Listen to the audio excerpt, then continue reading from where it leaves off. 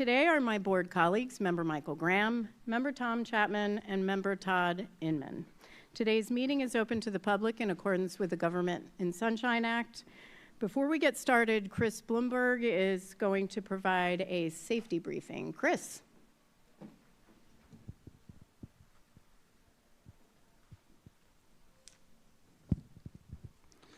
Good morning. My name is Chris Blumberg. Welcome to the NTSB boardroom. I would like to share a safety briefing before we get started with today's meeting. If you have not already done so, please silence your electronic devices. Restrooms are in the lobby to the left as you exit the boardroom. In the event of an emergency, our on-site Federal Protective Service security officers have been designated to perform the following emergency response roles. They will call 911 and meet emergency personnel to guide them to the location of the emergency. They will retrieve and operate fire extinguishers. Our fire extinguishers in this facility are located near all exits. 2 behind the dais down the stairs, 2 at the back of the boardroom where you entered, and 1 by the security area in the lobby. Finally, in the event of a medical emergency, security officers will retrieve and operate our on-site defibrillator, perform CPR, and provide other life-saving first aid until responders arrive. The defibrillator is just outside the doors in front of me, outside the lobby, and our first aid kit is in conference room A, the closest room to the security area in the lobby. If there is a need to evacuate for any reason, please follow NTSB staff to the exit route, which is either to the rear of the auditorium or back through the lobby. Please walk, don't run. You'll be directed to the rally point once you exit the building. Please remain there and do not return until instructed to do so. The accessible emergency exit is through the lobby and left through the garage. NTSB staff will direct anyone needing assistance. Lastly, I'd like to remind everyone that each of us has a vital role to play in any emergency. If you see something concerning or suspicious, notify one of our NTSB staff or security right away. Thank you. Thank you very much, Chris. On January 5th, 2024, at about 5:13 p.m. Pacific Standard Time, Alaska Airlines Flight 1282, a Boeing 737-9 airplane, experienced an in-flight separation of the left mid-exit door plug and rapid depressurization during climb after takeoff from the Portland International Airport. 1 flight attendant and 7 passengers received minor injuries. The captain, the first officer, 3 flight attendants, and 164 passengers were uninjured, and the airplane sustained substantial damage. I know I speak for the entire agency when I say how tremendously grateful we are that no one lost their life or was seriously injured in this accident. At the same time, I cannot overstate the seriousness of this event, which jeopardized the lives of all 177 souls on board and perhaps countless others on the ground.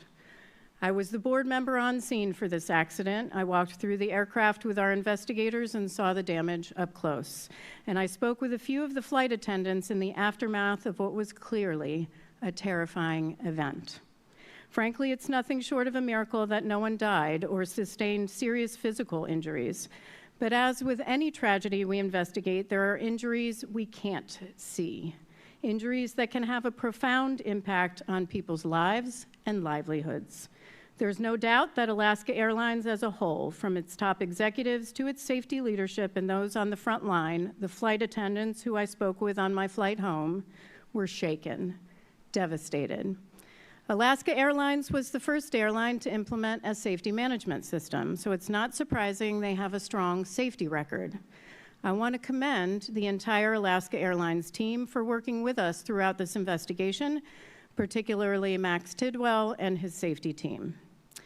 For those in the room, Elias Contanas from our Transportation Disaster Assistance Division right here is here and will be here throughout the entire board meeting to provide support to anyone who may need it. I firmly believe there's one reason Flight 1282 averted catastrophe, and one reason only: the crew. The actions of the captain, the first officer, 4 flight attendants, and air traffic controllers on duty that day were nothing short of heroic. While climbing through about 14,830 feet, the cabin pressure dropped and the cabin altitude warning activated, followed 1 second later by the master caution alert. According to the captain, he heard a loud bang, his ears popped, his head was pushed forward, and his headset was pushed nearly off. The first officer's ears popped, and simultaneously the flight deck door blew open, and her headset blew off. The captain and first officer immediately retrieved their emergency oxygen masks and put them on as they were trained to do. The first officer could see in her peripheral view through the open flight deck door that the cabin oxygen masks had dropped. She later saw the hand of a flight attendant shut the flight deck door. From that flight attendant, the flight door flung open and hit me and hit the bathroom, and I flew. All I could think about was trying to close the door. I wasn't buckled in, but I had them around my arm, so I was at least attached to the airplane. And I remember trying to close it, and my upper back hurt so bad with all my might trying to close that flight deck door, I even used my feet. I was trying to kick it closed, and it would not close. Back on the flight deck, the captain asked the first officer to declare an emergency with air traffic control and request a lower altitude. According to the first officer, she used the audio control panel to select the overhead speaker, turned up the volume, and contacted air traffic control to declare an emergency. Both pilots said it was very loud, making it difficult for them to hear each other and the air traffic controller. Communications issues persisted throughout the remainder of the flight. In fact, the first officer said at one point she and the captain had to communicate using hand signals and by yelling to each other. The first officer pushed the altitude warning horn cutout switch to stop the continuous audible warning. She reached to the top of the glare shield panel to retrieve the quick reference checklist from its holder, but it wasn't there. She later found it behind her seat. The captain grabbed the quick reference handbook, and the first officer used it to start going through their emergency procedures. At some point, the captain said he heard the flight attendants over the cabin interphone talking about a hole in the cabin, and he tried to communicate with them multiple times to no avail. He wasn't sure whether they were okay and whether they could even hear them. Meanwhile, the flight attendants were trying to communicate with the pilots, but the noise was so loud in the cabin that they didn't know whether the pilots answered or if they were even okay. The pilots had no idea what was happening in the cabin, and the flight attendants had no idea what was happening on the flight deck. To quote the captain, it was an explosive experience. The first officer said it was chaos. Back in the cabin, the flight attendant saw 5 empty seats next to a gaping hole in row 26 and believed multiple passengers had been lost. From an interview, I look down the aisle and I see the mom of the child by the window. The mom was on the floor just screaming, like agony, and she was shaking. I was holding her. I said, "What's going on? What's happening?" And she just says, "I was holding my son, and I think my son blew out." That's when I lift up my head and I saw the hole, and I just started shaking. It wasn't until the crew deplaned that they learned they didn't lose a single passenger, that all crew members were accounted for. Throughout this meeting, you'll hear more about what it was like on board Flight 1282 that day.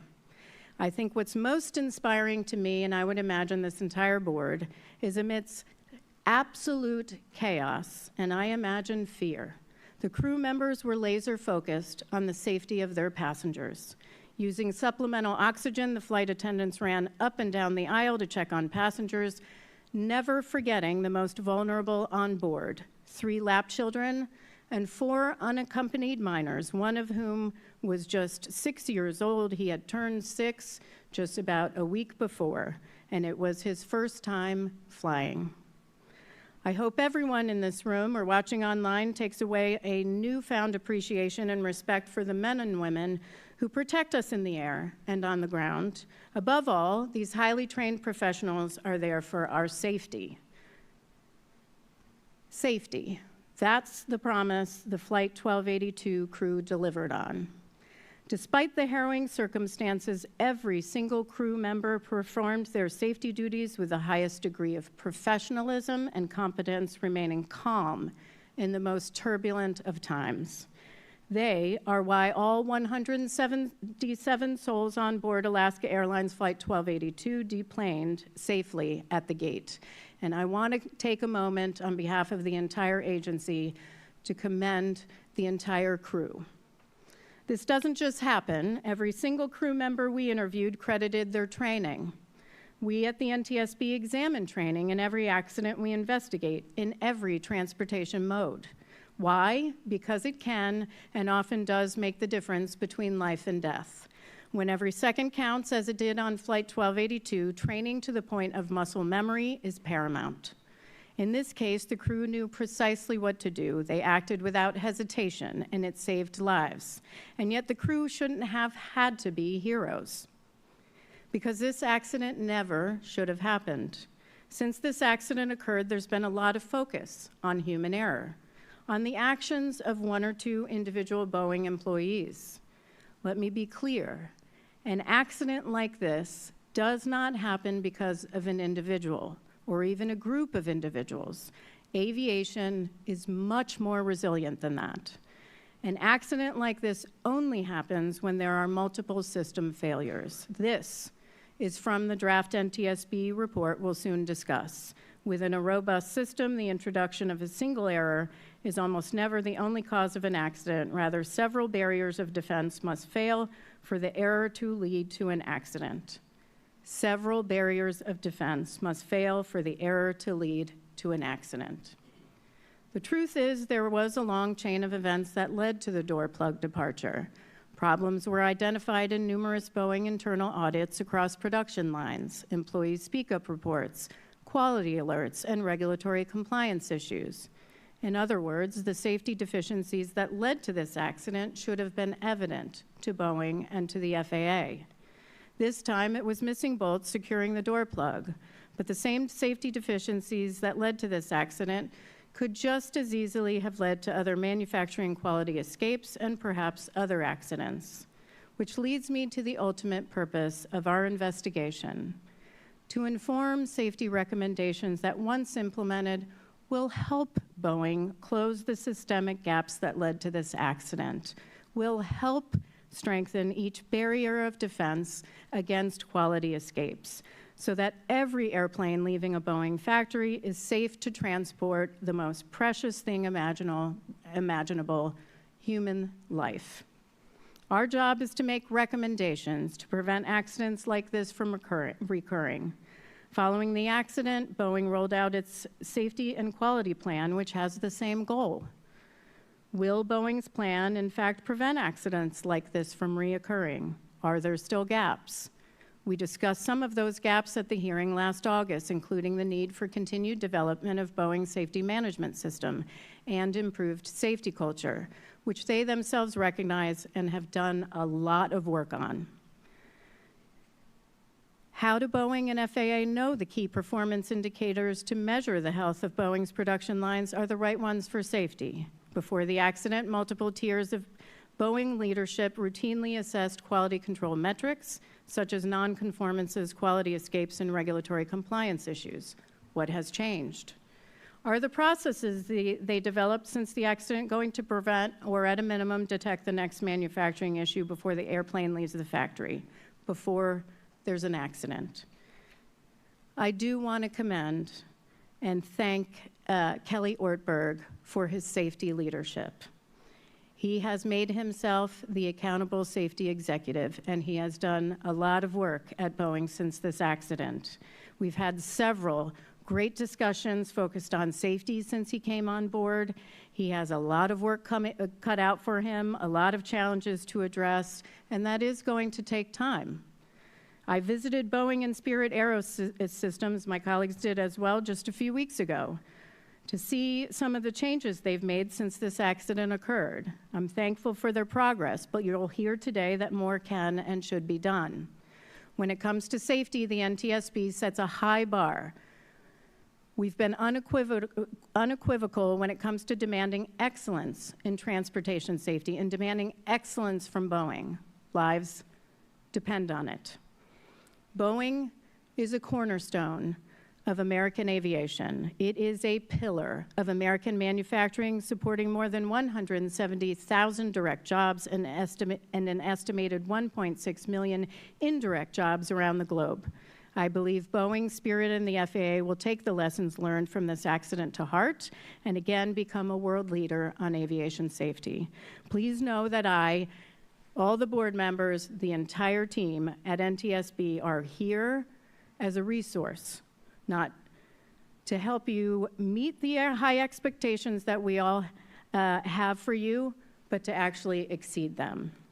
With that said, this isn't all on Boeing or Spirit. I have lots of questions about where FAA was during all of this. The FAA is the absolute last barrier of defense when it comes to ensuring aviation safety, protecting the more than 1 billion passengers and crew members who fly on U.S. and foreign airlines annually. Appropriate oversight of those they are charged with regulating is critical, and I'm hopeful that with new leadership at DOT and at FAA, that will occur. I believe firmly that change brings about new opportunities for much-needed reform and a renewed commitment to safety, something we've seen from Secretary Duffy since day one. Let's now turn to today's meeting. I want to recognize our Managing Director, Dana Schultz, who will introduce the NTSB team participating in today's meeting. Good morning, Ms. Schultz. Thank you, and good morning, Chairwoman Hamady and members of the board. My only administrative announcement this morning is for meeting participants to silence their electronic devices at this time. I'll now introduce staff for today's meeting. Unless otherwise noted, staff are from the Office of Aviation Safety. In the front row to my right, Tim LeBaron, Director, Office of Aviation Safety, Doug Brazy, Investigator in Charge, Pacholo Cruz, Manufacturing Records, Nils Johnson, Manufacturing Records, and Dr. Sabrina Woods, Human Performance. In the second row, directly behind me from left to right, Jen Adler, Director, Office of Safety Recommendations and Communications, Tom McMurray, General Counsel, Mike Badinsky, Acting Director, Office of Research and Engineering, Kathy Strong, Report Writer, Captain Star Blum, Operational Factors, and Crookshanks, Structures. And in the third row, behind me from left to right, Jonathan Hsu, Flight Data Recorder and Visuals from the Office of Research and Engineering, Kyle Garner, Cockpit Voice Recorder, Flight Data Recorder, and Timer, Office of Research and Engineering, Dr. Matthew Fox, Materials, also from the Office of Research and Engineering, Ms. Emily Gibson for Cabin Safety, Adam Hurray for Systems, and Mr. Nathan Hoyt, Safety Recommendations in the Office of Safety Recommendations and Communications. The presentations will begin with an investigation overview by the investigator in charge, Doug Brazy. Doug? Thank you, Dana. Good morning, everyone. As the chairwoman mentioned, on January 5, 2024, Alaska Airlines Flight 1282 departed Portland International Airport, Portland, Oregon, destined for Ontario, California. At 5:13 p.m., about 6 minutes after takeoff, the left mid-exit door, or MED plug, opened and departed the airplane, which resulted in a rapid depressurization. While climbing through 14,830 feet, the captain recalled there was a loud bang, and the flight deck door was blown open due to the depressurization which had initiated in the cabin. Both flight crew immediately donned their oxygen masks. They recalled it was very noisy and very difficult to communicate, both among themselves and with cabin crew. They immediately contacted air traffic control and began executing emergency procedures. Meanwhile, in the cabin, the emergency oxygen masks deployed, the cabin crew performed their safety functions and other duties, which included closing the flight deck door, donning oxygen masks so that they could assist passengers, attempting to communicate with the flight crew, but it was so loud they could not hear a response. Assessing the condition in the cabin, issuing instructions, and performing appropriate individual checks on passengers such as the unaccompanied minors. They also prepared the cabin for the emergency landing. The airplane returned to Portland and landed safely about 14 minutes after the MED plug separated. The crew taxied to the gate where aircraft rescue and firefighting personnel and equipment were waiting. A hole in the fuselage was located near rows 25 and 26, where the MED plug had been. The left MED plug was later recovered from a neighborhood backyard. The MED plug is a customer option used in place of an emergency exit for seating configurations that do not require additional exits. It weighs less than an exit door, is less complex, and requires less maintenance. It does not have any handles, and it is not opened or closed during flight operations, nor is it normally opened during the remainder of production. However, the left MED plug on this airplane was opened during the final assembly in Renton to allow access to an area that needed rework to rivets located in the fuselage.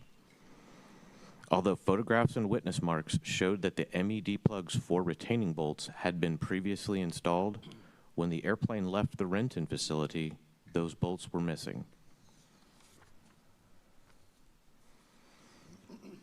This slide shows the MED plug and some of its associated hardware. The left image shows a view of the interior side, and the right image shows the exterior side.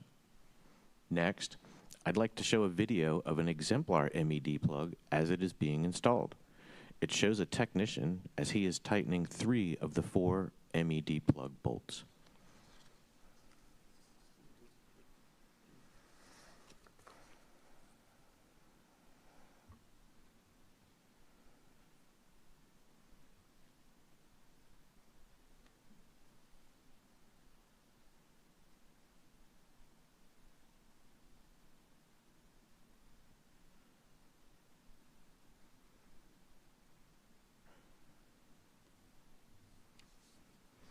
This next series of slides shows how the MED plug operates. In order for the MED plug to open, as it did in the accident or for maintenance, with the 4 bolts removed, it must first move upward and then rotate outboard on its hinges. The purpose of the bolts that were missing are to prevent the MED plug from moving upwards. This diagram is an edge view of selected hardware mounted on the forward side of the MED plug and on the fuselage edge frame. The 2 bolts that should have been installed on this side of the plug are depicted in white. An identical pair of bolts on the aft side, not depicted, were also missing. Stop fittings, when engaged, prevent the MED plug from moving outward. Each one has a part mounted on the MED plug and 1 part mounted on the fuselage frame. There are 6 stop fittings on each side of the plug. With the bolts out of place, the MED plug is free to shift upward. If it moves up far enough, the stop fittings disengage. With the stop fittings disengaged, the MED plug is free to rotate outboard on its hinges. Let's go through that sequence one more time. On the left side, the plug is in a closed position. In the center image, it has shifted upward.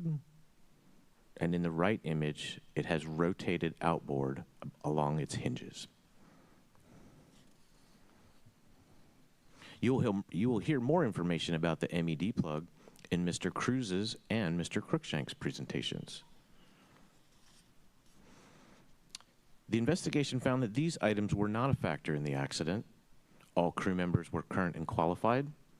There were no scheduled or unscheduled maintenance activities with regard to the MED plug since Alaska Airlines took delivery of the airplane. No issues were found with the pre-flight inspection walk-around procedures.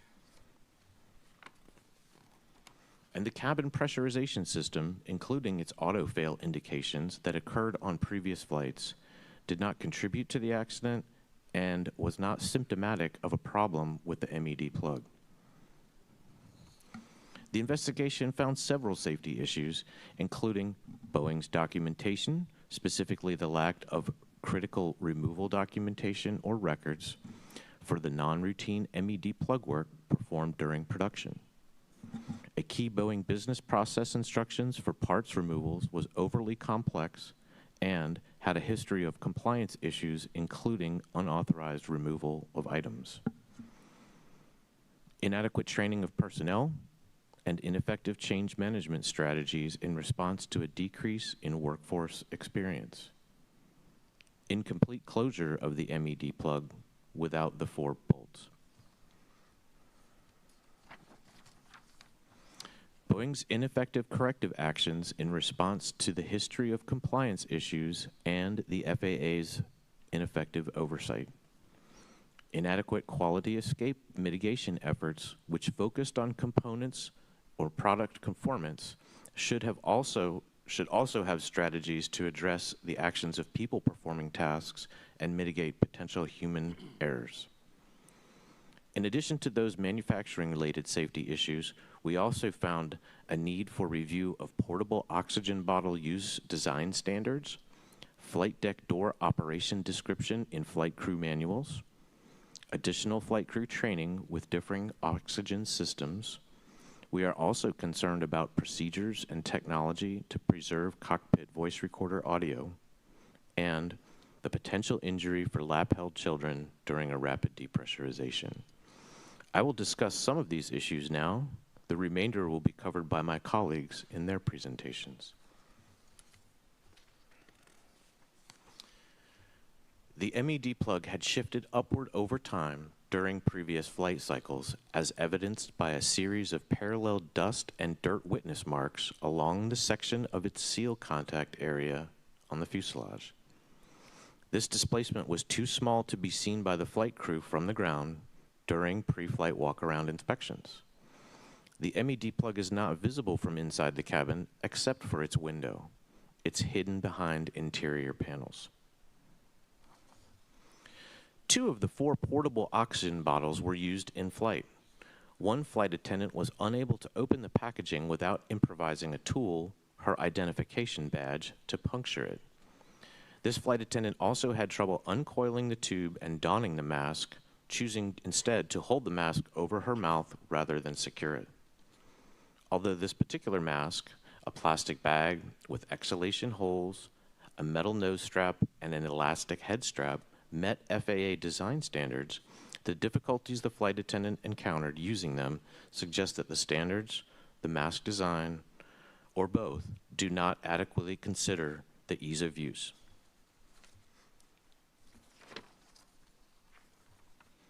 Flight attendant training exercises did not include opening a sealed mask packaging.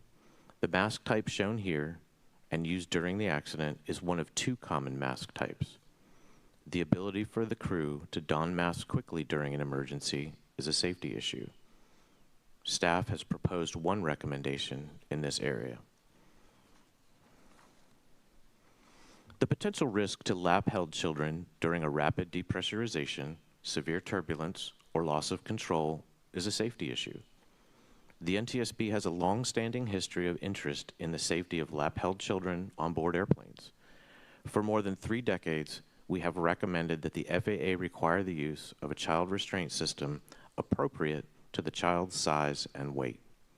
However, in response to these recommendations, the FAA has consistently declined to mandate child restraint systems usage for children under the age of 2. Staff has proposed to reiterate recommendations in this area.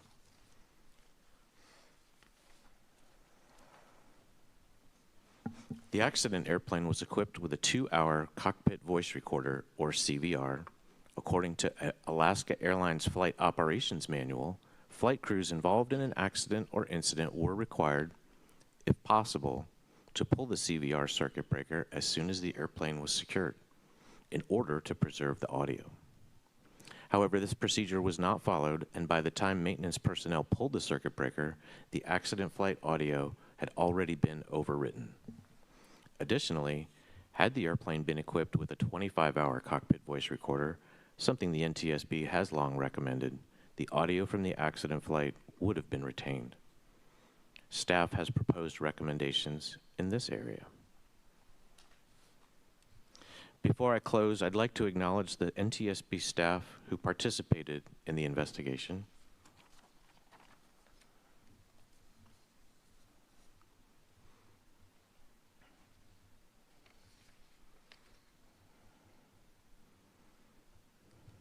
and also the parties to the investigation.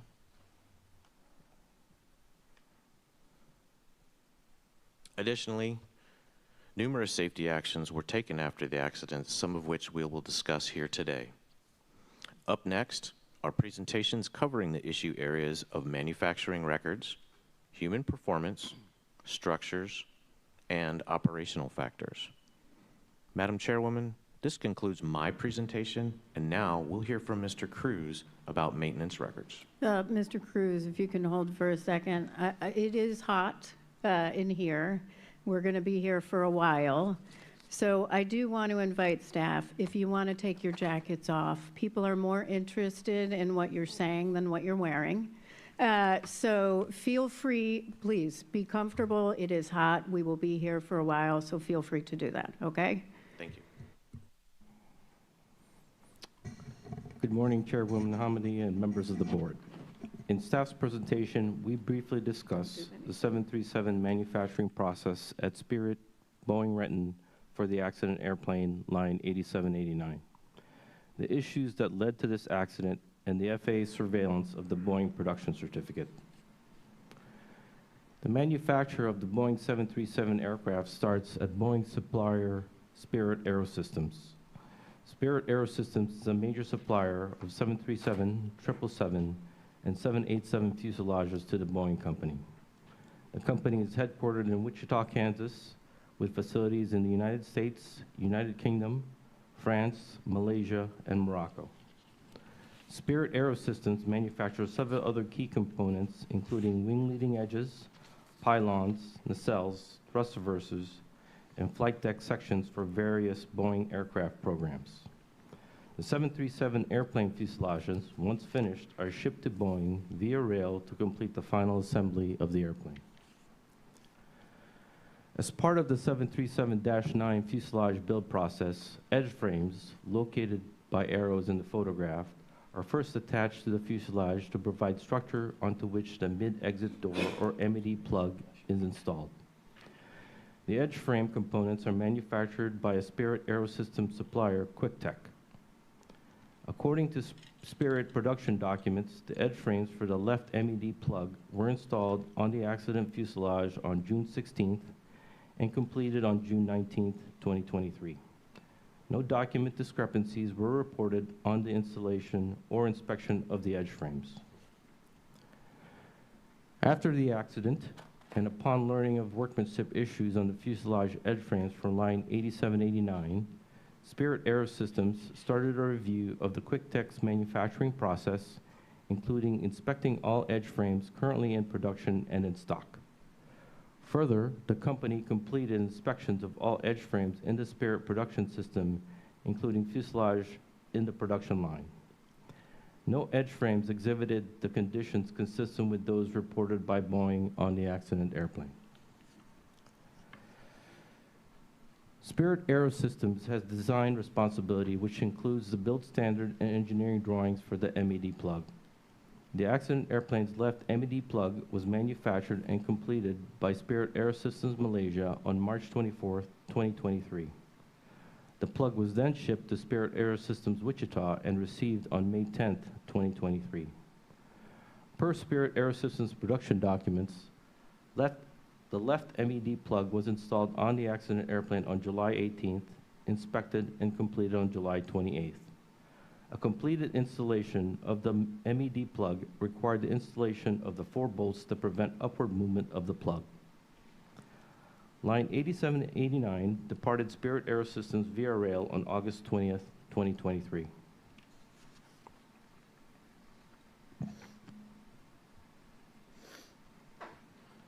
In the Boeing 737-9 manufacturing build process, there are 10 factory positions referred to as flow days. A simplified version of each flow day can be seen in the graphic. Work scopes associated with the MED plugs, circled in yellow, were accomplished on flow days 1 through 3, 7, and 9.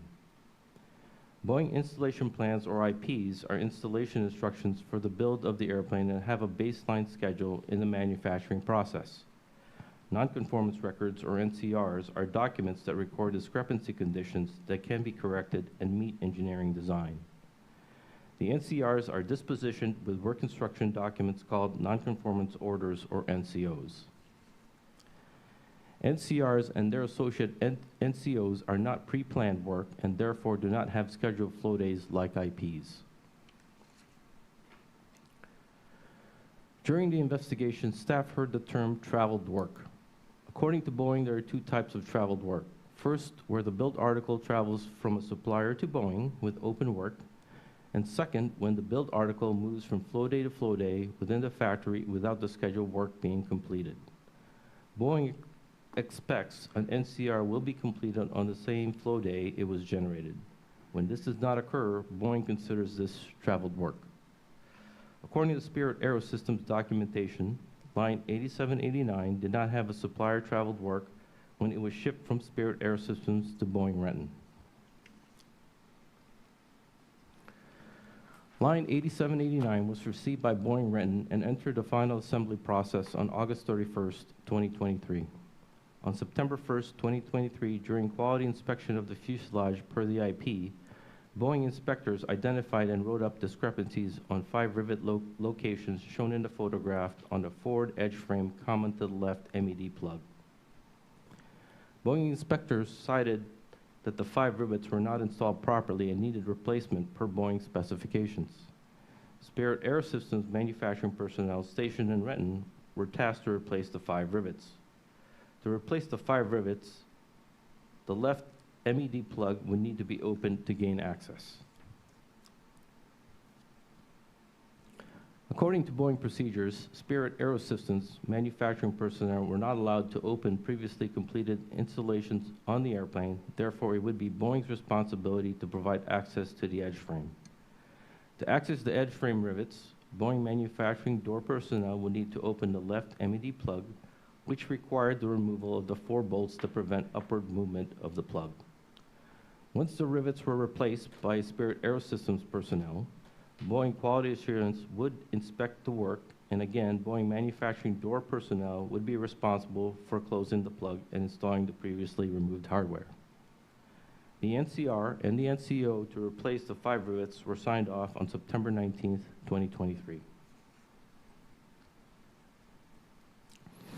Additionally, staff reviewed the IPs, NCR, NCO, and related process documents for the area around the left MED plug on line 8789. Flow days 1 through 3 have scheduled work to accomplish IPs OK to install blankets and install blankets. IP OK to install blankets contains steps to inspect the entire installation area for workmanship discrepancies.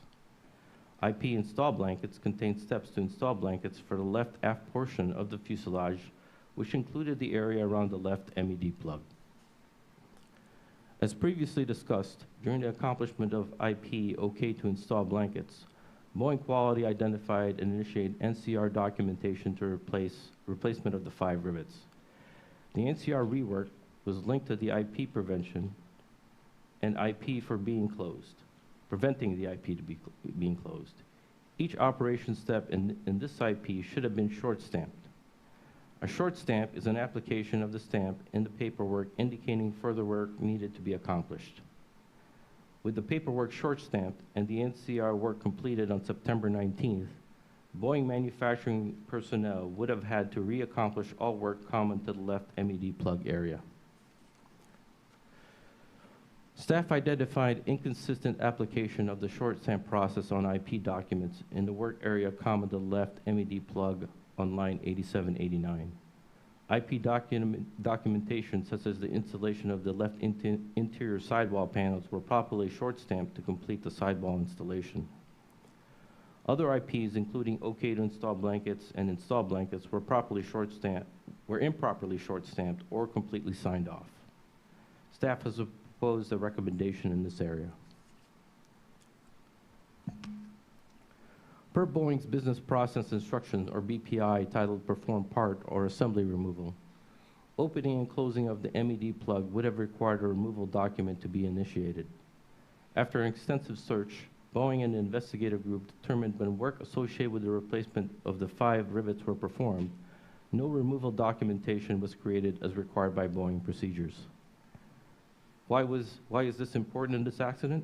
a removal document would have provided pertinent information related to the opening, removing, partially removing, loosening, or disassembling a previously installed and accepted component, part, or assembly. A removal document also ensures that disturbed installations are restored and re-inspected by Boeing Quality Assurance. The failure to generate a removal document on line 8789 resulted in an incomplete left MED plug installation in which the 4 bolts to prevent upward movement of the plug were not reinstalled. Due to the lack of the removal document, the investigative group narrowed the time frame from when the left MED plug was opened and closed during the rework process. A timeline was developed for a variety of sources, including interviews and written statements from manufacturing personnel, shipside action tracker, aircraft build records, Boeing communications, airplane entry and exit records, and photographs from both Spirit and Boeing employees. According to Boeing documents, the rework to replace the rivets on the left MED plug started on September 18, 2023. The timeline showed that the left MED plug was still in the closed position on September 18th until about 7:58 a.m.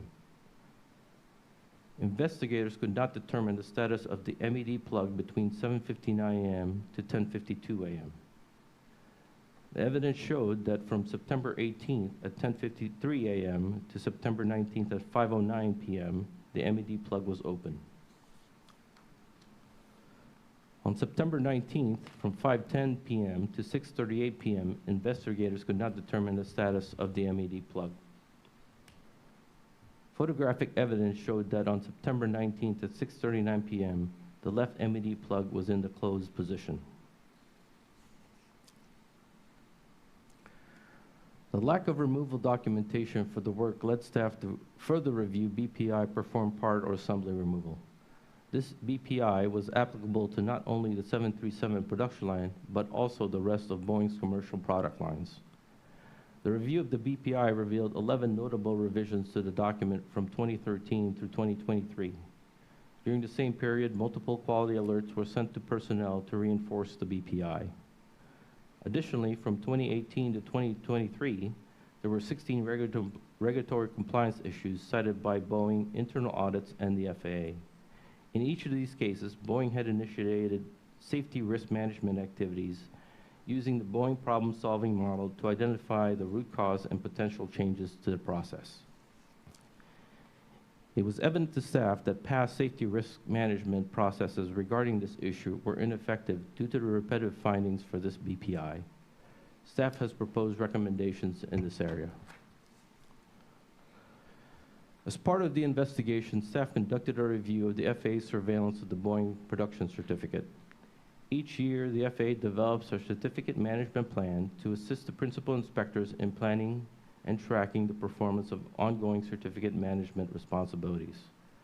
A risk-based resource targeting assessment tool was used to assign risk to production holders according to the likelihood that it would produce non-conforming products, articles, or parts. FAA management then developed a certificate management plan for each inspector using the Aircraft Certification Audit Information System. Interviews with the FAA inspectors revealed they were unaware how risks were assessed to determine what additional relevant audits were required in the surveillance of the Boeing certificate. The FAA's compliance enforcement program allows production approval holders to self-disclose their violations, other safety discrepancies to the FAA, and to promptly take corrective actions to prevent future violations. Per the FAA Records Management Order, records of these safety discrepancies were destroyed at the earliest 5 years after closure. Staff determined there was a high probability that historic systemic noncompliance issues were not accounted for when developing the next fiscal year's surveillance plan for the Boeing company and its suppliers. As previously discussed, repetitive systemic issues with BPI performed part or assembly removal have been ongoing since 2018 across all Boeing manufacturing lines. Staff concluded that the FAA's compliance enforcement system, current surveillance process, procedures, and recording systems were not effective in identifying repetitive and systemic discrepancies and nonconformance in the Boeing production system. Staff has proposed a recommendation in this area. This concludes my presentation, and Dr. Woods will now discuss human performance issues in this accident.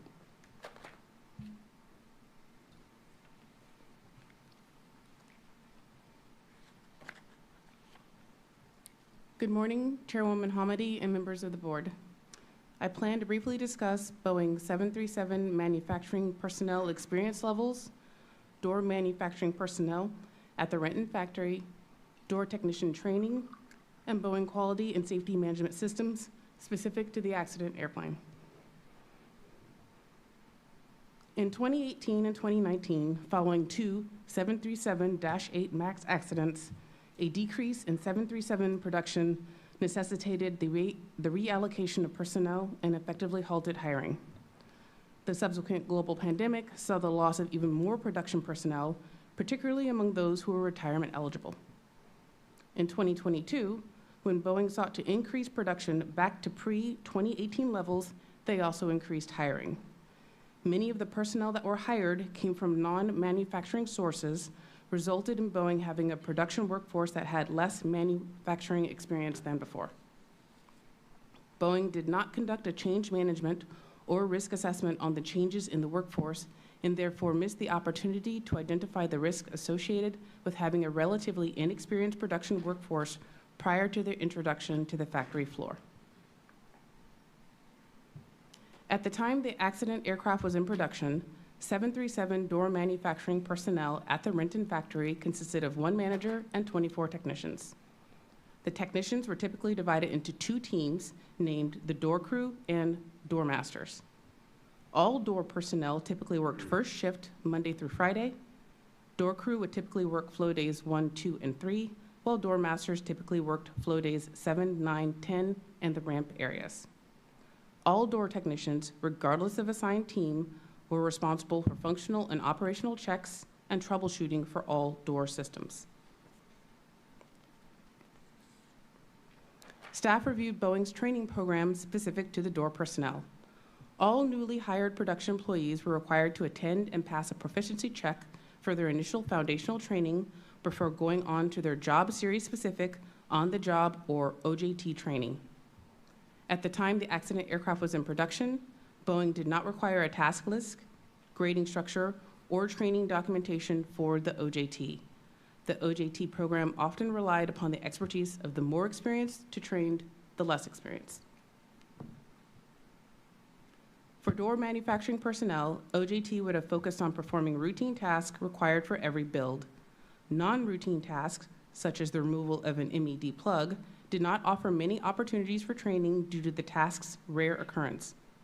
During the window the left MED plug was determined to have been opened, there were 4 door personnel identified as having worked on the accident fuselage.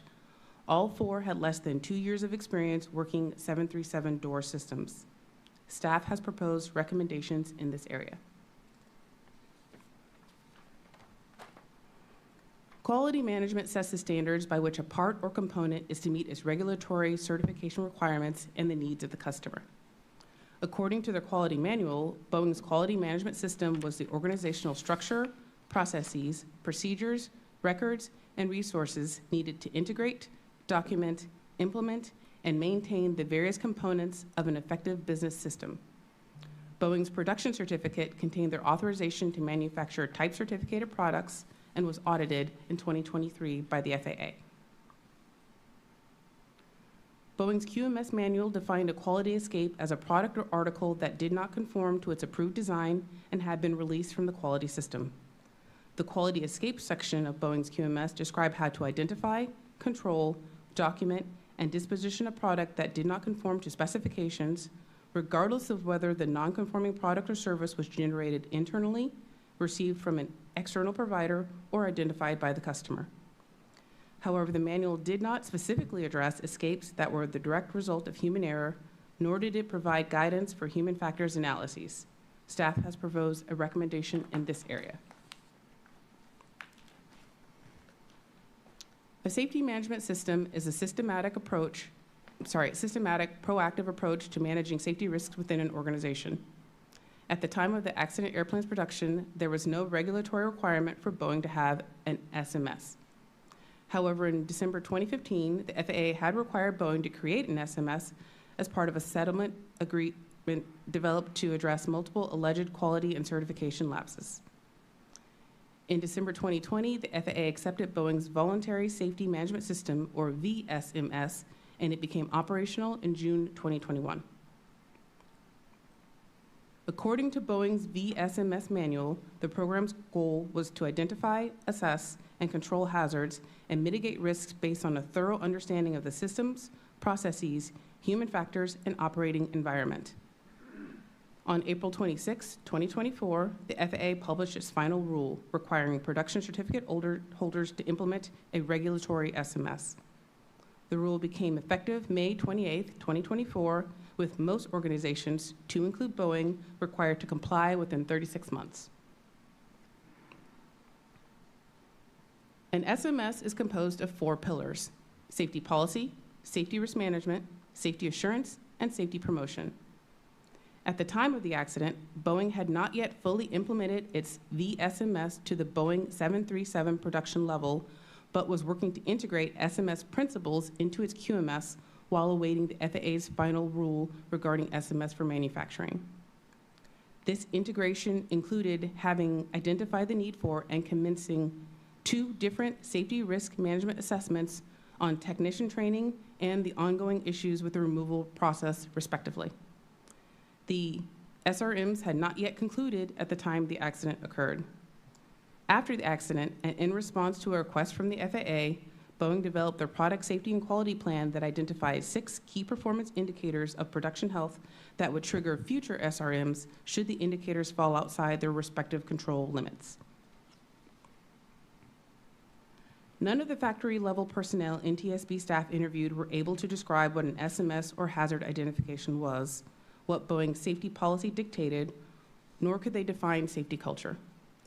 For there to be continuous improvement at Boeing, production line personnel must recognize their shared responsibility in supporting a positive safety culture and identifying hazards and risks. Feedback about safety culture elements was a mix of positive attributes, such as technicians saying they were comfortable taking issues to their managers and were never being pressured to do something they did not know how to do, and negative attributes, such as concerns over being labeled a troublemaker or being reprised against for bringing up problems. Most of the technicians had knowledge that various reporting platforms, such as the Speak Up program, existed, though few used them, preferring to talk to their immediate supervisor instead. Data was only collected from the individuals who were selected as possibly being able to contribute information specific to the accident investigation.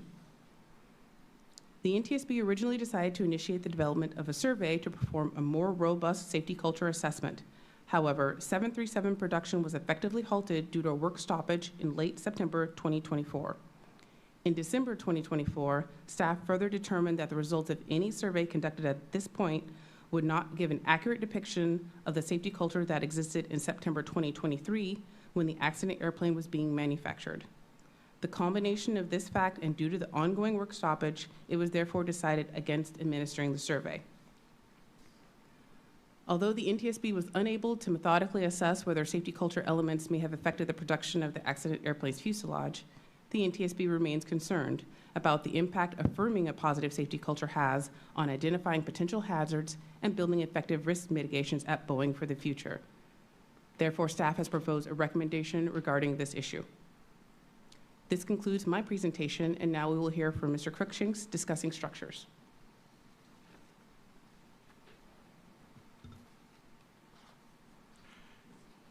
Good morning, Chairwoman Hamady and members of the board. My presentation will discuss the airworthiness directive issued by the FAA after the accident and post-accident changes to prevent future mid-exit door plug departures. Immediately after the accident, on January 6, 2024, the FAA issued an emergency airworthiness directive that prohibited further flight of all Boeing 737-9 airplanes equipped with MED plugs until those plugs could be inspected and any discrepancies corrected. Results from the inspections showed that all airplanes inspected had plugs that were correctly engaged with the stop fittings, and the 2 upper guide track bolts and 2 vertical movement arrestor bolts were installed. As a temporary solution for in-production airplanes, the FAA approved a multi-airplane non-conformance record on March 1st, 2024, to incorporate the AD inspection procedures on airplanes in the factory. At the completion of the inspection, an entry was made in the logbook to document compliance with the AD. As a permanent solution, on November 4th, 2024, the FAA approved 2 Boeing installation plans, or IPs, one each for the left and right MED plugs.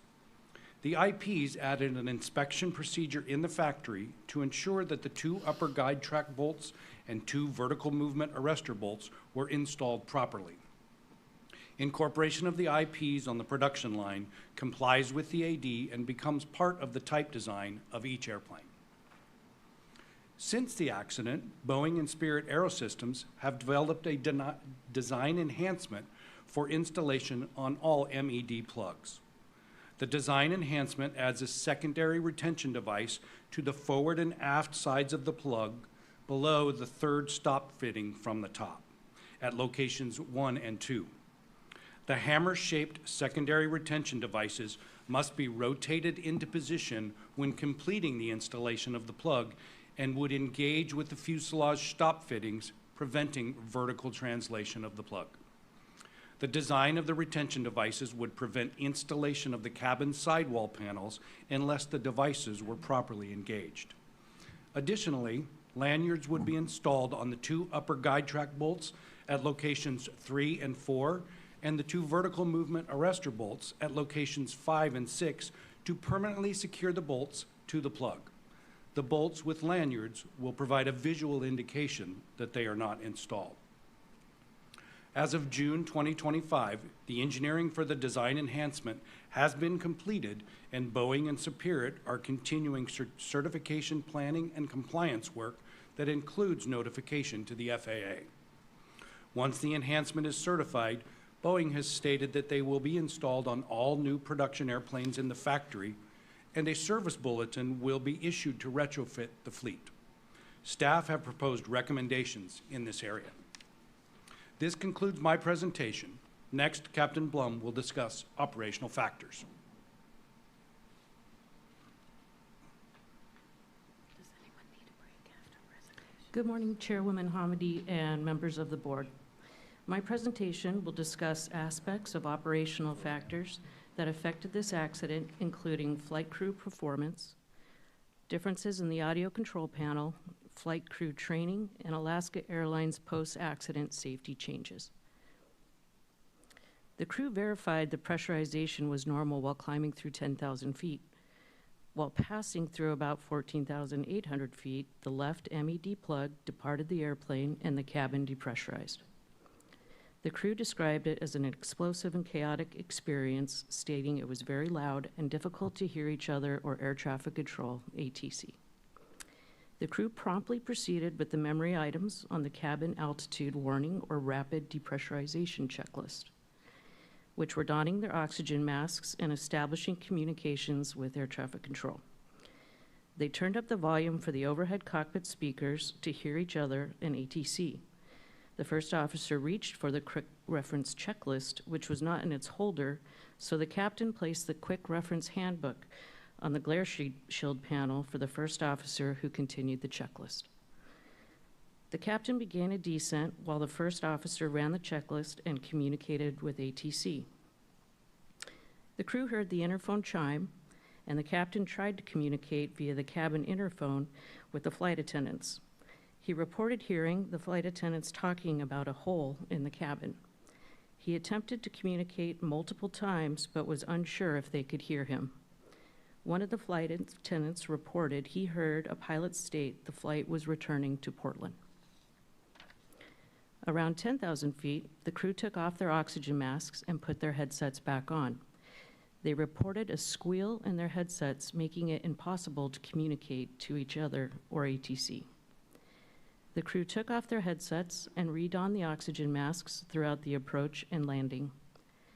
The flight crew's response to the emergency was timely, and they landed the airplane uneventfully and safely. Pilots receive hands-on emergency equipment training for the 737-9, -8, and NGs during continuing qualification simulator events every other year. This picture shows the two types of oxygen stowage boxes and oxygen masks in the mock-up trainer located in the simulator facility. The top oxygen stowage mask box, circled in blue, is the one present on the 737-9. In the 737-9, when a pilot pulls the mask out of the stowage box, the oxygen mask microphone is enabled automatically. To reestablish communications with the headset after taking the oxygen mask off, the right door on the stowage box must be closed to stop the flow of oxygen, and the test reset switch, circled in yellow, must be pressed to disable the mask microphone and enables the headset boom microphone. In the Boeing 737NG, there is a mask boom switch, circled in yellow, on the audio control panel to enable either the oxygen mask microphone or the headset microphone. This switch is not present on the 737-9 audio control panel shown on the left. The crew did not shut the right door or depress the test reset switch after removing their oxygen masks. The crew said they instinctively reached for the mask boom switch. Both pilots had more flight time in the NG than the 737-9. Both crew members had one rapid depressurization training event in the simulator during initial training, which was 17 years prior for the captain and 3 years prior for the first officer. When the 737-9 was first delivered to Alaska Airlines, each pilot completed a computer-based training module on oxygen mask systems and communication differences from the NG.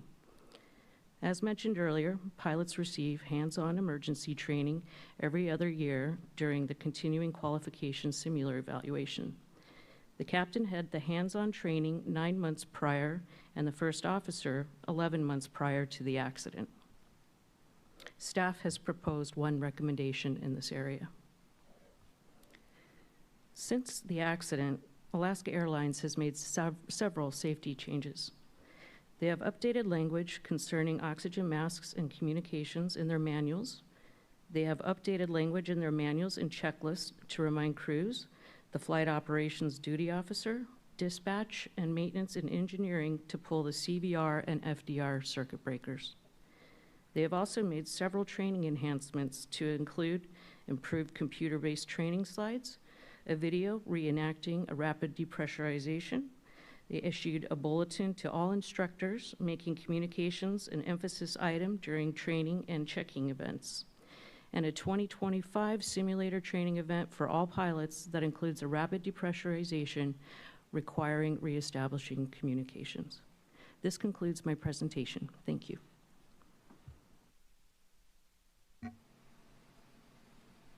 All right. You're good? Madam Chairwoman, that concludes staff's presentations, and we are now ready to answer your questions. Thank you. Thank you so much, Mr. Brazy, Mr. Cruz, Dr. Woods, Mr. Cruikshanks, and Captain Blum, certainly for those excellent presentations, and thank you to the entire staff for your work. We are going to turn to board member questions. Before I do that, after this first round of questions, we're going to take a brief break.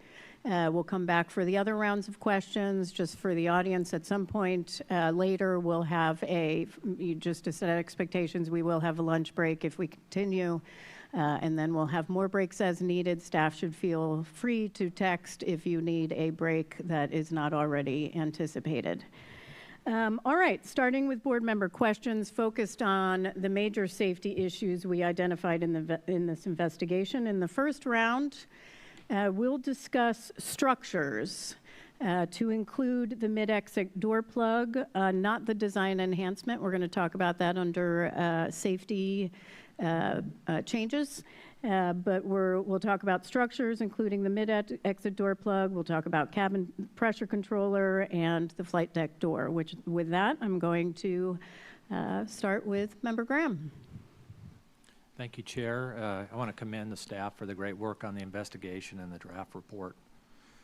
Let's start with the movement of the plug prior to the accident flight.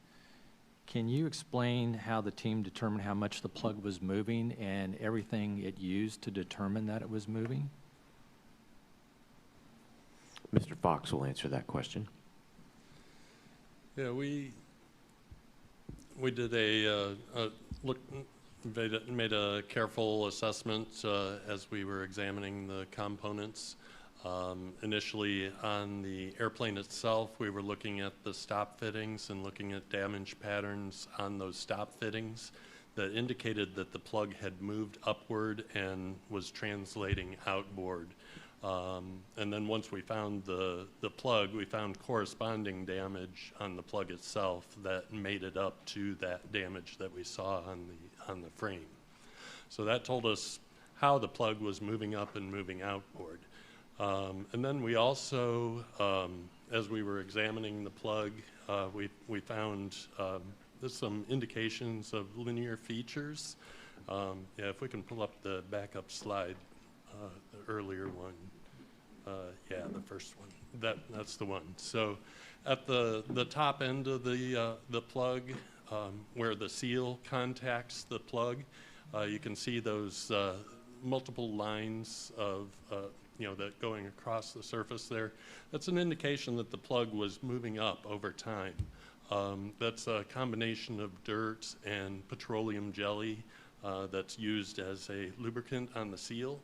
And so as the plug was moving up, it'd leave a little trace of dirt at the upper edge of the seal at each of those positions as it was translating upward. So that's our indication that it was happening a little bit over time. Great, thank you for that. Was there anything we got off the quick access recorder that helped with this? We asked, excuse me, we asked Boeing to take a look at the 9 flights that were on the QAR, and they performed a dynamic loads analysis on the plug structure. We weren't really able to determine. We found a couple of flights where it may have moved, but there wasn't a real good indication of that movement over time, only because we had 9 flights. Great, thank you for that. That's great work. Let's talk about the bolts on the plug. It was determined that even one bolt properly installed would have prevented the mid-flight separation of the plug. Is that correct? Yeah, again, Boeing, we asked them to do an engineering evaluation of the design of the plug, and that evaluation determined that one of the vertical movement arrestor bolts on the lower part of the plug, one of them would hold it in position, or both of the upper guide track bolts would hold it in position. Okay, so why was it designed for 4 bolts then? Redundancy. Redundancy, correct. That's why we have a great safety record in aviation, because of redundancy and training. At the time of the accident, or after the accident, did we determine, the AD went out, were all the other 737s that were inspected, did they all have the bolts in place correctly? The AD showed that every airplane had the bolts installed. Some of them had an incorrect number of washers, some of them had an incorrect torque on some of the bolts, but the bolts were installed on every other airplane. They're all installed. Do we know how many aircraft that was?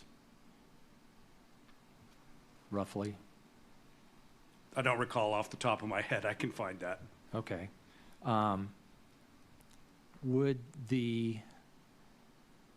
Since this was delivered without the bolts, according to what the team has presented here, at what point would Alaska Airlines have determined that the bolts were missing? What inspection or anything else, maintenance, would they have been able to find that the bolts were missing? The maintenance program has the first inspection of the plug at 24 months and then a repeat interval of 24 months. So it would have been 2 years before they would ever open that to look at it. 2 years. Correct. Okay. Thank you, Chair. Thank you. Member Chapman? Thank you, Chair, and thanks to all of you for your outstanding work on this complicated investigation. Mr. Crookshanks, I think this one goes to you. After examining the door plug, how was it determined that the bolts were missing at the time the plug separated from the aircraft? Well, I can address that from the materials laboratory examination. We took a close look at the bolts, the holes where the bolts should be installed, and we can bring up the backup slide there. And you know, initially on some of the bolts we saw, or around the bolt holes, we saw some indications of oily deposits on the surface mixed with dirt. You know, an indication that there had been something installed there at one time. You know, like the edge, it was, you know, circular like the edge of a washer. However, it washed right off once we applied an ethanol clean to it. And then once they were clean, the holes were pristine. There was, you know, no indication of any kind of bearing contact damage that would say that a bolt was there and broke, you know, as a result of the process.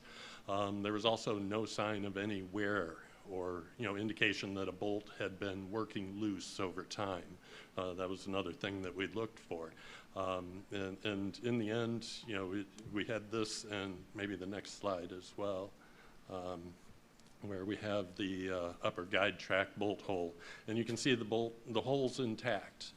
There's no way a bolt could have been installed in there unless it broke or was never installed. And you know, the condition, we looked closely under the microscopes just to make sure. We also did materials analysis to check for any kind of transfer marks or anything, material transfer to the remaining components, and there was no evidence of contact with those bolts. Thank you. That's helpful. Sort of looking at the same question, but from the opposite side, how was it determined that the bolts had, in fact, been installed at one point? So we had a couple things. You know, the first thing was that you know, there were some faint material, I would say like a greasy material that matched the outline of the washers that we'd expect to be there, and we saw that initially. And then we have the photographic evidence that, you know, once the part arrived at Renton facility, we have photos showing that, and in those photos you can see that the hardware was installed at that point. Thank you. And it was, we were told here just in response to Member Graham's questions that fewer than 4 bolts would have been sufficient to hold the plug in place, correct? In fact, Yes. Possibly as little as 1 bolt would have been enough. Correct. And without the bolts in place, what kept the door plug in place and prevented it from separating from the fuselage sooner? Maybe I'll let Mr. Crookshanks talk about that. So the plug was engaged with 12 stop fittings around the periphery, and while the airplane was pressurized, it was being pushed out against those stop fittings, so it wasn't able to move it when it was pressurized. For the parts of the flight that were unpressurized, it was simply the friction between the stop pads and the stop fittings. And those fittings essentially fit over each other like this, and what was happening is it was gradually moving up, and eventually it wouldn't hold it any further. Is that correct? That is correct, yeah. We saw the evidence of that in the materials lab exam and those seal marks. And we know that it moved incrementally up over time until it got to an instability point and was able to pop out of the fuselage. Great, thank you. Chair, I have one additional question in this area. I'll save that for the next round. Great. Member Inman. Great. If we could I ask the operator to bring back up slide 41 of the staff presentation? Now everybody's reaching for it. Wanted to know which one it was. This is the timeline of the MED plug.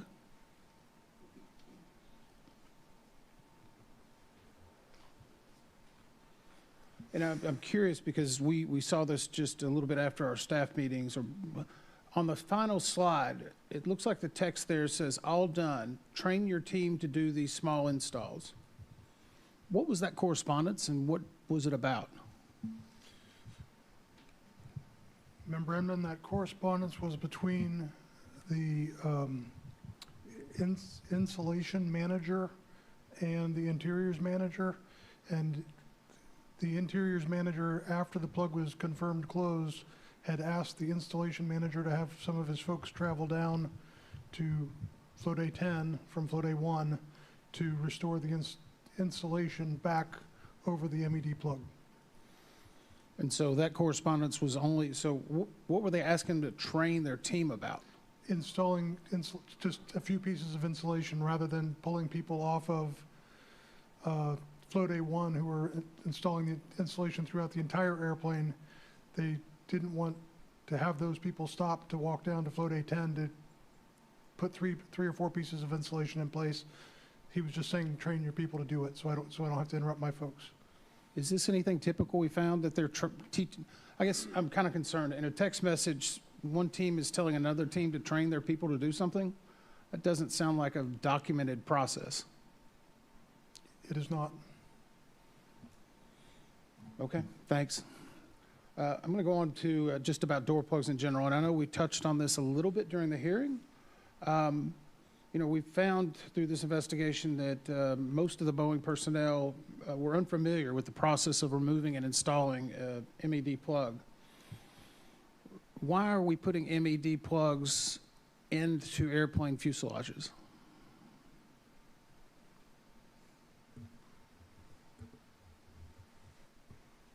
They're a alternate method to close a hole that would have been occupied by an emergency exit for seating configurations that don't require that emergency exit. And it's a customer option. They are less complex, they weigh less, and they require less maintenance. So, but why is the hole in the fuselage to begin with then? To provide an emergency exit function for airplanes with enough seats that need an additional emergency exit beyond the ones that are already functional. So is it right to assume that they're manufacturing the fuselage so that they can use a more standardized fuselage and just sell it to different customers based upon what they want? Customers can choose whether they want to have those exit doors functioning or not, and it's usually based on seating configuration, which would dictate whether or not an additional exit is required or isn't. Yeah, and it sounds like it's also in order to make sure it's still within the certification, the original certification of the plane? Does that make sense? So maybe I can help explain this.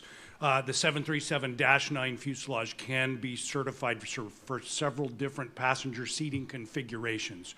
Once you get above a certain number, I think it's 179, you have to have additional emergency exits on the fuselage. So Alaska Airlines does not buy that option. They have a much lower seating configuration than some other airplanes. So they decided to choose the plug option, which plugs that hole, doesn't use as much weight, not as complex. There's several other airlines that also have a plug, United, Copa, Aeromexico. I guess the question is, why is it safer to manufacture one fuselage with holes in it and then plug it, or another fuselage that just has emergency exits? The fuselage itself is the same length, and so you've got to have those openings there in case you want that more dense seating configuration. It gives you an opportunity to sell more airplanes to more people. Yes. That's kind of the point I think I was getting to. Yeah. One fuselage, you can sell it as a couple of different configurations. In every different configuration you put in, you can inject additional risk into the manufacturing process? And I think we've solved that.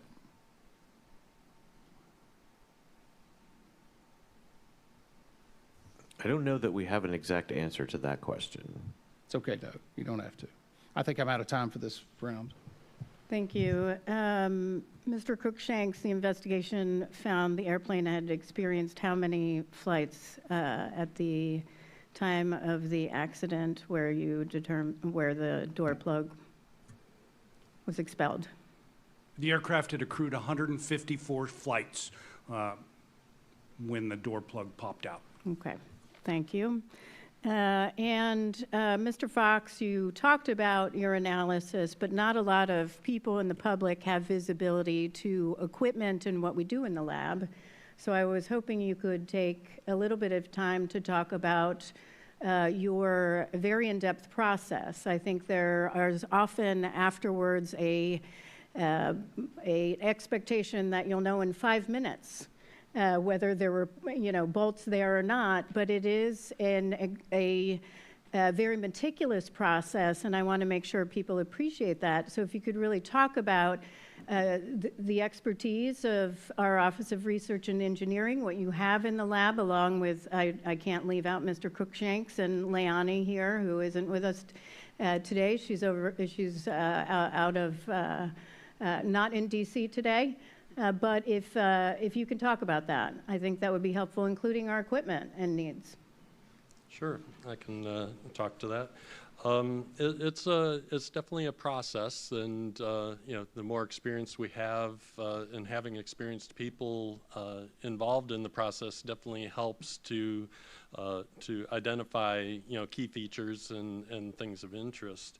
Initially, the visual examination's really an important step in the process, and having an experienced set of eyes, looking for anomalies, things that are different, or looking at those witness marks and things where items are maybe contacting in areas they shouldn't be, and identifying where those are and getting those all documented. Then we move on to the photography documentation there. And then we start looking at things at higher magnification. Initially, with on scene, we're using loop microscopes or magnifiers and things of that nature. Once we get it back into the lab, we have better equipment for doing microscopes and getting optical magnification that way. Then when we need to go to the next level, we're looking at our scanning electron microscope, where we can get magnifications up to 1 million times magnification if we need it.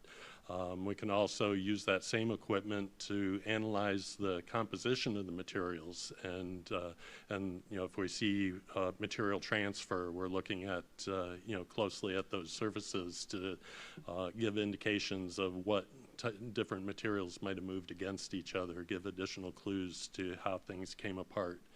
And then we have also equipment for developing 3D models, and we employed that when looking at the hinges. We noticed that the lower hinges were bent, and we used the 3D scanner to scan that and measure that bend angle in those hinges. And that all came together to show that, yes, this is all damage consistent with the door plug moving up and outboard in the course of the separation and decompression event. Great, thank you. And I'm going to come back to you in another question, another round, but Mr. Cruikshanks, how was it discovered that Boeing's written system description was wrong on the design production instructions for operators?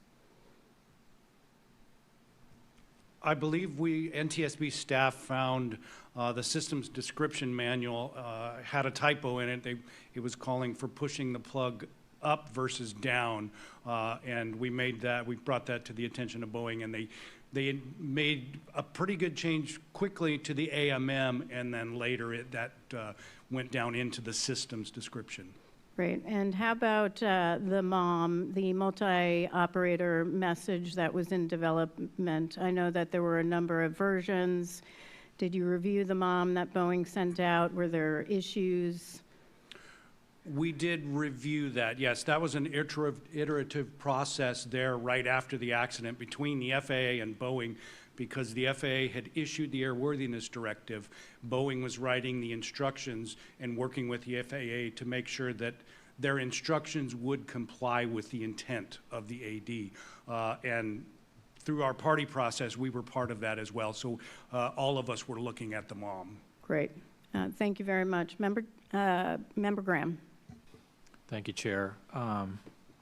Besides the damage to the MED plug frame and the plug itself, was there any other external damage to the aircraft? There was a scuff in the paint after the door, and there was a marking on the leading edge of the left horizontal stabilizer where it looked like a piece of paper or a piece of documentation had struck it. It did not dent it, it just made an impression, an ink impression on it. So we were fortunate the plug didn't strike the left horizontal stab or some part of the tail section? Correct. Correct, thanks. Let's move to, I see we can talk about the cabin pressure controller and the flight door here. So the flight deck door, let's move to that here for a second. When did Boeing go to the flight deck door as a pressure relief device? The first time was about 2002. There are other models. This is not on the 737 MAX, but there are other models that use the door as a decompression device, and they were starting around 2002. Okay, so when did the 737, which derivative did this go to? Is just the MAX? Correct, during the certification of the MAX. Okay, and I believe we found out that there was no information provided to the airline in any of the manuals about this? That is correct. That is correct, okay. Since we're going to get pressure controllers, let me move to that here. There's been a lot of discussion out in the public and the press about the auto fail light coming on, especially the previous two flights to the accident flight. Can the team talk a little bit about what they found with the auto fail light and the conclusions that you've drawn from that? We can. Mr. Hooray can address that question. Yes, the auto fail light was caused by an intermittent failure within the CPCs, which is the cabin pressure controllers. And we were able to determine through looking at recorded data that these were unrelated to the accident event. Do we know what failed? We do. There was a microchip failure. It had an intermittent failure, and it was basically causing a data transmission error within the unit. Okay. And there are two cabin pressure controllers, correct? Yes, that is correct. So if one cabin pressure controller were to fail, then the other one will automatically take control of the pressurization of the aircraft. And then even if that second one was to fail, it is a triple redundant system. The third layer of that being the pilots can now control manually the system without any cabin pressure control input.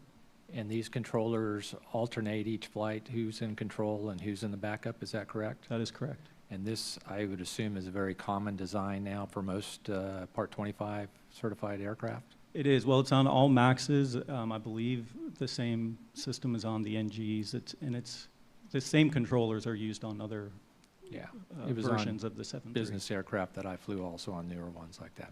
Okay, thank you for that. That's all I have in this section. Member Chapman.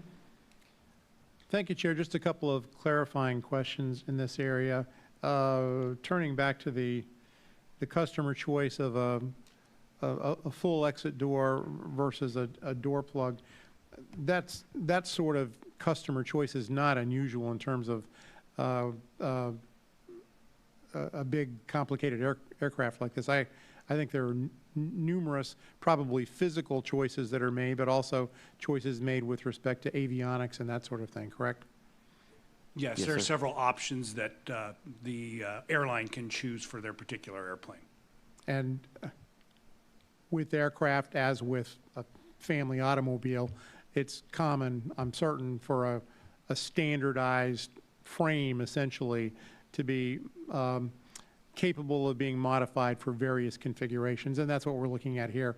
We have a hole in the standardized fuselage that is closed in a couple of different ways, depending on what the customer choice is. That is correct. Thanks. This question, I think, is a little unfair, probably beyond the scope of the investigation, but if there happens to be an answer, it would be helpful. This has to do with the flight deck door, using it as a pressure relief mechanism.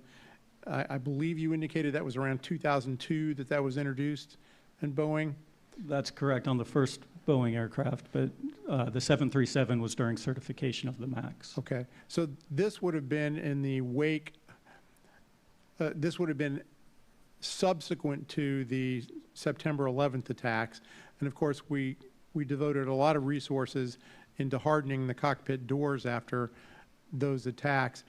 Am I correct in assuming that that would have been coordinated in some fashion with TSA or DHS to ensure that they essentially had signed off on that sort of a design? That's correct. The doors meet all of the current security standards that are required by the door. Great, that's helpful. Chair, that's all I have in this area. Thank you. Member Inman. So in our original discussion, we talked about 10 team members on the door team and then a door team leader, I believe. And in the interviews and transcripts we have, specifically, I think it was said that the other 14 door team members, that they had one person that was the most knowledgeable and relied on them to provide direction for door plugs. But none of them have ever opened an MED plug. Is that accurate? So the one gentleman who had acknowledged that he'd opened an MED plug multiple times was on vacation, and I think literally out of the country at the time this plug was open. Every other person we interviewed and or got a written statement from denied having any knowledge of previous or how, knowing how to open it or any previous training on how to open the MED plug. So I think we outlined, was there 20 people on the door teams? 24 total. 24 people on the door teams, and one person who's out of the country on vacation is the only one that's ever opened one? That's what we were told, correct. Okay.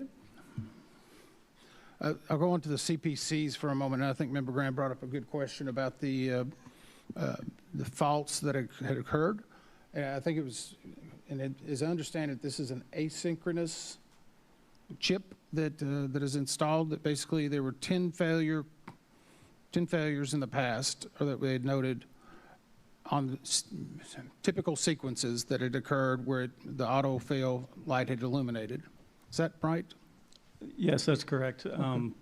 There was a specific signature in the fault codes that we were looking for in the memory of the cabin pressure controller, and we found that on 10 other units. So in the footnote, it was kind of interesting because it was buried into a footnote, but we found that on those 10, but that was out of 585 CPCs that had been repaired within 2 years? Yeah, I think it was within 3 years, which I think worked out to be about 200 a year.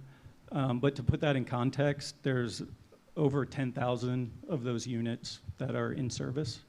So in that sense, it's a fairly small percentage. But it's still 580 or 500 over 3 years that are needing to be repaired.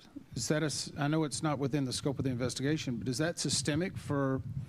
I know it's a small percentage, but it seems like anyone that would fail would be a problem. So, I mean, components fail, right? And that's part of it. And so what we look for is a system that can accept a failure of a unit. And in this case, because it is a triple redundant system, we can accept failures of one component of a CPC. It can fail, the other one automatically takes control. And there's, no issue to the crew. It's honestly probably more of a maintenance concern than it is of a safety concern. But in this case, the maintenance had not been able to be done for that aircraft in question? No, the maintenance was done. And in fact, every time there was a auto-fail light, the system had taken off with the system being operational. You cannot take off if the system is not operational. You would have to MEL that system. MEL being? You would defer it per the minimum equipment list, which is what MEL stands for. And so if the CPC fails and is not activating, it can't take off?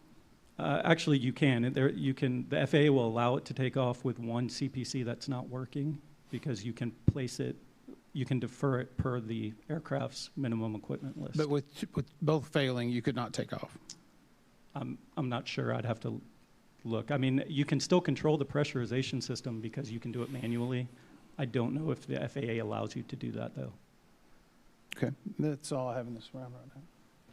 Thank you very much. After the accident, there were a lot of questions about work performed at Spirit on the airplane related to the installation of the Wi-Fi system. Was the door plug open during that type of work? While the airplane was at AAR,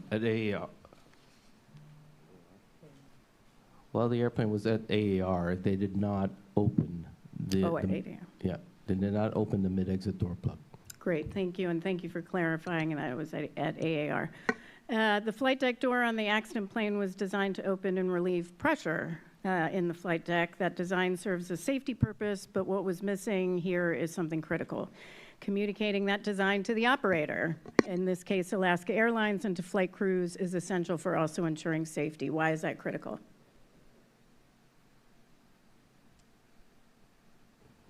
It's critical because pilots should know the systems of their airplane and what to expect. Yep, and Alaska Airlines did confirm to us that they were unaware. Were the flight crews aware? No, they were not. That's important Yes, it is. for both cabin crew and the flight deck crew. Yes, it is. In this case, one flight attendant was injured when it flew open. Did Boeing give a reason for why they did not provide information on the design of the door to the operators and crew?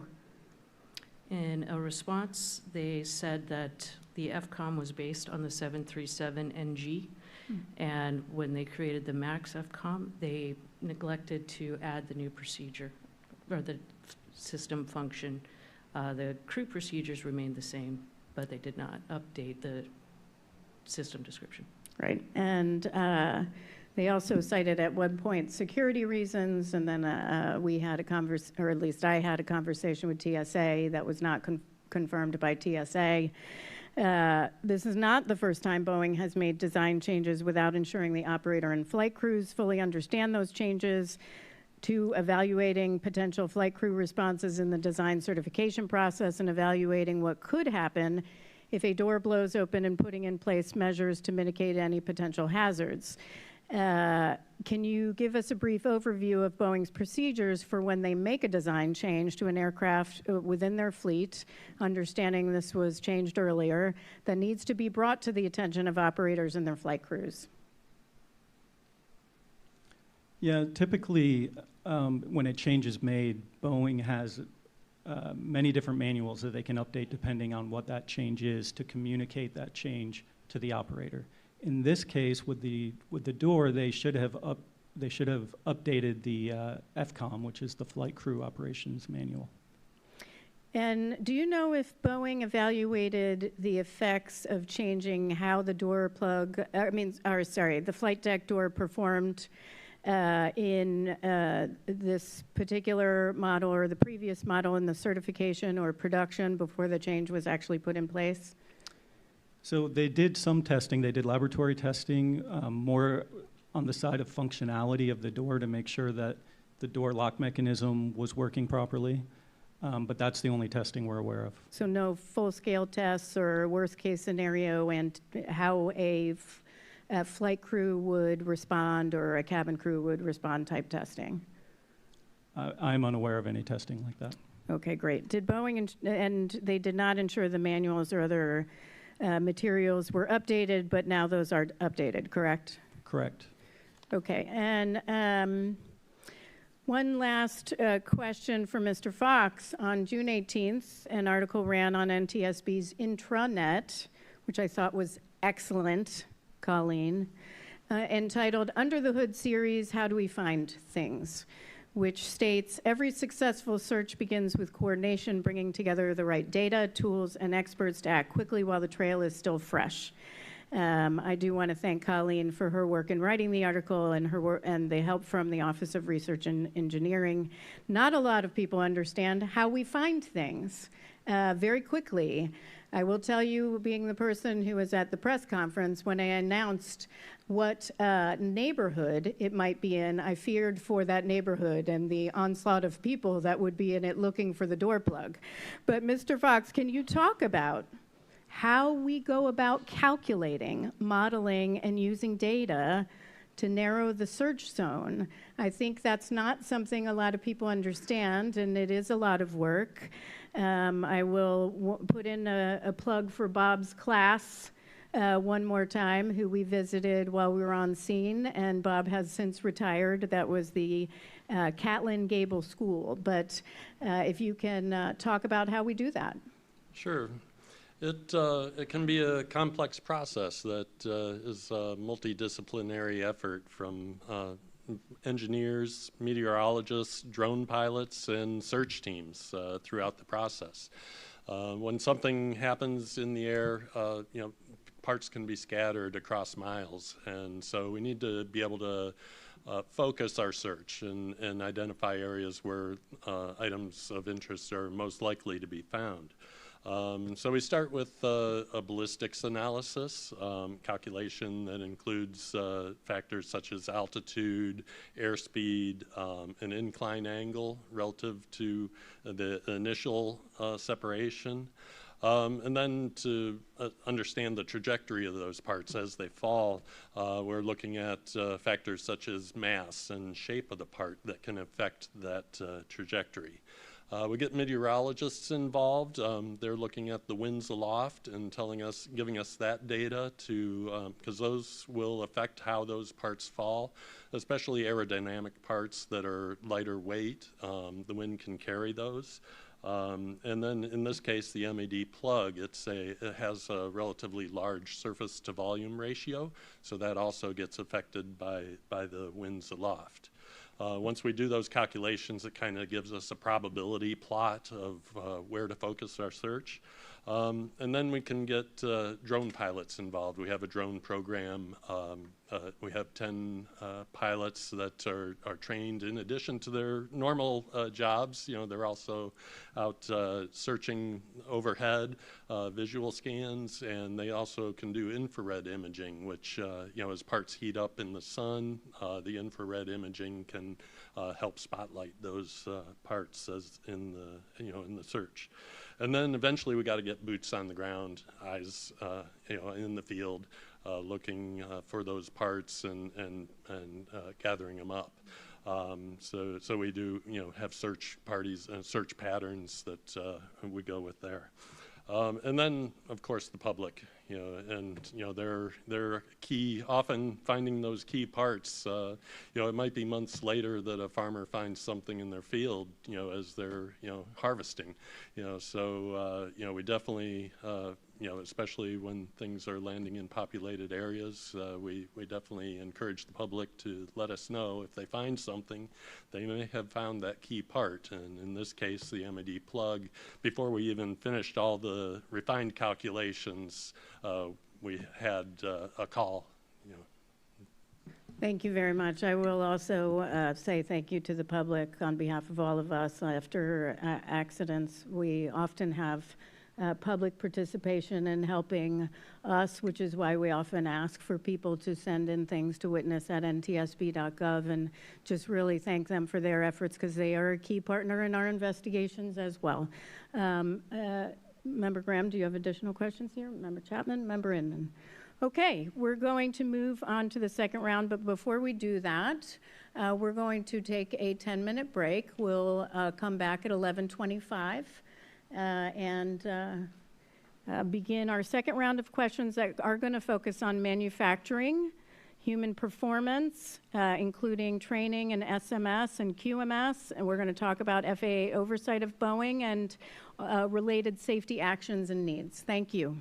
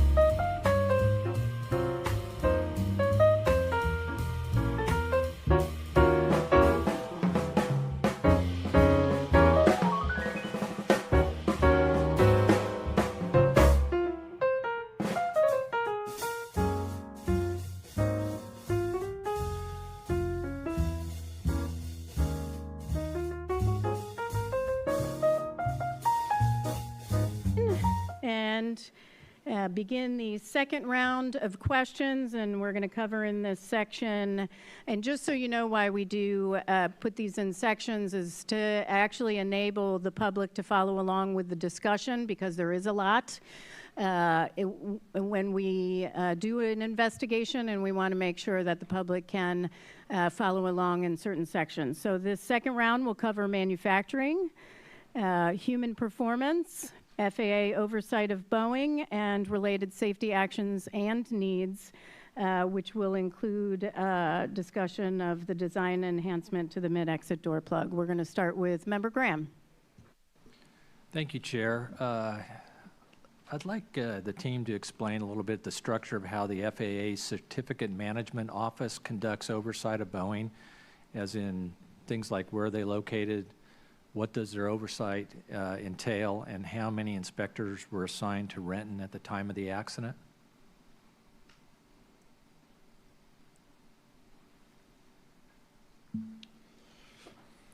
Member Graham, the oversight plan is an annual plan that is developed.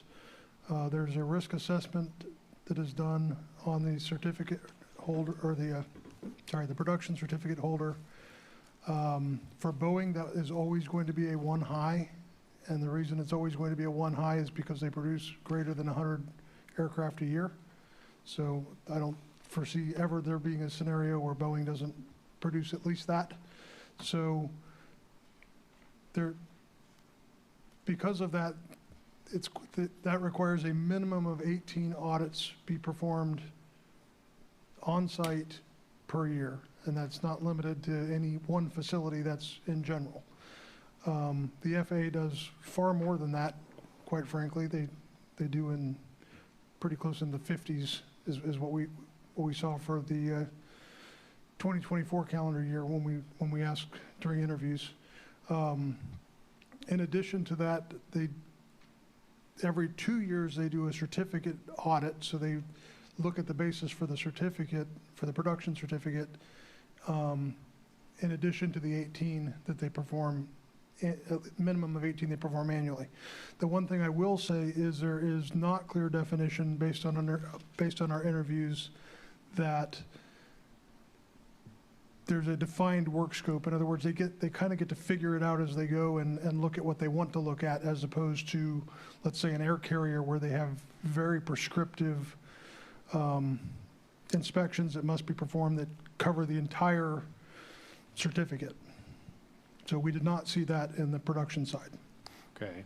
So just to add yeah. to that too, Thanks. you asked about the number of inspectors. Yes. Prior to the accident, there were 34. 11 of them were aviation safety engineers, and 23 of them were aviation safety inspectors. Okay. Those numbers, what do we know what they were like pre-2018? Were there more inspectors or less? Do we know? We do not know. I don't know. Okay. I see that in fiscal year 2023, there were 76 audits, I believe, is what I read in the report. And there was a comprehensive audit in June of 2023 of the Boeing's quality management system. Is that correct? Yes. And I think that's the every 24-month one, correct, that you were talking about? That is correct. Okay. And it's, I was looking at this, and it says the audit includes examining Boeing's QMS for compliance with all 15 elements required by law, including supplier control, manufacturing process control, inspection and testing, and control of quality records. Is that correct? I can say that staff did not see evidence of all elements being covered during the interview process. In other words, they couldn't define for us when they were going to look at any one of those elements in a given year. Okay. Do we know what the results of those audits were? Were there non-compliances? I do not know. Okay. I think I read, looking at through the docket, that there were 68 alleged non-compliances in that 2023 audit. And one of them was FAA identified training deficiencies as an area of concern, particularly with workers not knowing how to find the manufacturing documents needed to complete certain tasks. Did the FAA identify a lack of on-the-job training as one of these deficiencies? I do not believe the FAA narrowed it down to that specific source. I think it was considered as training as being more holistic. Great, thank you. See, my time's up. Thanks. Thank you. Member Chapman. Thank you, Chair. Dr. Woods, I think this is a question for you, but certainly I'll welcome input from anyone who'd care to weigh in. The draft report we're considering today includes a recommendation which would call on Boeing to develop a process that, and I'm essentially quoting here, identify escapes that result from human error, assess those escapes using a system specifically designed to identify factors that contribute to such errors and implement effective mitigation strategies. You might recall that after reviewing an earlier draft, I expressed some concern that such a process might simply be layered on the existing and relatively complicated procedures that are already in place. And those procedures, of course, ultimately proved inadequate to safeguard against the human errors that resulted in failure to properly reinstall the door plug on the accident aircraft. In response to my concerns, you helpfully explained that the process envisioned by this recommendation is seen as something of a bridge between the current state of affairs at Boeing and full implementation of Boeing's relatively immature safety management system. Would you please talk about the relationship as you see it between Boeing's existing quality management and safety management systems and how they would relate to the proposed new system to identify escapes that result from human error? Absolutely. So first we need to define what a QMS is, a quality management system. And that is ensuring that the thing that you are producing meets its certification and design standards set by the regulator, and that it also meets essentially what the customer wants. A safety management system is the function under which the hazards in completing that QMS work are identified and risk mitigation process is in effect. What we see with Boeing is that the QMS has been around for a long time. That is well established and that is very robust. However, on the safety risk management and the safety management system side, where that hazard identification has, as you pointed out, it's still a very immature product. And while we were there, we found that even within the upper tiers of Boeing, it was still very siloed. They were their own individual categories. In order for it to be an effective system, they have to be bridged. That should be a symbiotic relationship with, again, quality, ensuring that the quality, the consistency, the certification standards are being met, and the safety management system is in effect with everybody down to the production level being able to identify the hazards that are going on from day to day while creating and meeting essentially design certification standards. As they continue on their implementation process, there has to be greater understanding throughout all the levels of Boeing, and at the time of the investigation, we just weren't seeing that. Therefore, staff has made recommendations in that area.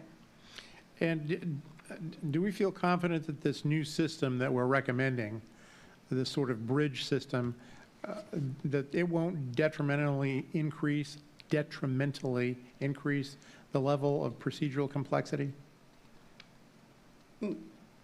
No, not necessarily. I mean, the process in and of themselves are fairly straightforward and can be simplified.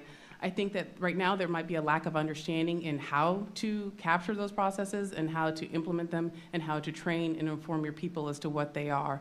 So for that, absolutely, there could be some growing pains that needs to be worked through, and that definitely helps with, for instance, Oversight to come in and do that course correction when it's needed. But the processes behind safety management systems are actually fairly simple, to the point where, even a one-person operator Part 91 operation can have an SMS of 1. It's designed for that. Thank you. Boeing's safety management system, I believe, correct me if I'm wrong, implementation began in 2021. Is that right? They went operational in 2021. Operational in 2021. And so at the time this aircraft was manufactured in September of 2023, the SMS at Boeing had been in operation about 2 years. Correct. And that's why we feel that it, at least, certainly at that point in time, and maybe still, a relatively immature safety management system, particularly for such a large organization. Correct, and it's not just because only 2 years had lapsed. It's also because there was still, they were still waiting on the guidance from the regulator as to what is this SMS supposed to look like, under what am I going to be, what are the standards I'm going to have to adhere to. That did not come into effect again until April of 2024, where they then had that guidance. Great, thank you, Chair. Appreciate it. Thank you. Member Inman. I think, just to clarify, at certain points in our report, it talks about a VSMS, voluntary. What's the difference in a VSMS and an SMS system? An SMS system is regulatory. Oversight is provided by the FAA. For instance, in our air carrier Part 121, their SMSs are regulatory. They are mandated to have one, and the system is constantly checked. A voluntary SMS has all the same components, has a lot of the same structure as an SMS. However, the company or organization who has chosen to accept does not regulatorily have to do so. But how did this come about for their voluntary safety management system that we were discussing? Was it from a 2015 settlement with the regulator? So in 2015, there was a settlement that mandated that Boeing create an SMS system. However, again, there is no function for a regulatory SMS system. At that time, Boeing started their journey. Much later, in the AXA Act after 2020, then it was, the rule actually went to the FAA mandating the fact that they had to develop a mandatory SMS rule for Part 21 production and some others to fall under. Okay, and I guess I'm going back to, in 2015, 10 years ago, this was an issue. Obviously enough to where there was a settlement agreement between the FAA and Boeing. But it was still in its infancy 8 years later? Yes. How long does it take to grow up? Well, sometimes I think history forgets itself because, for instance, with commercial aviation, the Part 121, they went through these same growing pains in developing SMS. It wasn't something that was developed overnight. There were a lot of systems of trial and error to put what they felt they needed in place. The reason is because it didn't exist before that. So they had to make the determinations. They had to get the regulators' help. There was, again, a lot of trial and error to determine what this should look like. How do we do hazard identification? How do we build risk mitigation? How do we even do quality assurance and determine what it is we need to check after the fact? When it came time to look at the production side of things, there was a lot of things that they adopted from the Part 121 SMS structure in terms of, for instance, the 4 pillars, kind of the framework of what it should look like. But hazard identification, it's a very different environment to which those two, commercial aviation and production, work in. That had not been provided to them. So they also had to grow up systems of trials and errors to determine what does this look like, what should we be looking for, how do we conduct risk assessment, also with very different people than you might find in a commercial aviation environment. Part of that is on the regulator. The regulator has to provide that structure, has to provide those rules as to what a company should adhere to, and that did not come along until 2024. So while you can work towards a product, I liken it to like building a house. You're trying to build a house and you don't get the blueprints until about 9 years later. Is that not a little bit concerning? I mean, whenever we talk about trials and error in the production of aircraft that are being used to take people on public transport, I don't know that that's really a great excuse. I'm not blaming you for it, but it's obviously embedded of this system itself. But trials and error, and 9 years later, they still don't have the blueprint for how to manufacture an airplane. America, it invented aviation, and we're still figuring out how to try to make it safe. I think there's a misperception in what I said, member, and the trials and errors are on building the processes and understanding what the structure of your system should look like, not necessarily on the manufacturing side. The trial and error is in who do we have to have in place? Who are we supposed to train? At what level should they reach? Who should know about what? That sort of thing. That structure is where the systems of trials and errors took place, both in the air carrier side and in the production side. Okay. I may go back to that in the next round that we go around, but I guess just for quickness, to the last question from this round, why are quality assurance inspectors not signing off on the totality of a project? It sounds like when this MED was taken out, should it have been looked at from a quality assurance perspective? Should it have been? The answer is yes, but since no removal document was generated, there was no sign-off to drive any QA inspector to do the inspection, so it was the lack of documentation that caused there to be no quality assurance buy-off at the end of the day. Great. Boeing 737 production line personnel who provided statements to the investigation included 24 door team personnel, the door manager who was on long-term medical leave, 2 quality assurance inspectors, 2 senior managers, a blanket installation manager, and others. Spirit personnel included 3 managers, 3 mechanics, and 1 quality assurance inspector. Those who also participated in interviews, a total of 17, included 5 door team members, a quality insurance inspector, 3 interior seat installers, a functional test team lead, a ship-side operational inspection specialist. I could go on, but there were a number of statements and interviews, and I know we dug deep, but do we know who opened the door plug today? Based on the written statements and interview, no one had knowledge on who opened or closed the MED plug because there was no removal paperwork. So we don't know who opened the door and closed the door, and I know there's a lot of focus right now on people, and certainly there was after the accident itself, who did what when, but our aim was to figure out what, not the people, what was most important in the investigation. What was important in the investigation is the process was not followed. The process failures, that's exactly right, and that was certainly part of it. Now, what happened to the bolts? Do we ever know that were originally in the door plug? We do not know where those bolts are. Do we have a sense of what we think happened to them? Those bolts may have been discarded. Okay. And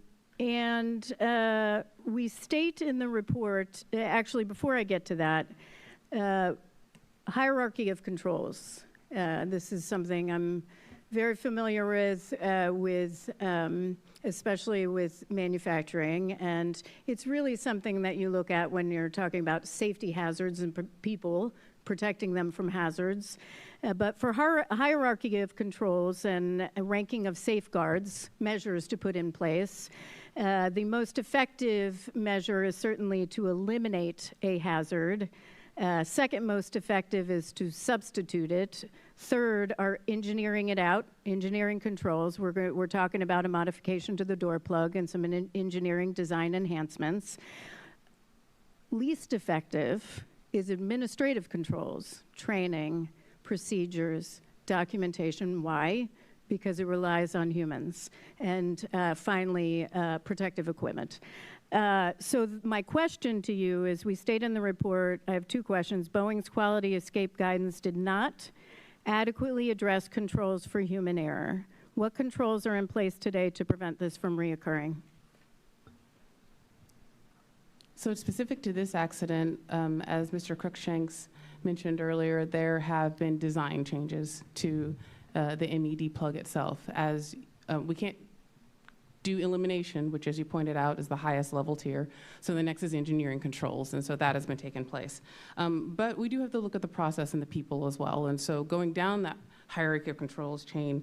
The biggest process change that needs to happen here is, as I mentioned earlier, is you have a QMS and you have an SMS. They cannot be siloed. They cannot be independent things. They have to be a symbiotic relationship. They have to work in tandem to ensure that the highest standards of quality, certification, and safety are consistently met. And so that is the thing that Boeing has to be marching towards. And again, that is one of the things that we have found is important enough to our staff has proposed a recommendation in that area.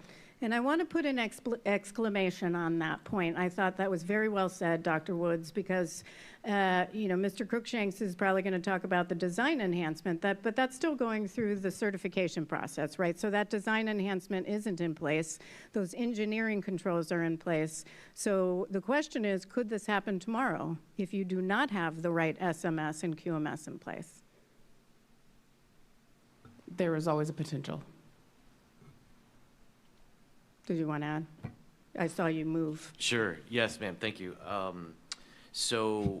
In Mr. Cruikshank's presentations, not the least of which is the continuation of the AD, which was required as soon as the problem was discovered after the accident. So that's still a thing. It's still being used today. It is an administrative control, and as you've noted, that is generally less effective and less preferred over engineering controls, which we have recommendations to ask Boeing to keep pursuing those aspects as well. There's a few other things besides the AD. There's been some adjustments to the production line. There's been additional inspectors put, be careful with the word inspector. There are more eyeballs on the production of airplanes, and some of those eyeballs come from customers, and they also come from Boeing in other locations like Spirit. So there are a number of administrative controls in place today that we think reduce the likelihood of a similar accident happening again. But it's critical that you have an SMS in place to ensure that you're evaluating potential risks, mitigating them, monitoring them for effectiveness, and if they are not ensuring they are effective, making appropriate changes to ensure that they are. Absolutely. Oh, that's great. Thank you. And I know we'll talk about some of those other things throughout the discussion. Member Graham. Thank you. I'd like to go back to the voluntary SMS for just a minute. So it was approved by the FAA in 2020, implemented in 2021. So it had been up and running, although immature, for about 2 years. How did the FAA conduct oversight of the voluntary SMS? There is no requirement for oversight or audits for a voluntary SMS. No requirements. So inspectors from the FAA received no guidance on how to do any oversight. Is that correct? Correct. Very unfortunate. I guess that's going to change now, isn't it? Yeah. I'd like to move on to the hiring of employees. In 2022, Boeing sought to increase hiring in an attempt to ramp up the 737 production levels to pre-2018 levels and make up for employees lost through the attrition between 2018 and 2022. The report simply states that during that time, Boeing hired people, many whom had no previous manufacturing experience. Do we know how many people were hired, like say from 2022 to 2023? Any idea? I did request that information and I have reviewed it. It was some time ago. I don't remember off the top of my head, but I do believe ballpark that they went from about 4,000 employees to about 7,800. Okay, wow. Do we know if their hiring criteria changed during that time because of inexperience? Staff did not ask that question. However, we do believe that the non-manufacturing experience prior to hiring was not considered at that time. So at that time, I would say no, it was highly unlikely they considered that in hiring. As for today's hiring practices, that's not information that we've received. Okay. Before the accident flight, do we know how many hours of training were required for new Boeing door personnels? Do we know how many hours they needed to complete? I do. So again, all employees, regardless of their job series, had to go through foundational training prior to the accident, about 168 hours worth of foundational training, and that would cover things like hazardous materials identification, the basic things that you need to be a technician on the production floor. Specific to the door crew themselves, the training was a matter of on the job. So there was no dedicated set of hours or prescription or grading system that was involved in the OJT. Is essentially you were released to the floor and experience, you have your routine task, and experienced technician then teaches the less experienced technicians how to do the job. And would that be for doing the writing removals also? Correct. So there was no structured training other than on-the-job training for recording removals? Not prior to the accident, no. Yikes. Okay. Now, as we mentioned before, there had been some issues identified with the removal process. There had been an SRM that was currently work. So there had been training sessions that had occurred over the last 11 some odd years to where issues with the removal process had been identified, and there have been quality alerts, things of that sort. So there had been training opportunities to which people had to review the training and then sign off on it in some format. So there had been structures like that, but that is reactive to an issue having been identified. So has that all been changed now? It has. Removal training has been incorporated into foundational training now. Okay, great. I see my time is about up. Thank you. Great. Member Chapman. Thank you, Chair. I believe this has been discussed already, and I apologize, but can you remind us where FAA is in the process of requiring safety management systems for all aircraft manufacturers? I don't think I understand the question. There's a rule now mandated by congressional act requiring safety management systems for all aircraft manufacturers. Where is FAA in that process now? When was the rule? Has the rule been made final? The rule was final as of May of last year. And when do manufacturers have to comply or be in compliance? Within 36 months. 36 months, okay. Now, at the time our team of investigators interviewed FAA inspectors in connection with this investigation, the inspectors had not yet attended SMS training and were not yet aware of what the requirements for oversight of safety management systems would be. I think that's correct. Where does FAA stand now? Do we have any sense of that? So several of the inspectors that we had talked to at the time that we were conducting the investigation have either been or have scheduled dates for attending the SMS course that they have set for them. They've also done a lot of extra hiring, though, for all ASIs. I do not have the information of the new hires. However, I think that the plan is generally those that were there first, they get through the program first. They do have a requirement, though, that upon hiring that they have to attend the training within 2 years. But it does sound like FAA's got the training in place. They're starting to get folks into the pipeline, get them prepared for this so that they'll be ready to go when the time comes. Correct. So this is always a concern, of course. With enhanced oversight responsibilities, does FAA have the personnel and the resources necessary to conduct proper oversight of Boeing, specifically Boeing's safety management system?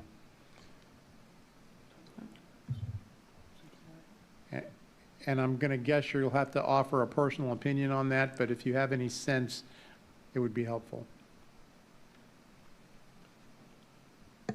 So the FAA has basically, after the accident, they've hired there was a 62% increase in the hiring of aviation safety inspectors. So it went from, before the accident, there were 34, and now after there's 55 they have more plans to hire additional people with regards to the oversight of the Boeing certificate. And those are inspectors specifically for the purpose of inspecting at Boeing? Correct.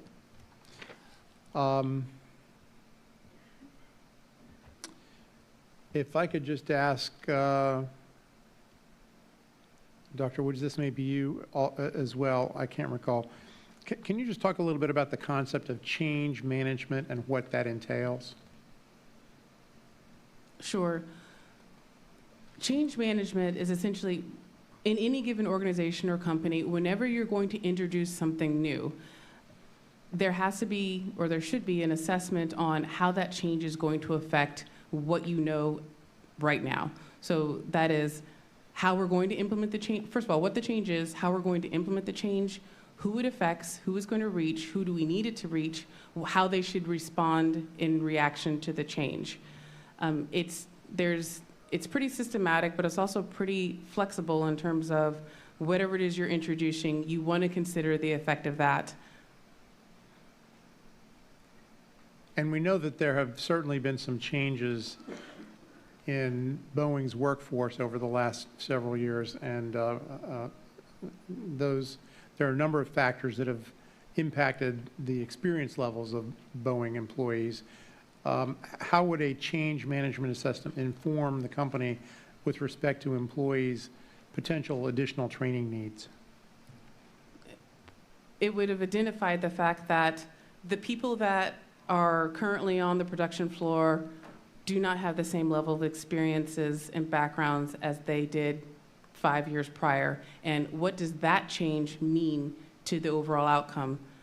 Again, in a QMS-oriented, you want to meet your design and certification standards. So while the new people could maybe still meet the certification standards, what didn't occur was what unintentional hazards have been introduced as a result of there being less experienced manufacturing personnel. Thank you. Thank you, Chair. I have additional questions in this area. I'll hold them for the next round. Thank you, Member Inman. So I'm going to go back to the actual removal of the door plug itself. And I think during his interview, one of the Boeing functional test technician leads recalled moving a maintenance stand which had the MED plug on it. This is in roughly pages 83 and 84 of the report. And that he took that and put it back in, leaving the gap between the frame. That is correct. Since we have so many different multiple personnel that are touching it, are there controls in place to stop an employee from performing a task that they're not trained on or are out of scope? Because this appeared to be out of scope by him taking it off the stand and putting it at least partially inside the frame. Are there controls in place? In certain scenarios, there are controls in place, being that you have to have, let's say, an authorization to do something or a qualification to do something. And in those cases, CMIS, which is their automated computer system, would prevent them from signing off a task that they were not qualified to do. But there were no qualifications for doors and or door plugs on a 737, so there was nothing that could prevent a person from doing that. So basically, if someone's not trained, they could still do it. It just wouldn't end up in the system. Well, if it was a documented step, in other words, it was a sign-off step in an IP, and that sign-off had a qualification to it, then you must have that qualification in order to be able to sign that step off. So if you were not qualified, even if you tried, it would not let you. So someone who was qualified would have to be the person to sign it off. What you're talking about is not signing off something that doesn't exist, and I can't answer how that would happen. That's okay. That's fair. But in this case, we identified, and I think earlier we talked about, there was only one person that knew how to take out a door plug. They had not received any training, but they'd just done it before, right? They had done it multiple times before in the Renton factory. This particular gentleman had 25 years doing doors. So he'd done about every job there was to do on a 737, and was very mechanically inclined. So would he have been qualified to have done that in the process that you just elaborated on? Again, there's no qualification. At the time of line number 8789 going through the factory, there was no qualification for 737 doors, and because of that, there's no limiting factor. So if there's no qualification, does that mean anybody could have done? I'm trying to get to, you said earlier that someone had to be qualified to take something out or to put it back, and it would have been caught within their process. But it sounds like no one was qualified, or at least certified. So would the process, how did the process allow for these doors to be removed and put back in the past if they went through the normal system? Again, this is, the removal of a plug was a non-routine task because it was an NCO. And because it is non-routine, it's unanticipated, there isn't a training schedule to do it because it's not something that happens by script. In other words, it's not designed to happen. It happens because there's an exception. In other words, there were 5 rivets common to the forward door plug frame that needed access, and because it needed access, that had to be opened. I will say the door crew is the right crew to be opening it. They're the most familiar with doors and door plugs. But again, there should be training to teach people how to do jobs that they're expected to do. Would you speculate that non-routine is probably the greatest place to inject risk into the production process? I think I would agree with that comment. That seems like that would have been a primary focus on even a QMS, SMS, doesn't matter. Non-routine would probably be where the greatest risk is, and yet this was not something that was identified prior to this investigation? Not to my knowledge. Okay. I've got more questions in the next round. Great, thank you. The 6 key performance indicators that Boeing is using to monitor its production health are employee proficiency training, notice of escape work hours, supplier shortages, total rework hours, traveled work, and airplane ticketing performance. First, do we know, are they red or green on any of these? And I know it differs by day. Do we know? For the 737 line.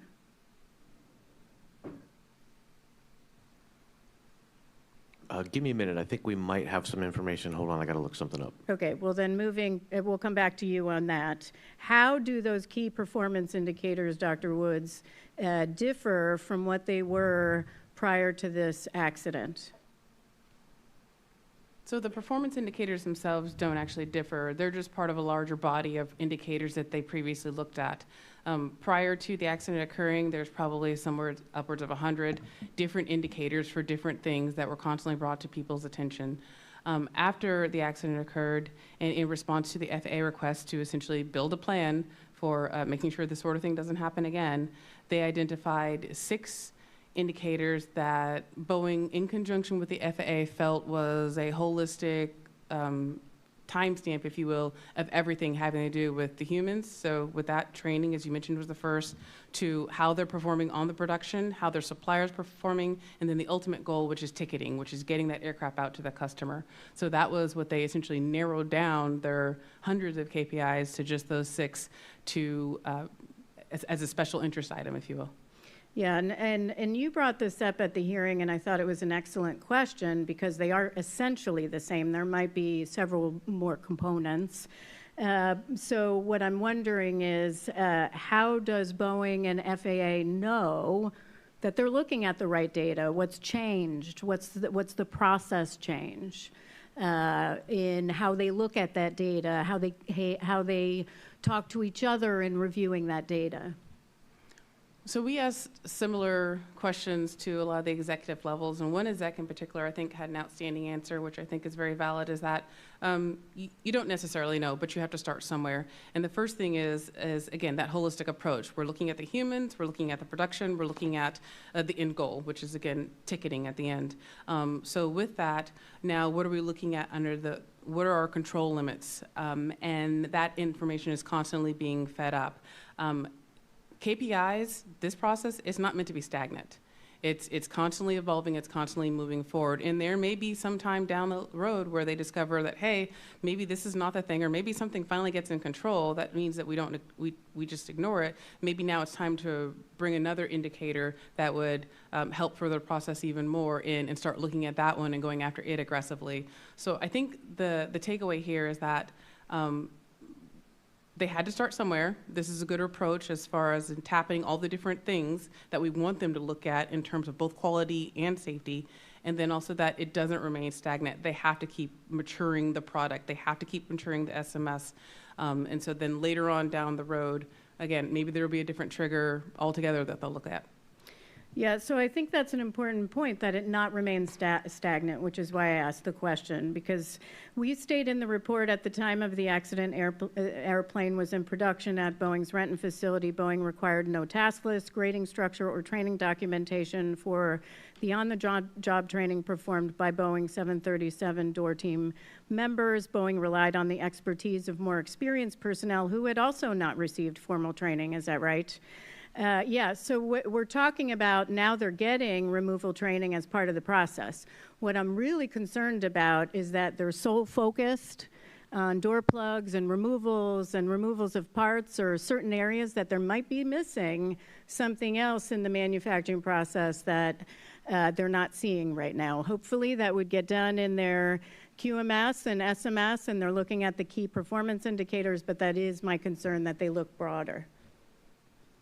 You're welcome to comment on that. We are also concerned about that. NTSB staff is concerned about that, and therefore one of the proposed recommendations in regards to training is not just limited to door crew, for instance. It's something that we would like them to take a look at for all the job series and creating a structured program that is identifiable, gradable, scalable, archivable, so that some of those aspects, as you said, what else might be out there in the production, they can also be addressed through that format, not just through the SMS. Excellent, thank you. And Doug, I can come back to you on the next round as well if you don't have that. No problem. Member Graham. Thank you, Chair. I want to go back to the beginning when the accident fuselage showed up at Renton.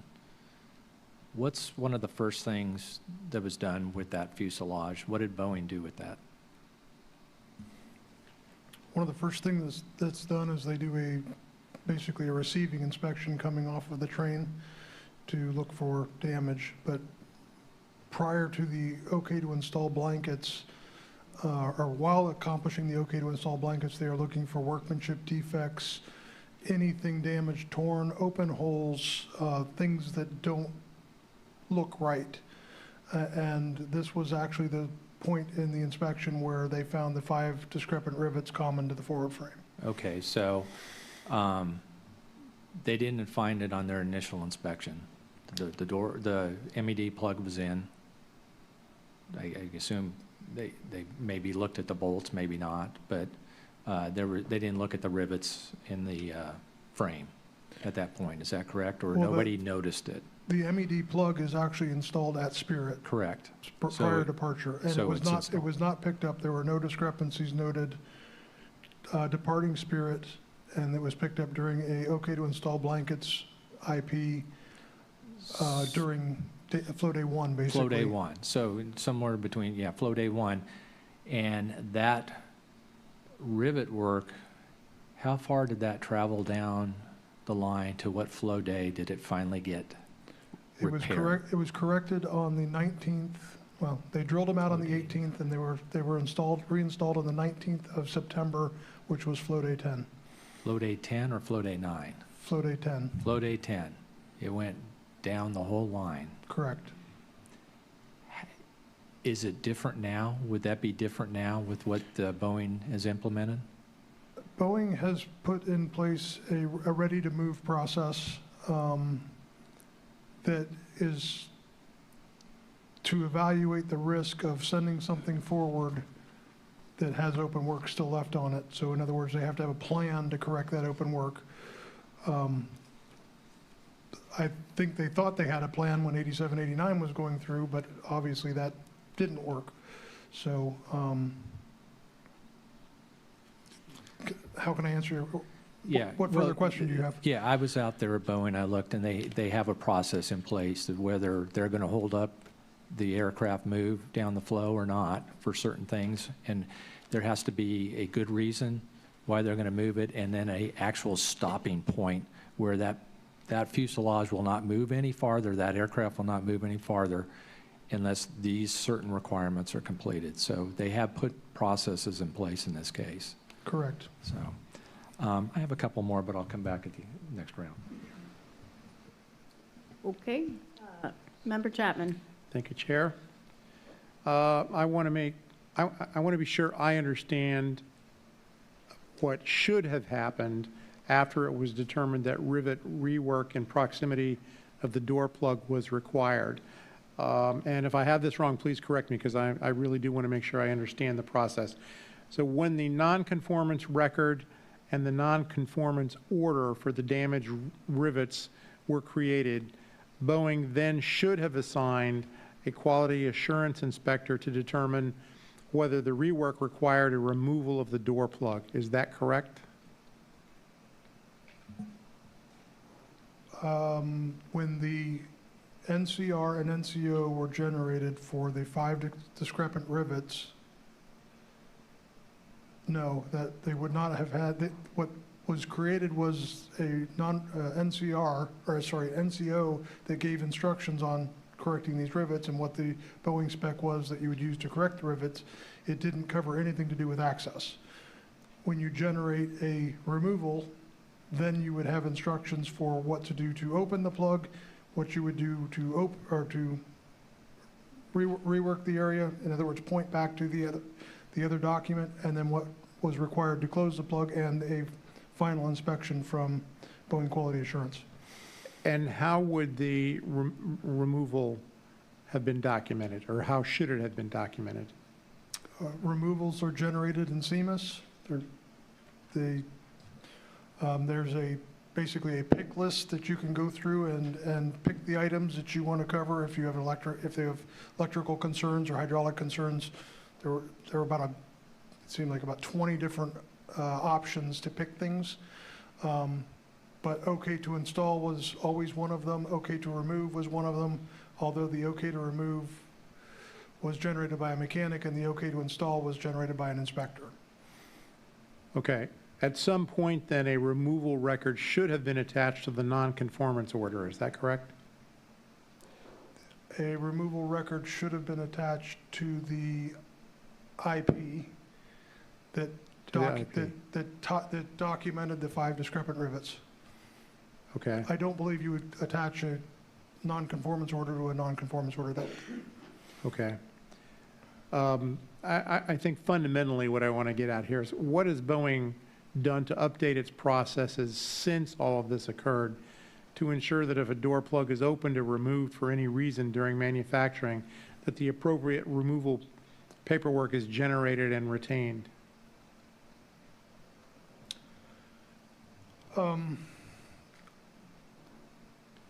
Boeing's done quite a bit, actually.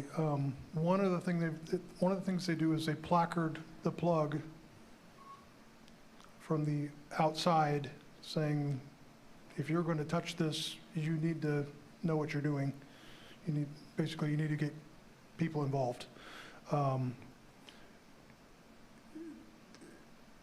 So to add to that too, is they've had numerous trainings with regards to removals, not just from the door team, but the rest of the manufacturing personnel. Okay. All right. Thank you. A question about the design changes that that are being made to the door plug to ensure that if removal is required, that all the bolts are reinstalled and the door plug is secured. That is currently in the certification process at FAA, is that right?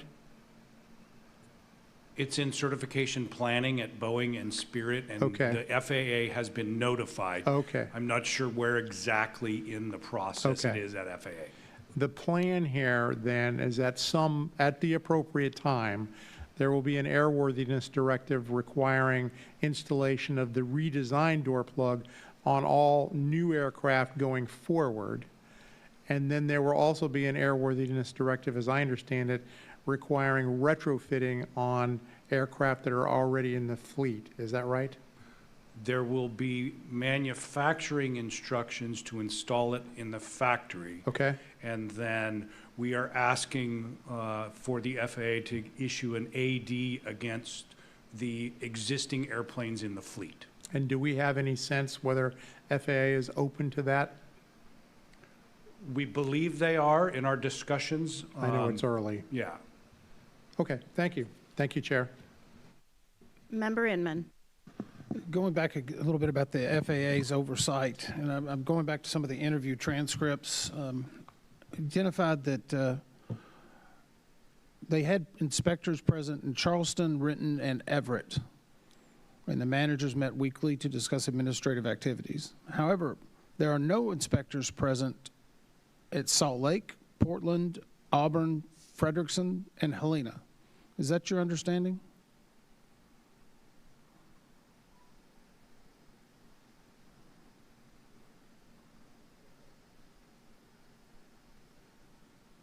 It is under our understanding that they had inspectors at Renton.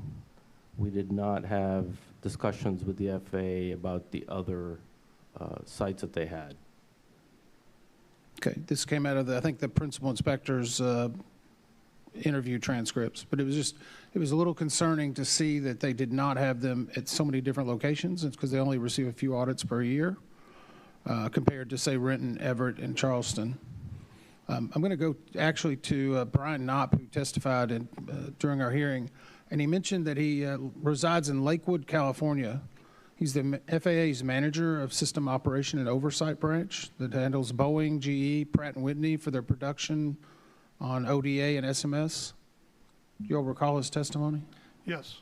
I'm just I'm curious because we're now under, the president's had this new initiative about return to work and return to locations and remote work. And I know it's affected every agency and we've been adapting to it as well. Is there risk by having the head of the ODA and SMS from FAA residing in a city to which there's no FAA office? As you mentioned, that oversight group is over top of Boeing, Pratt & Whitney, GE. So you're talking about at least 4 states that someone would have to be in simultaneously in order to be the one person in charge of overseeing all of that. If that was a concern and or interest, then the FAA would have to figure out how to divvy up duties such that you could have a manager in location with near proximity to each one of those facilities. Okay, but there's no office in Lakewood, California. Understood. Also, he is no longer the 580 manager. He's been moved out? I don't know the circumstances. I just know he is no longer the 580 manager. And at the time that he was testifying before us, he had just been moved into that position, I think 3 or 4 months before? I think it was 10 total. 10 months? 10 months. And so we're going through this, I guess, merry-go-round of people in charge of ODA and SMS. How do they get consistency if the FAA continues to churn through individuals in reorganizations and movement? I can't answer your question. Okay, I'll actually point to someone who does help, I think, answer the question a little bit, and that's the Inspector General for the DOT, who put out a report, I think in October of 2024, talking about weaknesses in FAA's oversight process and systems limit its ability to identify and resolve Boeing production issues, and specifically talking about they cannot track milestones, determine potential repetitive noncompliances have occurred. And I know I met with them and their head of aviation safety. They were talking about, even though we credited them with 62% increase, I believe you said, and the Inspector General still believes they don't have enough boots on the ground. Are there enough of people inspecting in a proper oversight role of manufacturing in the United States? The FAA continues to hire people. Whether 62 is enough, that's between the FAA and Boeing to determine. So we don't have an opinion if we said that there was only 40 before and that was fairly low, 62% increase to 55, I think 58. Is that better? I mean, obviously it's a higher number, but does that get us to the point we need? And I'll go to it, I guess, in the next round, but are they putting the right people in the right place?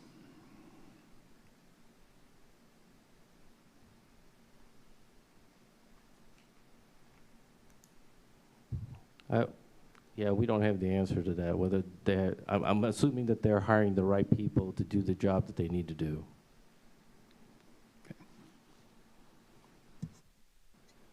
Did you look beyond Renton on this? We were focused on Renton. Did you look at inspection numbers broadly at FAA and inspector levels? We did not. Right, okay. So there's been a lot of discussion about the impacts of COVID on hiring. Boeing, though, and I just want to highlight this, the safety deficiencies that we identified as part of this investigation, I want to be very clear, actually stem back much farther. We looked at compliance audits going back to 2013 with issues on the BPI, numerous changes with those instructions for parts removals, which were very confusing. 50 pages, people were confused. It was constantly changing 11 times. But those existed at least since the initial ramp up in production of the 737 MAX. And I just want to emphasize that change management is important. It is a critical process. We do it all the time. I can tell you, Dana, Darlene, Brian, I routinely every day are looking at change management for every process we're changing. And the same was emphasized in testimony when I talked about some of the changes occurring at DCA Tower after the January 29th event. You have to do change management to determine what effects or unintentional change effects come about from a decision that you made. What intentional, unintentional things were created to evaluate risk. So I just want to emphasize that. SMS, Dr. Woods, I think you've all done a very excellent job. I know it's a long morning. Is SMS static, or is it something that needs to be continually developed, improved upon? No, it's got to be continuous because the circumstances are always going to be changing. Just like we talked about, there is now, they're talking about changing the design of the plug to ensure that it's safer. Things will change.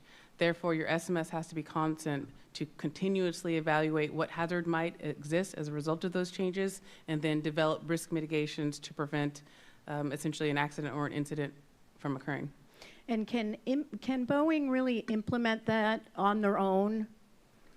On their own with no oversight, is that the most effective? No, I mean, for everything that we do, there has to be some sort of third-party entity coming in and taking a look into ensuring that everything is meeting standards. In this case, the regulator is the one who developed the standards, who said what the standards are going to be, to provide oversight to ensuring that Boeing is meeting the standards. And so, I mean, that's the big difference between the voluntary SMS and the mandatory SMS under the law, which is they really didn't have a set of standards. They submitted an SMS that that FAA accepted, didn't really meet a set of requirements in a regulation that was standard. And then there was no enforcement. So one question I have is, and this was pretty evident in our interviews of FAA after this accident, is their inspectors seem to be unaware of how to do safety management, how to enforce safety management, and how do they address safety culture. And I'm wondering what has occurred since the accident there, because yes, Boeing has created a lot of procedures and a program around SMS, but it also takes a regulator who's very familiar with how to enforce, how to conduct a proper oversight. Correct, it does. And so part of this, as we mentioned, I believe a while back about at that time, the FAA or ASIs, they hadn't had training. Since then, quite a few that we talked to had either had training or they have been scheduled. Their training is upcoming. They also mandated that within 2 years of a new ASI hire that they have to go to the training. So I also mentioned earlier that this is the part of that growing pain that I was talking about this didn't exist in a production environment before, so everybody's going to have to learn and come on board and understand what their role is that they have to play, and the FAA is a significant part of that. And what is FAA's role on Spirit? Assuming Spirit is separate, obviously there's some discussions about them coming into Boeing, but what is the role there? I know that Spirit is also implementing an SMS. The new rule does not extend to suppliers. Okay. Thank you very much. Member Graham. Thank you, Chair. As part of the post-accident investigation, Boeing was required to provide a detailed update to the FAA on actions they had taken in the wake of the accident. These included strengthening voluntary safety management systems, simplifying their internal processes and procedures, clarifying work instructions, enhancing supplier oversight, increasing internal audits, improving installation plans, and enhancing employee training. To date, and going throughout the investigation, how many of these items has Boeing addressed?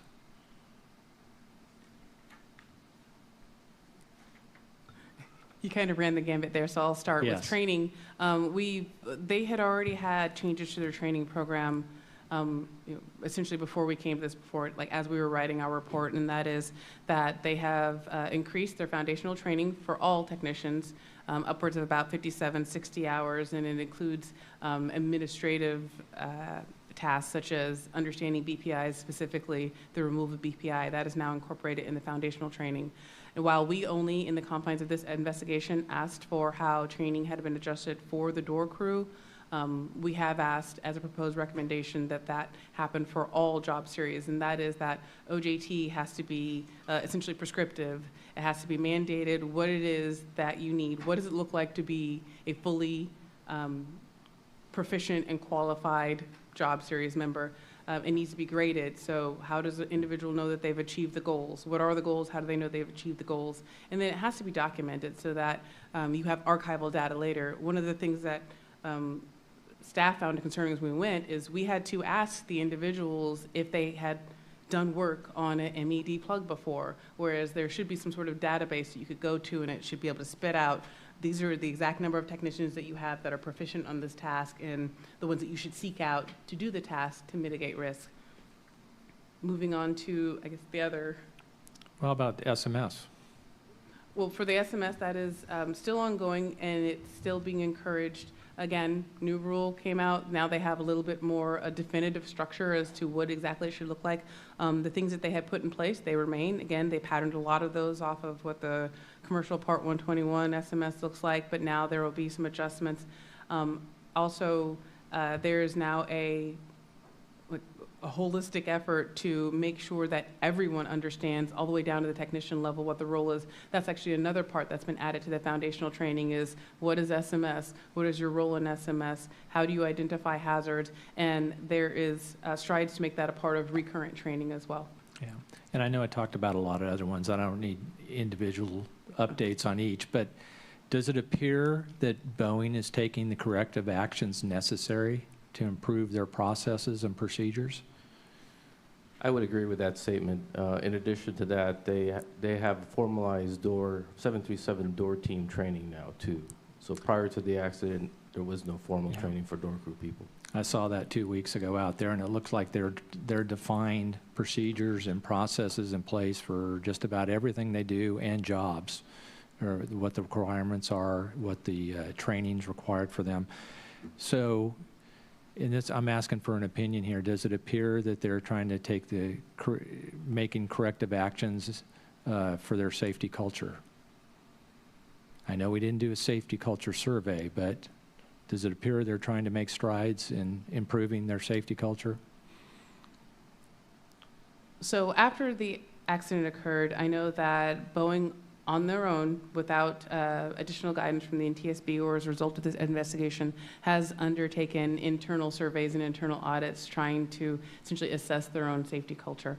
And in doing that, they have gained information that they do in turn to go back to use to help inform their SMS process going forward. So it would appear that they do recognize, but to be clear, in our conversations with the executive levels, there was an understanding there of what SMS is, what SMS principles are, why it's important. The problem was that that didn't permeate down, and so some of the things that both NTSB NTSB staff and some other external audits have identified is there is this huge gap in knowledge, this gap in understanding between the executive level who set the policy and may understand, and the technician level who is actually going to be the most beneficial in identifying the hazards. They're the ones who touch it every day in and day out. So if they don't have awareness, then it doesn't matter how informed your executive level is, your SMS is still not going to work. Absolutely, I agree. And it doesn't appear that it was there at the time, but I think they are making strides to make sure it gets down to the floor. I would agree. Thank you. Member Chapman. No further questions in this area for me. Thank you, Chair. Member Inman. So I'm going to go back to, I guess, 10 years ago. It's actually 2013.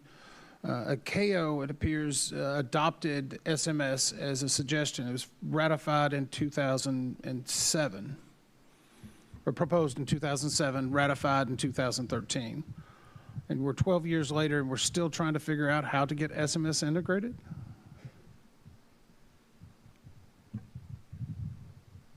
Yes. Does that worry you? I think that the things that we've seen and the things we've already talked about and discussed are very positive. Boeing is moving forward. Even within building a process, it's a process to build a process. And some of the things that we've seen, so long as they adhere to what they say they're going to do, and in addition to a lot of the recommendations that staff has made, I'm very encouraged that that they will build that structure between, again, having a QMS that has been around for a very long time and is very robust, and an SMS that needs to be just as robust and as powerful as its QMS. Well, it bothers me. And the only reason I bring it up is I remember 6 years ago, we're talking about MCAS. That was the shiny object of the day. You know, several years ago, we had a lot of hearings here about near misses. That was the, I don't want to say the shiny object, but that was what we were looking at then. You know, we continue to go down through these processes. Last year, we were talking about manufacturing and supply chain integrity. And now this year, we're talking about air traffic control and helicopter operations. Every year, we seem to have to move on to something else.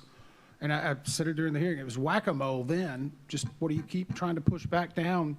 How do we get to a place where we feel comfortable the entire system's working for aviation safety for everyone?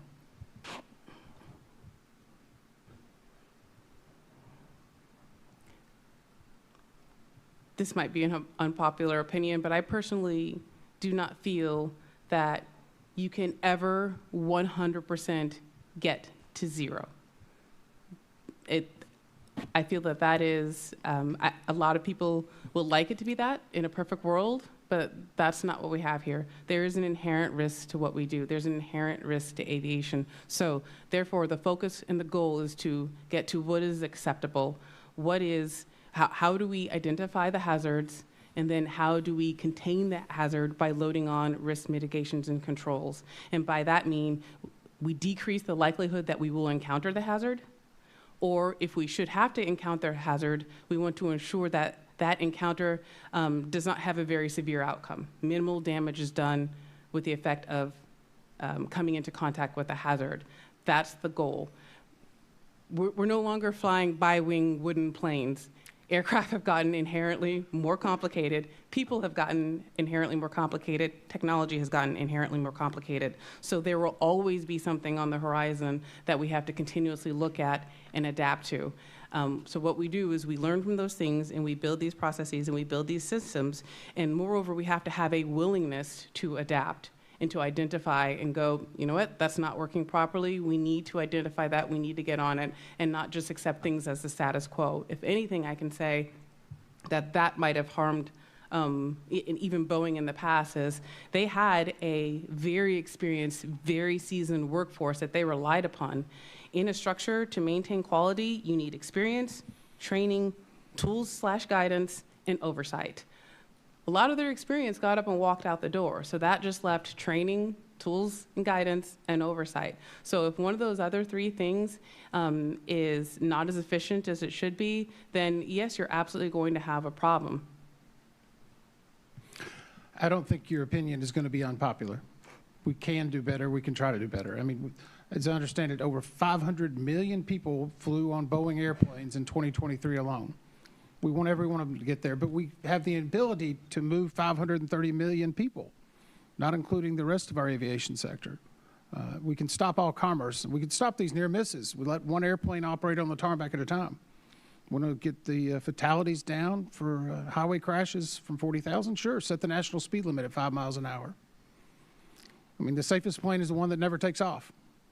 But we are allowing for innovation, so I appreciate your commentary, and I don't believe it's that unpopular as you may think. That's all I have for this one right now. Great, thank you. Are you aware whether FAA conducts their own SMS on themselves and on the aviation sector? So I do believe a part of that AXA Act in 2020 was also for the FAA to establish its own internal SMS and to establish its own safety culture. Being that, if we're talking specifically about the production environment, as we established, it wasn't a regulatory requirement. There wasn't anything there in place. There was an Office of SMS that helped set up voluntary SMS programs and approve them, but after that, there was no oversight, no auditing process. So I cannot necessarily answer the part of bridging that gap yet. It will remain to be seen how FAA takes that on for production. They've been doing it for a long time in the commercial side. But internally, yes, the FAA also has to conduct its own SMS plan and identify its own hazards. For instance, not having ASIs who are trained to provide oversight for SMS, that would be a hazard that they would then have to also develop risk mitigations for. What is our plan going forward to get our ASIs trained? That sort of thing. I would imagine if they do have one that they should probably relook at it because they might not play whack-a-mole all the time. Okay, what is just culture and why is commitment to fostering a positive safety culture and promoting a just culture important? So within any organization, agency, company, a just culture is where the people, the employees are comfortable and there is trust there that they can acknowledge when a hazard exists and without fear of reprisal or feel of being labeled, for instance, a troublemaker for identifying that, hey, something isn't going wrong. It's also a culture to where if a person makes a mistake, they can own up and say, hey, I think I messed this up, I made this mistake, and there's an understanding that like the hammer just won't drop on them. It's not to say that all mistakes we just look the other way. It's to say that each individual error or mistake is looked at in context and determined where the breakdowns and deficiencies were, recognizing that people are going to make mistakes. It's processes that break down to where people, that escaped gets through. And so that whatever it needs to be to contain and shore back up that process is adhered to. For instance, it could be retraining, it could be identifying that a tool is insufficient, but it's not just that, hey, somebody did something wrong, let's punish the individual. It's bigger than that. And I do think it was the right call that we not do the safety culture survey, given everything that was going on with the work stoppage. And even coming back from a work stoppage, you're in a different place than you were in September of 2023. One question about that, I know that Boeing has been doing its own safety culture surveys. I would just, without asking a question on that, encourage them to continue on with that in their review and implementation of measures to improve safety culture within their organization. We do have a recommendation on this, and one thing I'll ask is Section 103 of the Aircraft Certification Safety and Accountability Act of 2020 directed the FAA to convene an expert panel to review and make findings and recommendations on the safety management processes and their effectiveness for each holder of an ODA for the design and production of transport airplanes. The expert panel's membership composition was designated by law and included a combination of NASA, FAA, aviation labor, aviation industry, and independent experts. While most aspects of ODA are focused on design and certification, the panel is focused on safety culture. SMS and ODA applies across Boeing. Do you know what the expert panel found, and what are the benefits of a neutral third party, such as a independent panel like this?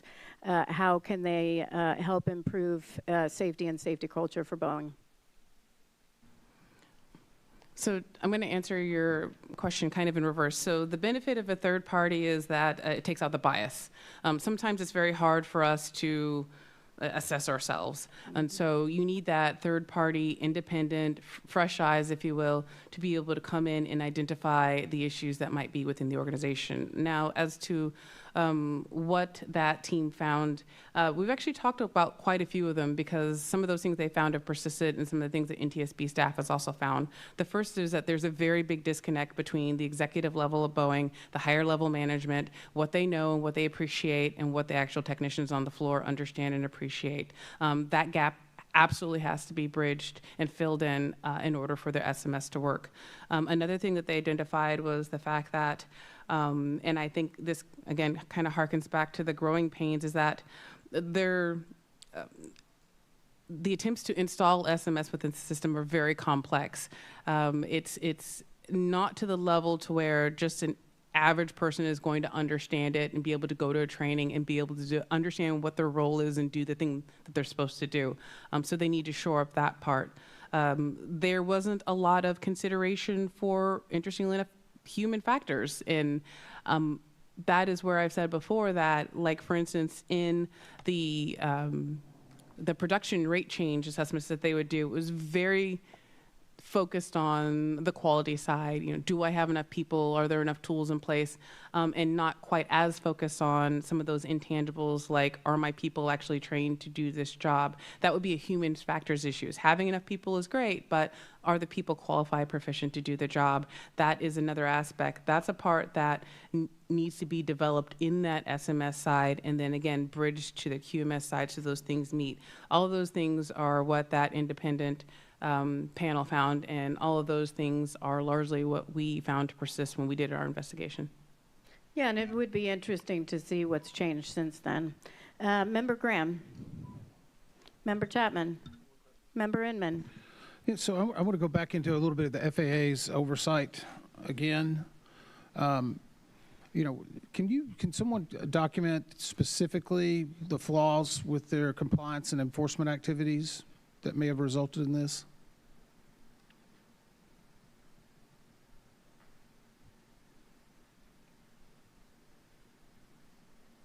So based on staff's investigation, there were a lot of issues with regards to the removals and what they found during the removals. Again, they only had 5 years with regards to keeping all those records. The compliance are basically regulatory violations that they were supposed to keep. So based off of that, they were unable, the work program asked them to look at the previous issues with regards to any systemic issues with regards to the removals, and that wasn't happening, and that was the case that we found, that they weren't looking at or auditing the things that they needed to audit at that time. But it goes back, I mean, I think we actually talk about it in the report, that in 10 years previously that the Boeing's BPIs had a history of compliance issues. I mean, despite there being that going on, why did it continue for 10 years? It's because that they don't have the system wasn't in place for them to be able to look at all that information back then, to be able to drive the audits at that time. So they were ineffective in their oversight? Correct. Do you think they're effective in their oversight now? There potentially could be holes in their oversight, sure. It's a very good answer. Potentially could be holes.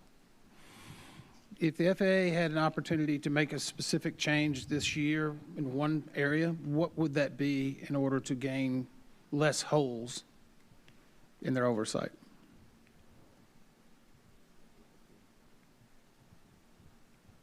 their risk-based assessment tool needs to be a lot better. So you think that there's a fault in the risk-based assessment? I think that's what the IG found as well, correct? Correct. So it's us and the IG are both recommending this. Correct. Okay. Let's talk for a moment about the Shipside Action Tracker, the SAT. FAA's frontline managers stated in their interviews that parts removal out of sequence are chronic within Boeing's production system. So how does the SAT actually play within the assembly of an aircraft? How does the SAT pick up on chronic issues to be able to identify them? The SAT does not. The SAT is think of it as a trouble ticket system. So when you contact IT and say, my computer doesn't work, they create a ticket. It's specific, that log is specific to what your problem is. That's the same thing a SAT does. So a SAT, in this case, was there's 5 discrepant rivets that we need to get resolved because it's holding up production or the completion of production. So it was there to track progress and status. And it was updated at the end of every shift. So it went along from flow day 1 through flow day 6, I believe, when the initial attempt to sign off the rivets occurred, and when Boeing quality refused to buy off the rivets, and when they said they had signed off that they had been replaced and they actually had been painted over because he thought he addressed them satisfactorily, that the failure of that buyback is exactly what that process should do. It rejected work that was not satisfactory to the QA inspector. So that one worked, but then it continued on after that from flow day 6 all the way to flow day 10 when it's getting ready to roll out the door and people are saying, this is still open, we need help, we need help, we need to get this thing done. So that's what the SAT record showed. But it sounds to me like SAT is a way to get airplanes out the door so they can be sold. No, I think SAT is a way to track a single problem from beginning to end so that you have a conclusion. It's not a documentation of the system. In other words, it's not a manufacturing record, but it is a document that tracks what occurred shift to shift. Okay. Mike had mentioned the move ready process. I also saw that when I was there, where, you know, you get to, at each flow day, they have a banner where they go through certain questions of, did this get completed, did this get completed, did this get completed, and then at the end of the day, the managers and the rank and file get together, the mechanics, and talk about were all those procedures, was everything done? They won't go through those questions, and then they determine, is this ready to go to the next flow day? They had mentioned that this would be caught in flow day 3. We know this went through to flow day 10. Do you believe that, or do you have some concerns it might go beyond that, or it might not catch it? I just want to. We did not study the move ready process because that was implemented actually after the investigation. What I will say is, I think it's a good start, but once again, failure to document something is very hard to detect. Mm-hmm. So if you don't have it documented that it wasn't done, I don't know that process catches it. Right, which is why you need a design change. So Mr. Cruikshanks, you're up. Boeing intends to pursue a design enhancement for the MED plug door. Can you talk about how that came about? What will the design enhancement do, and where is it in the certification process? So the design enhancement adds 2 pieces of structure to the plug that will prevent it from moving if they're installed correctly, or if they're in position. And further, you won't be able to put the sidewall panels onto the airplane without having those installed. And additionally, they're going to put lanyards on the bolts so that they'll hang there and be visible to a mechanic that had taken the bolts out. As far as where it is in the process, The engineering's been done. Spirit and Boeing are looking at the planning, the production planning process, and submitting it to the FAA for approval before it will go into production. Will that design change only apply to new airplanes or a retrofit as well? Boeing has told us they intend to issue a service bulletin to retrofit all existing airplanes, and we have a recommendation for them to implement that. Great. And is there, and I shudder when I ask this question, is there an estimate for how long the certification process will take? Will I be collecting Social Security? The information we have says that it should be start to be installed in the factory in 2026. So it's like a rush certification process. Okay. Well, maybe they're making maybe they've done an SMS or some improvement process for certification that does not take 7 to 10 years. Great. So in the meantime, they have these other procedures in place, which is a good start, right? FAA, I do want to go back to them on inspections. What type of inspections and specifically what I'm asking is not necessarily quality system audit, principal inspector audit, supplier control audit. Most people don't even know what that means. I'm not sure I do. I'm kidding. I do. But are these before this accident? Because I haven't really gotten a good answer, not from us, from FAA. Were inspections announced or unannounced? Or both? The answer we got during our interviews, they were always announced because they set up with their colleagues at Boeing, time, place, location to meet, and they almost always shared what they were going to look at and where they wanted to look at it. Since then, during the hearing, they said that they will share, they will notify them they want to do an audit, but they're not going to share always what they want to look at or where they want to look at it, so you can't prepare for the test. Seems like an excellent idea. I mean, I do understand the need to have some announced audits, but unannounced can also give you a better sense of what's really going on a day-to-day basis. Okay, Member Graham. Member Chapman. Member Inman. I'm going to actually take a moment, I guess, to put a positive spin on something. And I think we often are caught up in tragedies. I know from the DCA midair, what happened in India, we talk about these tragedies, and rarely does everyone ever focus on tragedies that don't happen.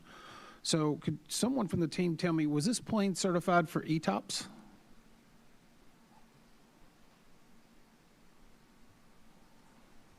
It was. And that ETOPS is an extended range, flying over water. Does that sound correct? Correct. Only reason I bring that up is that I think in this case we should applaud someone who actually adopted SMS before SMS was mandated, and that was Alaska Airlines. Was this plane able to fly under the FAA regulations over water for extended distance? At the time of the accident, it was not, and I'd like Mr. Hooray to... Well, wait a second. My question was, under the FAA regulations, were they allowed to fly this? At the time of the accident, the aircraft was taken off of ETOPS because they were flying with a deferred item on MEL. The question is, under the ETOPS program, were they allowed to fly under the FAA reg? Not at the time of the accident, because there was an MEL. They had a deferred item for an MEL, which required them to take the aircraft off of ETOPS for that flight. It was a separate item from, from anything that we've been talking about so far. It was a fuel. They had a fuel pump that was on MEL. I want you to go back and correct it, because I believe, if I'm correct, and maybe I'm wrong, I apologize, you're the experts, their voluntary SMS program had caught this as being a recurrent item, and so through their voluntary SMS program, they pulled it from ETOPS, where they could have still legally flown it under their certification. Does that sound correct? I'm sorry, can you repeat that? Under the Alaska Airlines SMS program, they had voluntarily taken this plane off because they saw a recurrent issue. But under the FAA certification for ETOPS, they could have flown. That is correct. So there were two separate ETOPS going, I mean, there was two separate restrictions for ETOPS going on at the same time. One, the FAA would not allow them to fly. One, the FAA would have allowed them to fly, but the airline had taken it upon themselves to do that before they would let it fly again. So in other words, if they had corrected the issue with the fuel pump that was on MEL, they still would have voluntarily been restricted from flying. I'm just trying to compliment. A voluntary SMS system that goes above a regulatory authority is a good one. Is that correct? Yeah, agreed. Okay. All we had to do was get to yes on that. Sorry. If I can interject, though, Yeah. Alaska Airlines program is a regulatory SMS. It's not a voluntary SMS. I completely understand, but they actually adopted the SMS before it was regulated. It's more mature, if that's a good way of putting it. It is. Okay. But all Part 121 operators had to adopt full regulatory SMS, I think, in 2012? Question mark. It's okay. I just want to call out, there's operators out there that are flying, and I know others that are trying to go beyond the mandated level of safety, and for that, we should applaud those, because this could have been a much bigger incident had we seen a door plug over a water or extended range. Luckily, it was in Portland and was able to return very quickly. The circumstances we talk about would have been very much different had not the system worked in certain places. Can we get yes to that from anybody? I concur. Thank you. I guess I want to also, one quick thing about this removal, and has to do with rig documents. Whenever you're talking about rig documents, this is how certain members of the team learned how to take the door plug out? I guess is that correct? A rig document is an IP that checks the door plug for dimensional flushness. So no, it's not a teaching tool. It's a instruction to measure the door plug to make sure it's got proper gaps centered and it is not out in the wind stream. It's underfared for fuel efficiency. But it's the team lead, as I understood it, learned how to do this because he had not been trained from reading the rig documents. Rig documents.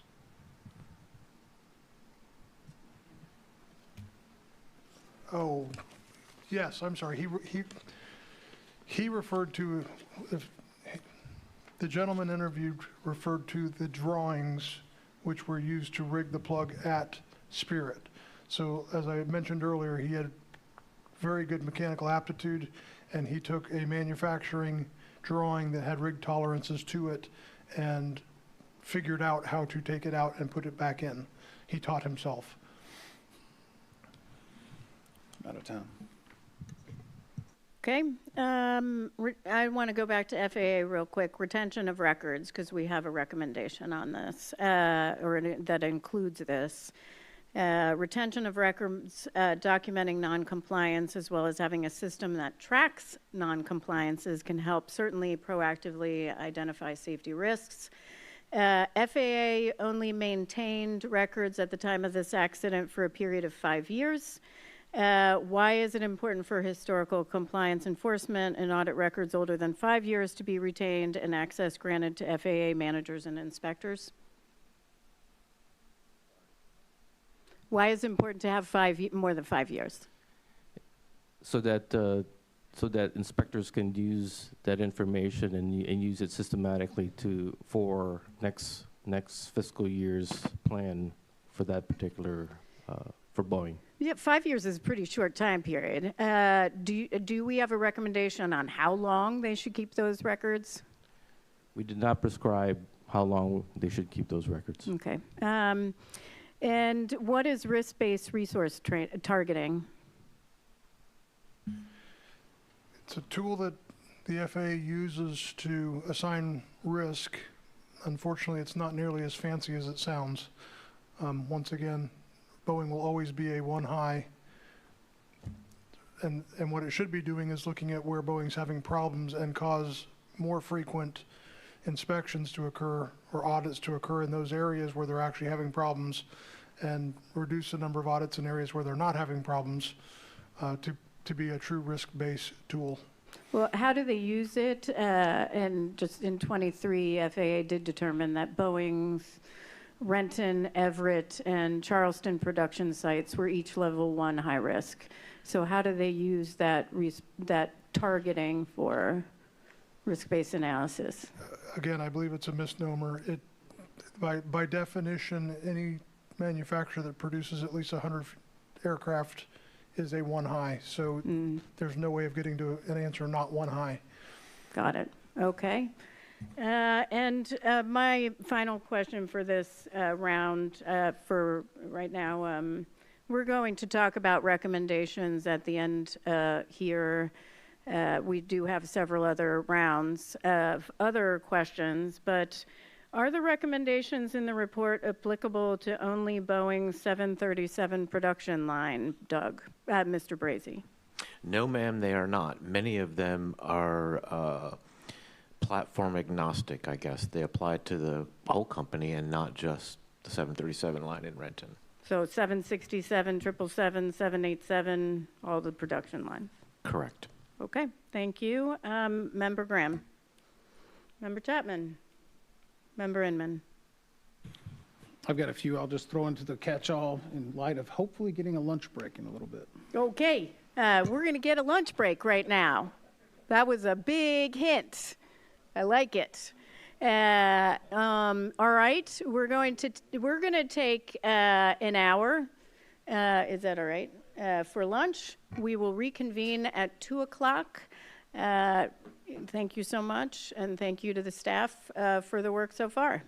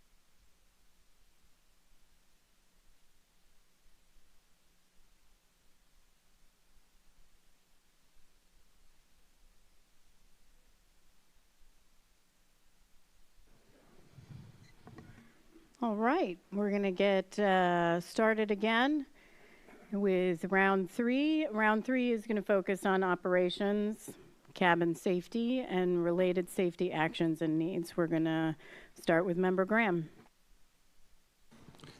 Thank you, Chair. I'd like to talk about the oxygen mask in the cockpit, like we talked about at the break. So would you mind talking a little bit about how the oxygen mask and the speaker system works with headsets and everything like that, so everybody understands that? Sure. In the 737-9, when the oxygen mask is taken out of the stowage box, the mask microphone is automatically enabled, but the overhead speaker is not. So the crew would take the interphone off, and then they could either put their headsets back on, or they could choose to use the overhead speaker. Okay. That didn't used to be that way. The overhead speaker used to automatically come on back in older models. Is that correct? When you went to them? To my knowledge, not in the 737. Not in 737, okay. So the crew obviously had difficulty talking to each other right after the decompression.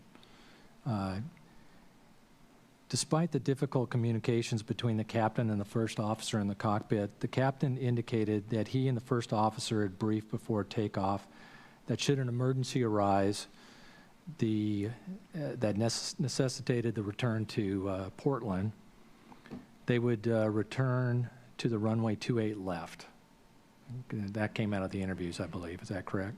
That's correct. When the MED plug separation occurred, how critical was this information that had already been discussed and decided upon? How was that for the response that they had? Did that help them since they were having problems communicating?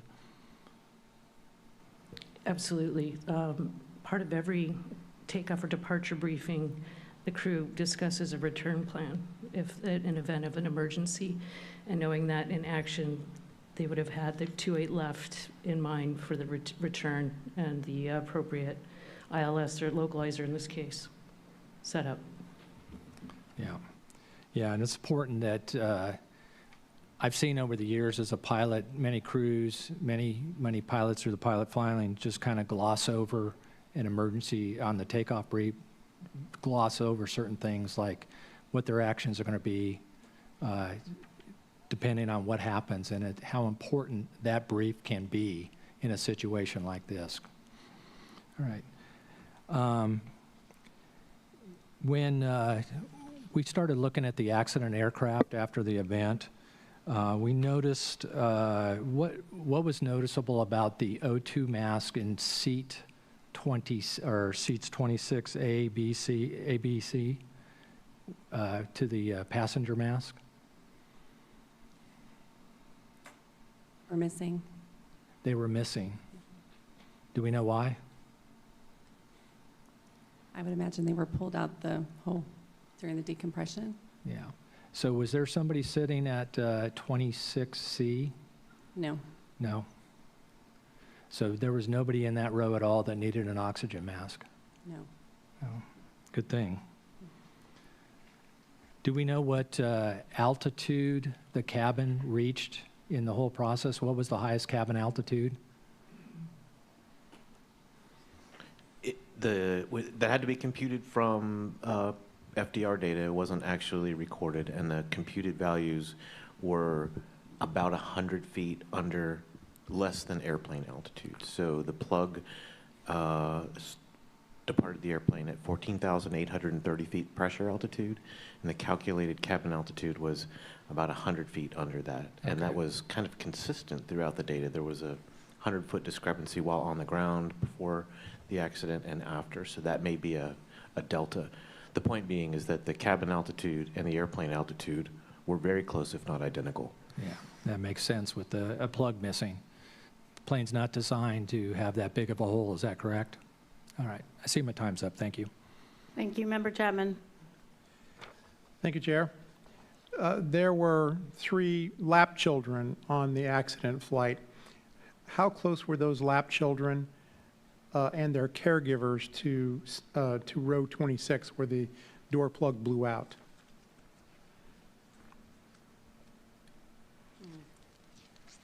And if it's helpful, I cheated, I looked. They were 5 or more rows away, all of them were. You beat me to it. So this next question is really my main point. So thankfully, none of the lap children sustained physical injuries following the rapid depressurization event. But if any of those lap children had been seated closer to the hole in the fuselage, or if the event had happened at a higher altitude, would the potential for serious injury have been greater? Yes. Yeah, absolutely. NTSB, I believe, has investigated accidents where lap children were not securely held during an event or were injured more severely than they might have been if they were appropriately restrained in their own seat. Would you like to talk about some of those investigations? Sure. There were 2 that we cited in our turbulence study that we did a few years ago, whereas their caregiver was holding their child in their lap. They hit severe turbulence, and the lap children were injured. One in which ended up landing a few rows behind its mother in an empty row.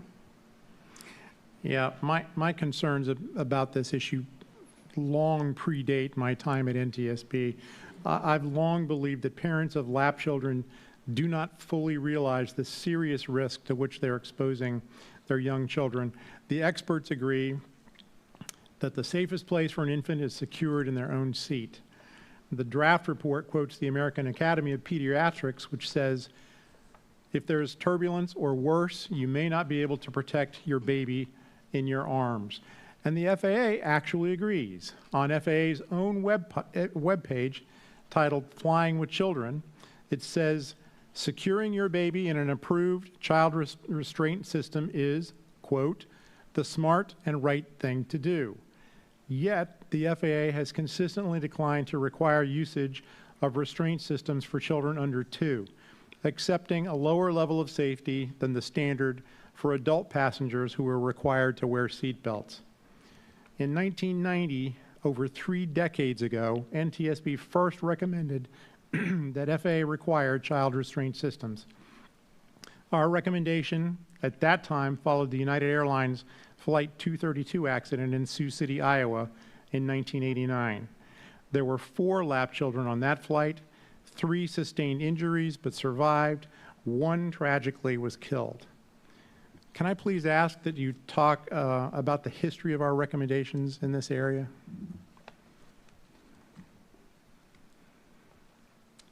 And I don't need specific chapter and verse, but if you could just give a little bit of an overview of where NTSB has been on this issue over the decades.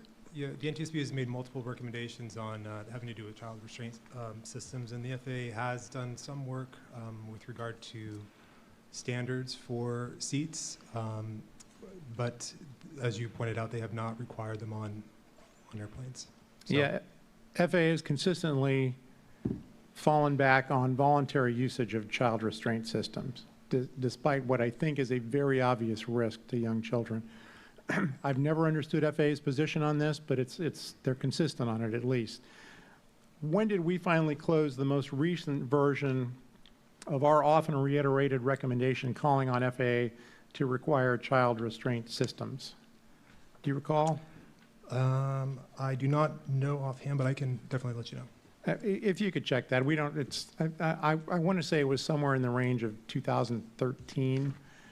And we've had to, and we'll talk about this a little bit later, we've had to resort to other approaches on this because we just have not been able to persuade FAA that this is an area where they should take action.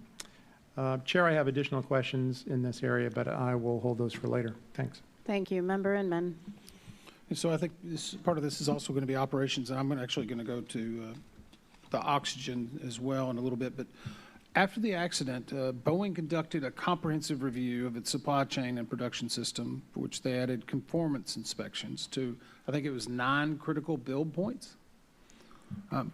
how were they identified, and what happens if a product fails one of those inspections?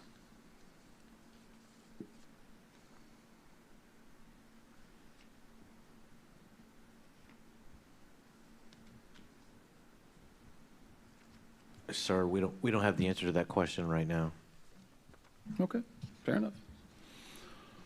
So I had a similar question during the investigative hearing, and it's astonishing to me that we brought this up, and I think it's important because it's a big discrepancy. On the depressurization certification, the calculated hole size for a 737-9 is 820 square inches. Does that seem accurate? That is correct. However, this plane, the fuselage created by that MED was 1,682 square inches, double the amount? Yes, about double. So if we know an inherent risk is there for a double that size, why is the FAA not updating that standard? The standard is at a different pressure. So the certification standard is a hole size of 820 square inches with a differential pressure of 8.35 psi. Boeing does add some conservatism to their analysis and uses a cabin altitude at sea level, so you have more mass of air that has to escape that hole. In our event, we had double the hole size, but our differential pressure was only 5.73 psi. Why would it be different than what it was tested at? The certification hole size is testing to make sure that you don't endanger the airplane or break some part of the airplane that would make a much worse accident. So I guess in your opinion, do you think the current standard is accurate at 862 square inches?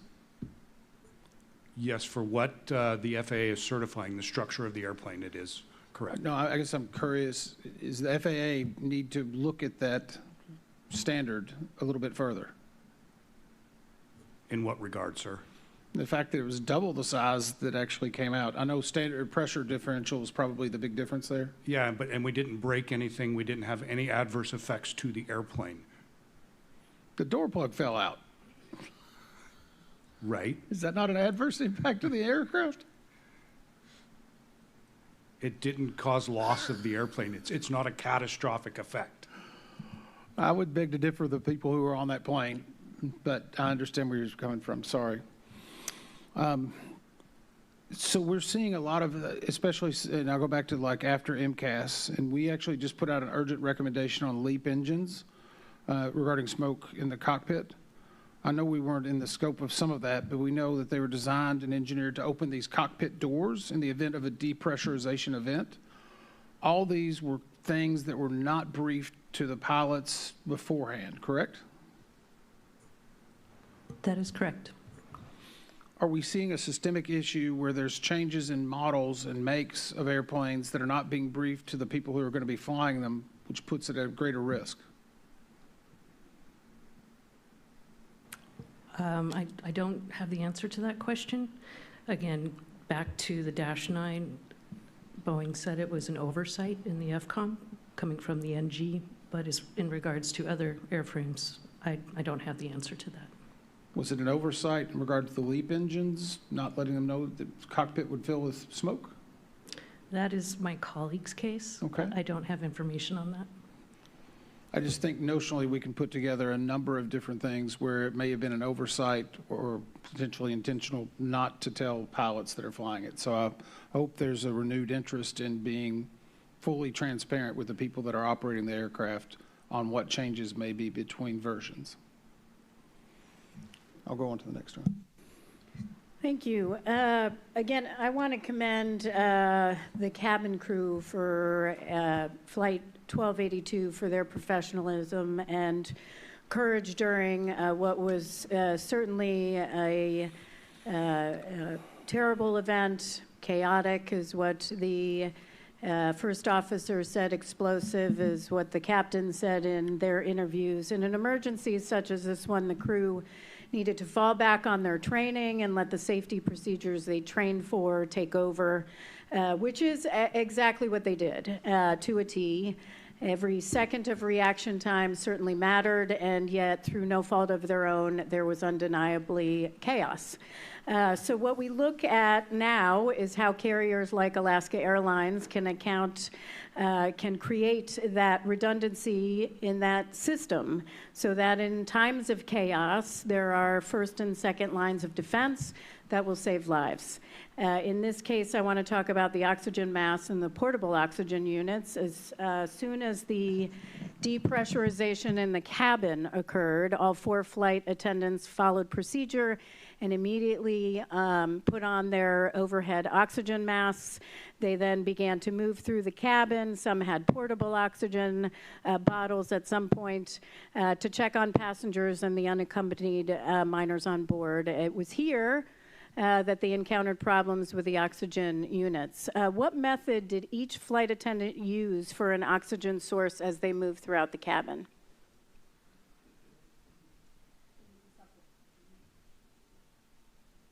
The supplemental oxygen, the portable oxygen bottles, as you mentioned, and then there was an alternative mask-to-mask method that one of the flight attendants used to move through the cabin.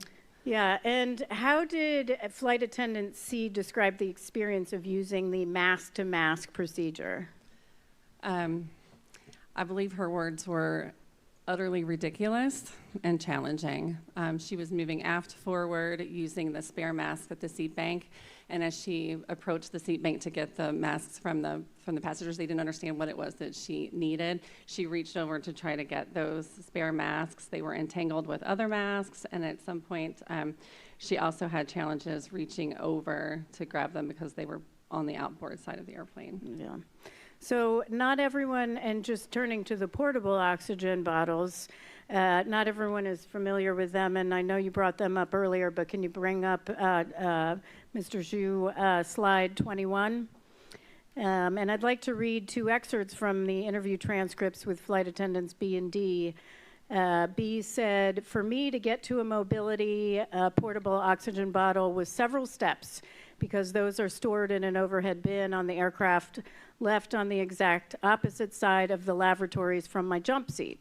So I did not have an oxygen mask for maybe, 15 or 20 seconds to pull the portable oxygen bottle out of the bin and come back. And while I was in the back trying to take apart the mask that's attached to the portable oxygen bottle, I remember Flight Attendant C saying, put on that other mask for now or whatever, because I was trying to get to the bottle together. What she had the presence of mind to say was grab that other mask that's hanging there and put that on while you're doing that. So I did that and then fumbled around with the portable oxygen bottle and the mask, got that on. I wear glasses, so the elastic strap was getting caught in my glasses and my glasses were all up on the top of my head.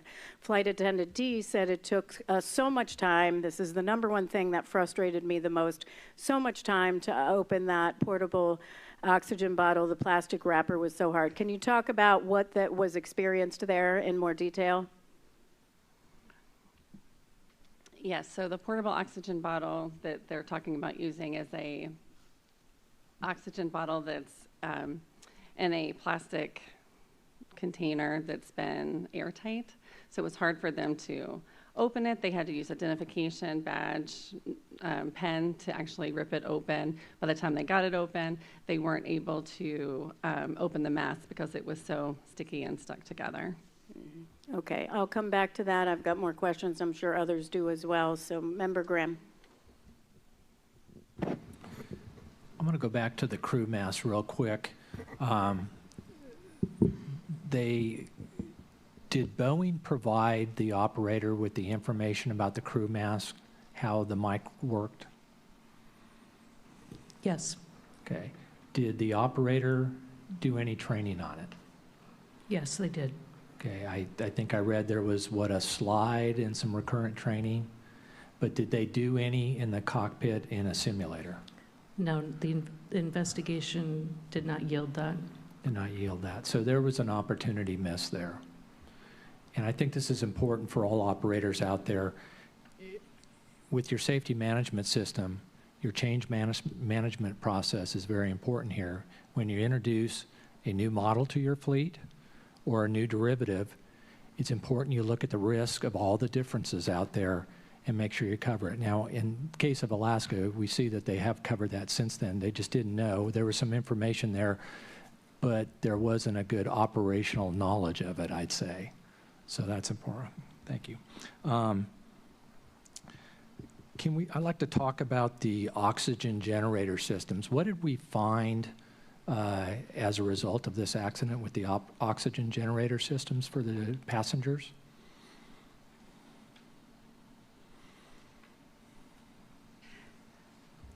So we found that the oxygen generators did move all but I think 2 rows, slightly aft a little bit, but we did find that all of the oxygen generators retainer pins did pull and the retainer strips did turn color, so all of the oxygen masks did.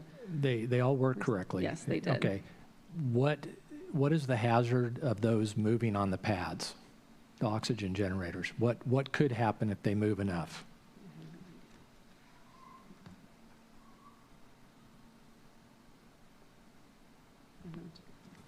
I think the risk is that they may activate by stretching the activation mechanism during that motion and then not be available in a real emergency.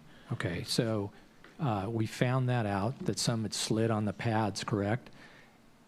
What has Boeing done since then about that?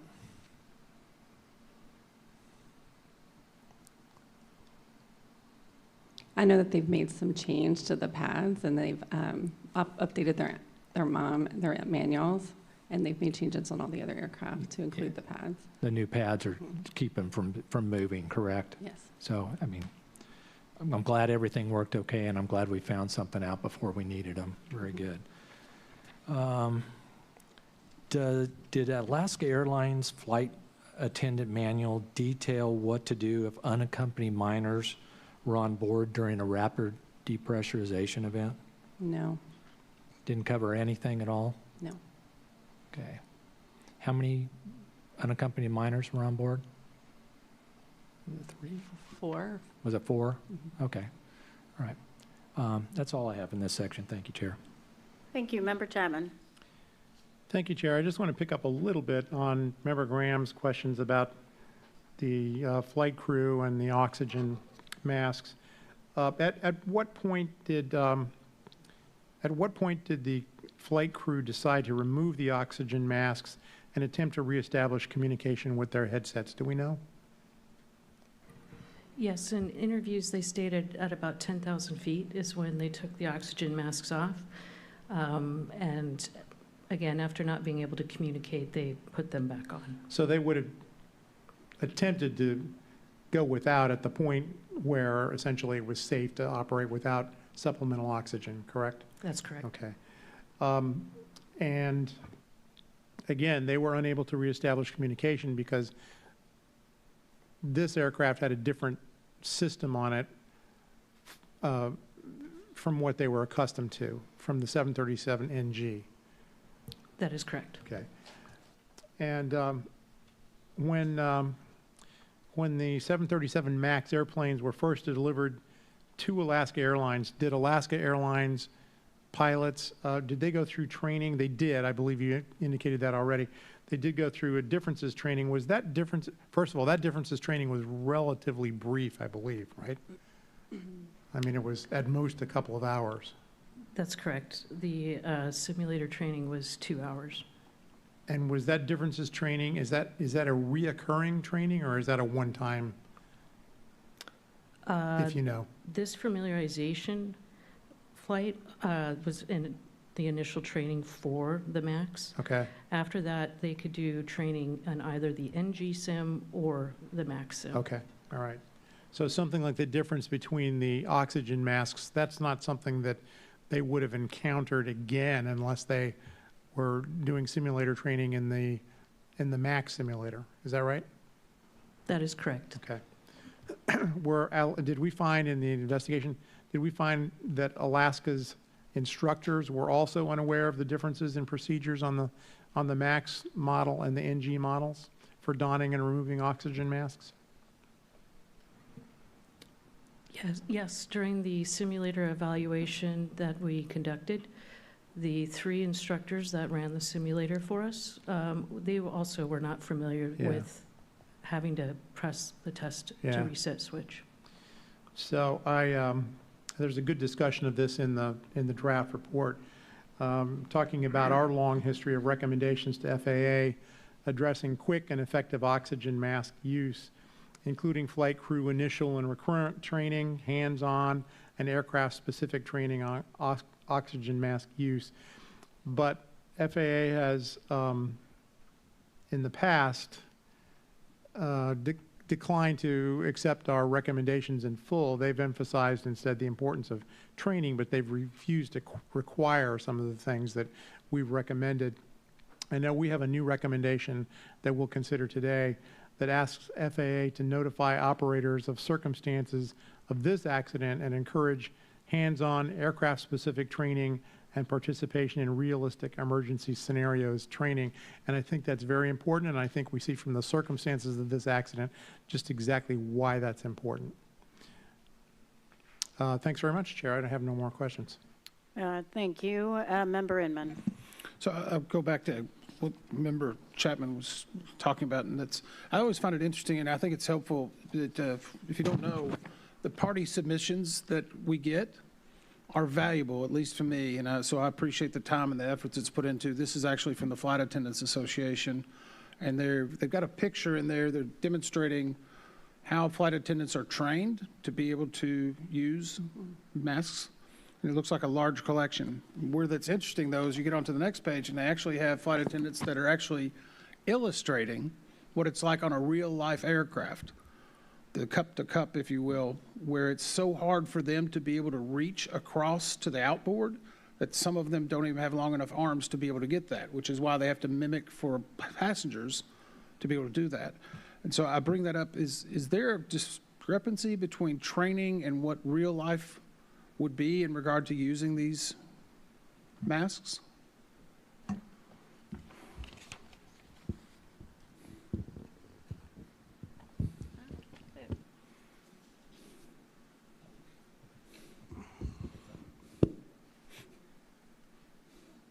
Yeah, maybe a little bit.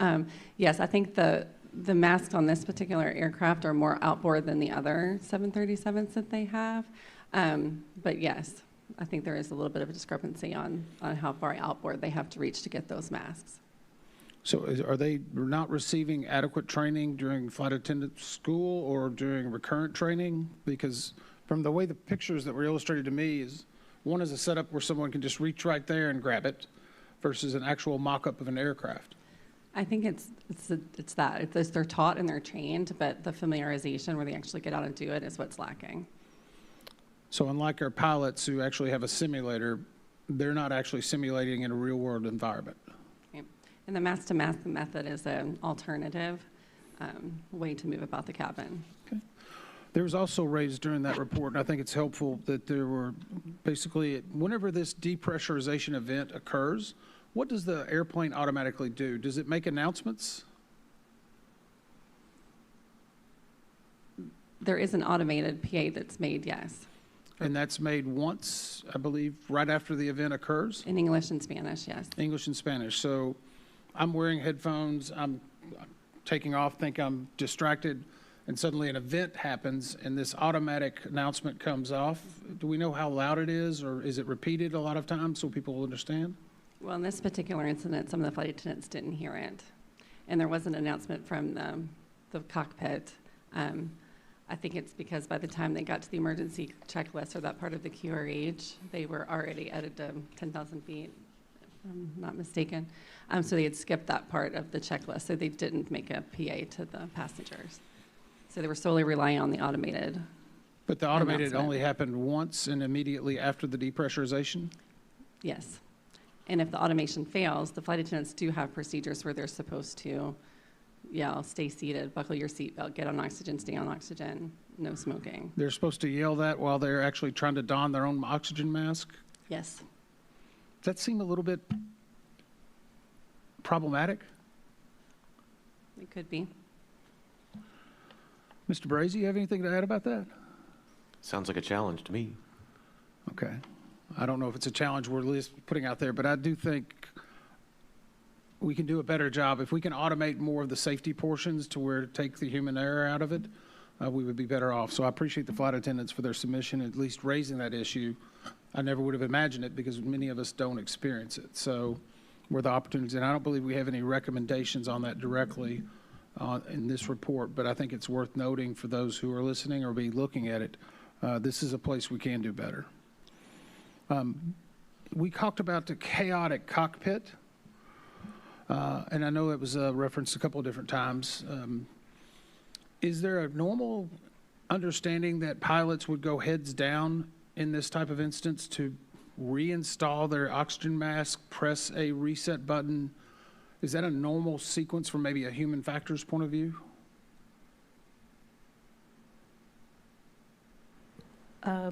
You don't have to actually place the oxygen mask back into the stowage box. You can set it aside.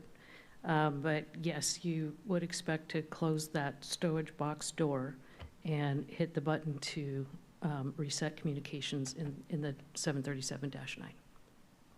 Is that a normal, this is a pilot, I know pilots were looking for a switch, but is that a normal practice to reach down somewhere else, close a door, and perform two different functions in order to get your communications back?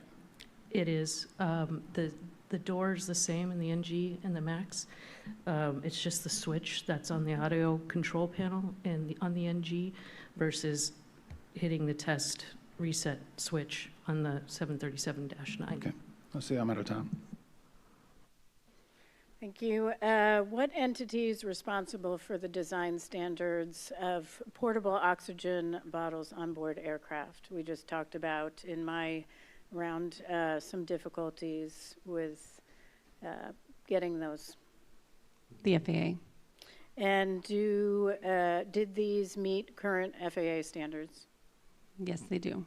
It's obvious those standards need to change. Do we have a recommendation on that? We do. And are these masks on, first of all, what did American Airlines do differently afterwards to, Alaska Airlines do differently to address this? Well, they did update their training and initial and recurrent to provide an exemplar oxygen bottle the flight attendants can see when they're going through training. But perhaps a different design is needed so that those same difficulties are not experienced in another emergency situation. Yes. And are these, is it just these types of difficulties applicable to Alaska Airlines, or could it be other airlines? It could be other airlines. Okay, yep, that's my point. All right, Member Graham.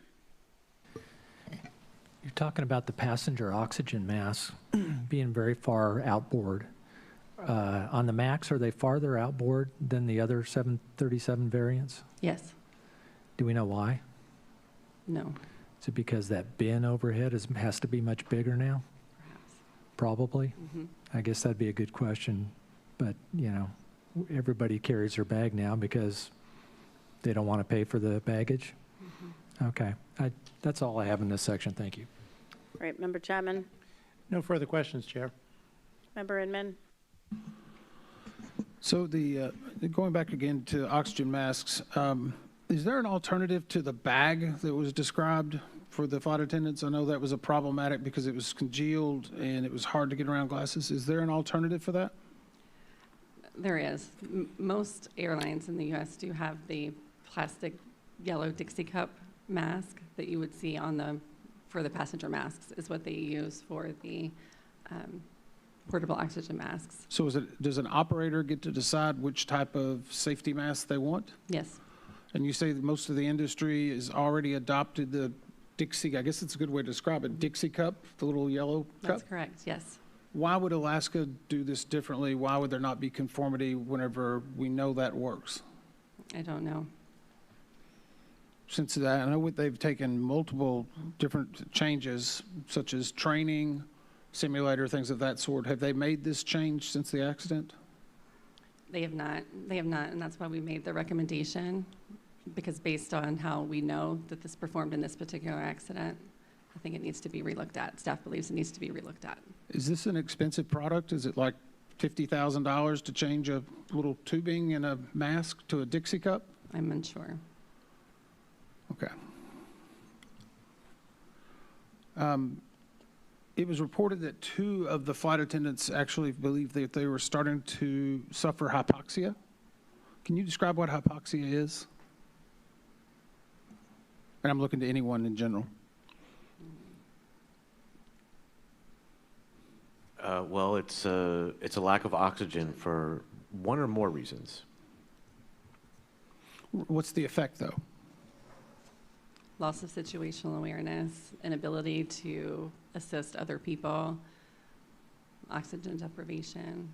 And so 2 of the flight attendants at least acknowledged that they had suffered what they thought were effects of hypoxia from this, correct? They were lightheaded, yes, they referred to that. So this event occurred at 15,000 feet. Can you tell me the difference between a depressurization event at 30,000 feet to get down to 10 versus 15,000 to get down to 10? What would the time difference be from 30,000 feet to be able to do a rapid descent back to 10,000? Well, airplanes are certified that you need to be below 250, flight level 250 within 2 minutes. And you would be flying at VMO or the max operating speed, which is normally, I mean, every airplane's different. It could be 270 knots or maybe 280. In the case here, I think the crew had to think about was there structural damage, because you might need to fly slower if that was the case. But they would have been able to, after assessing the situation, gathering all available information, making sure that it's not night and they're going to go fly right into a mountain, taking those things into effect, they would be able to get, the airplane is certified to get below 25,000 feet within 2 minutes. Below 25,000, but to get to where hypoxia is still not occurring is below 10,000. No, I'm not a doctor, but hypoxia affects different people at different altitudes.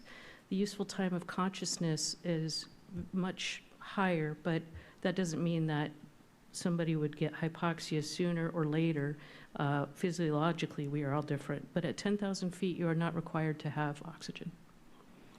So I go back to my original question. If you're going from 30,000 feet down to 10,000, how long would that take? Best case scenario? A few minutes, 3 minutes. A few minutes? Okay. And in this instance, it took a few minutes just to get from 15 or 17,000 feet down to 10?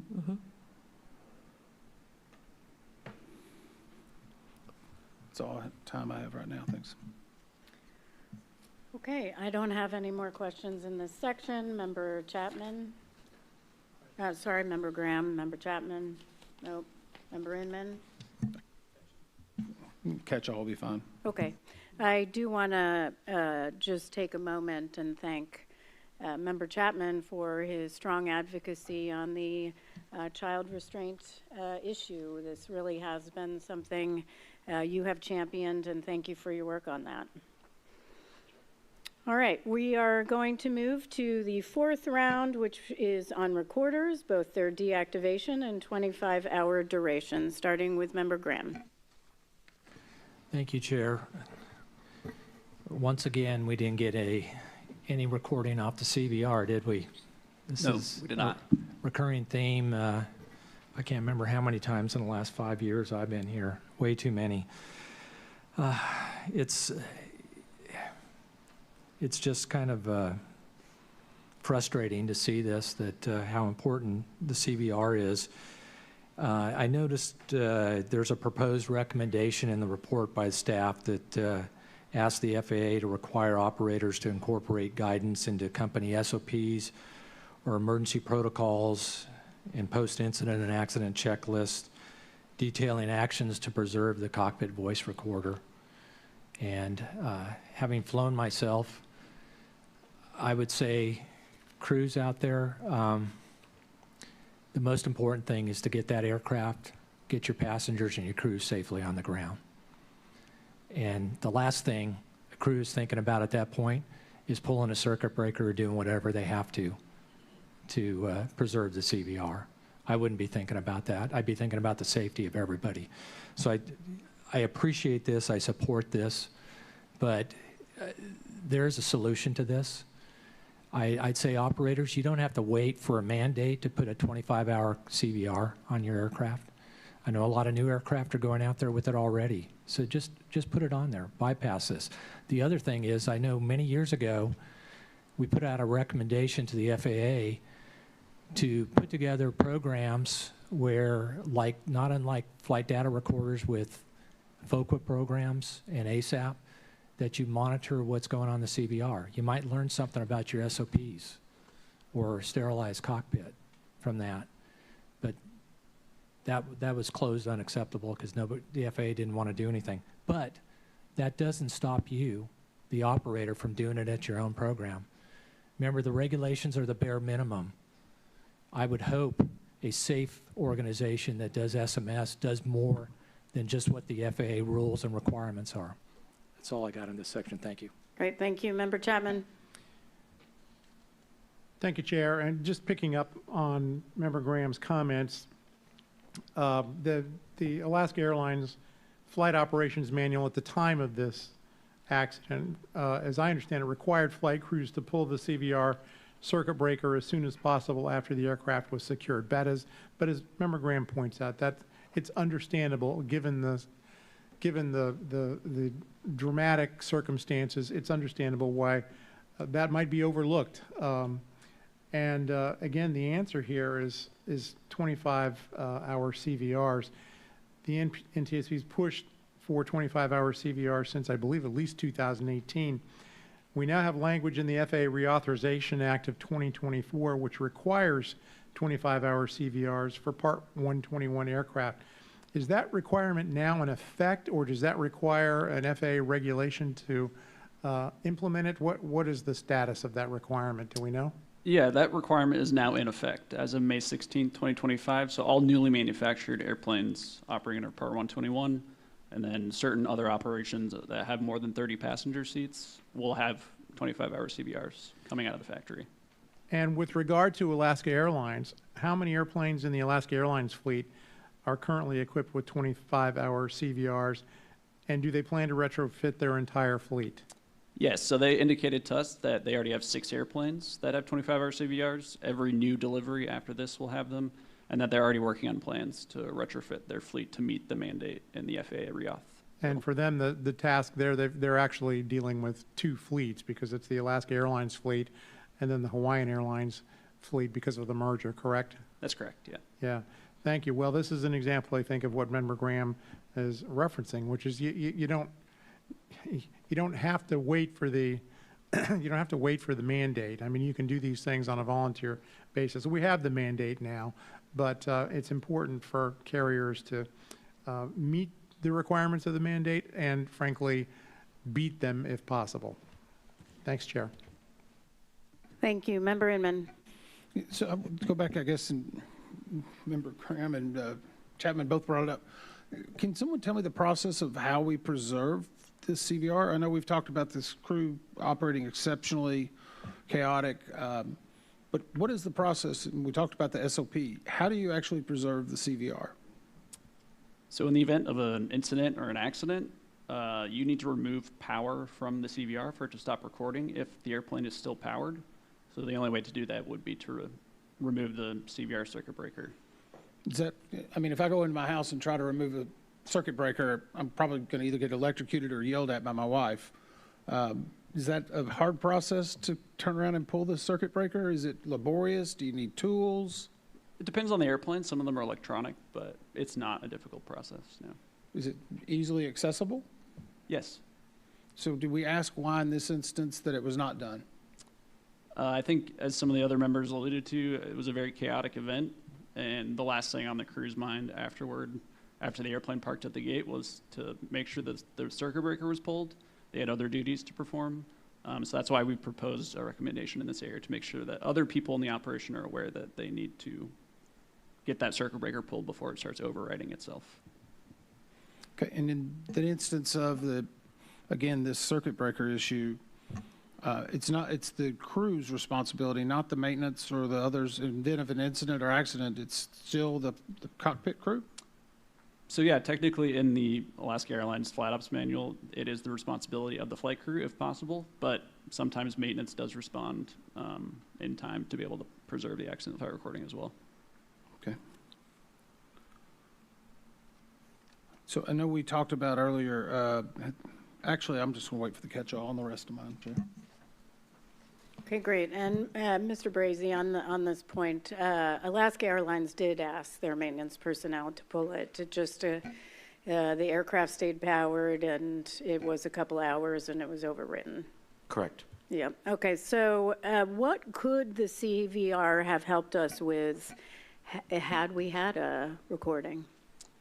So in this accident specifically, I think some staff talked about in presentation. So the flight deck environment during the depressurization, during the opening of the flight deck door, the presence or absence of any oral alerts, and also the difficulties in communication between the flight crew, air traffic control, and others. Great, thank you. Ms. Adler, when did the NTSB first recommend CVRs be capable of recording 25 hours as opposed to the current standard of 2 hours? It was 2018, Chair. And in the 7 years since we first called on the FAA to require 25-hour CVRs, how many more NTSB investigations have been hampered by overwritten CVR data? I'll confirm with my colleagues in RE, but I believe it's at least 20. At least 20. And is CVR data only important for NTSB investigators, or are they important for others, such as operators, to determine how to improve safety? Yes, I believe the operators as well. And I know that this is important for FAA now and the current leadership at DOT. They have assured me that they are focused on moving this rulemaking forward. Is there anything we can do to help them? I mean, I think, in general, we have an entire team dedicated to implementing all of our recommendations here in the Office of Safety Recommendations and Communications. We'll continue to assist in any way that we possibly can, using our previous experience, this investigation, and then also using, our investigations to help in other ways when legislation is necessary. We help on the Hill. And can others describe how the FAA's proposed rule compares to the rules and standards already in place in Europe or ICAO? Sure. So EASA, which is the FAA equivalent in Europe, has had a mandate for 25-hour CVRs on newly manufactured airplanes only since January 2021, and that is also similar. And how does that compare to FDR data? So FDR data is a little bit more complex on the carriage requirements, but generally speaking, for large transport category airplanes, they've been required to have 25 hours or more worth of data for quite some time. Great, thank you. Member Graham. Member Chapman. Member Inman. And none from me. So we will close out round 4, and before we consider the draft findings, we'll also entertain a final round of questions on any other safety issues that we want to talk about regarding this accident and our investigation. Member Graham. I have no further questions. Member Chapman. Chair, while I have no additional questions, I do want to take a moment to highlight the brave actions of the flight crew and the flight attendants on Alaska Airlines Flight 1282. You made reference to this, extensive reference in your opening comments, and I just want to add a few thoughts of my own.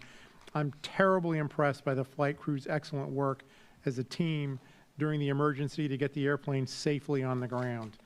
And I was also moved by the crew's concern for the passengers. During the chaos in the cabin, the flight attendants made sure the passengers were secured in their seats, and they used portable oxygen supplies to move through the cabin to check on the unaccompanied minors, who must have been simply terrified. It's a great reminder of the critical role flight attendants play in ensuring safety during an emergency. According to the transcript of our interview with the first officer, after arriving back to the gate, the first officer helped passengers off the plane. She then walked toward the back of the aircraft to check on the flight attendants. She saw a 6-year-old unaccompanied minor and she held his hand and walked him up to the front of the plane to make sure he was with the other unaccompanied minors before they were escorted off the plane. I want to commend the actions of the entire crew of Alaska Airlines Flight 2082. They were simply outstanding. Thank you, Chair. All right, thank you. Member Inman. So we know that there were a number of great things that actually happened, but there were a number of deficiencies as well. Was the communication between the flight attendants and the crew necessary? It's written into the regs, their flight operation manuals. It all says that in a depressurization event. I know earlier we discussed they knew that there wasn't a hole in the back or structural integrity, but we haven't been able to confirm that they actually knew that. That's correct.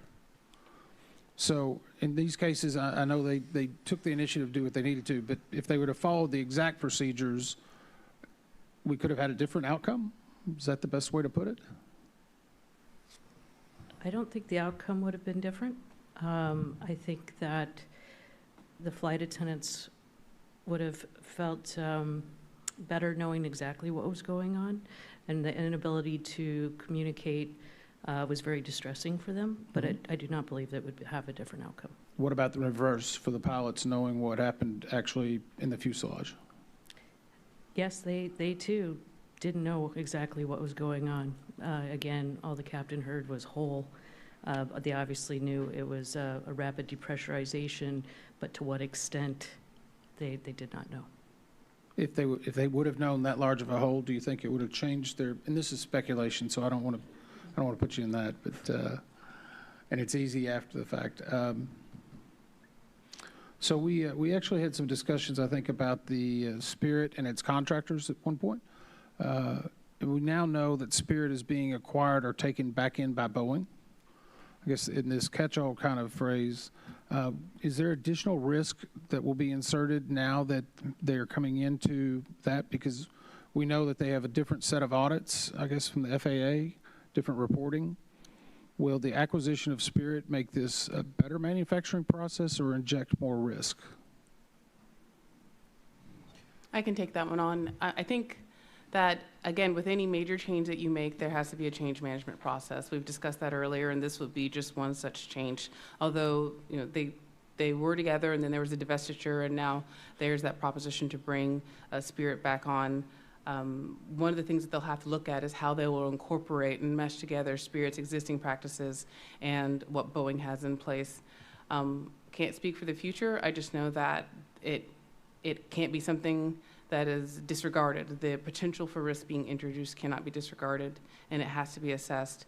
What I can say is, though, as I mentioned earlier, along with the new rule, suppliers were not part of that new rule. And so if this major supplier comes back under Boeing, then they will be under the Boeing certificate and will be subject to Boeing's now regulatory SMS.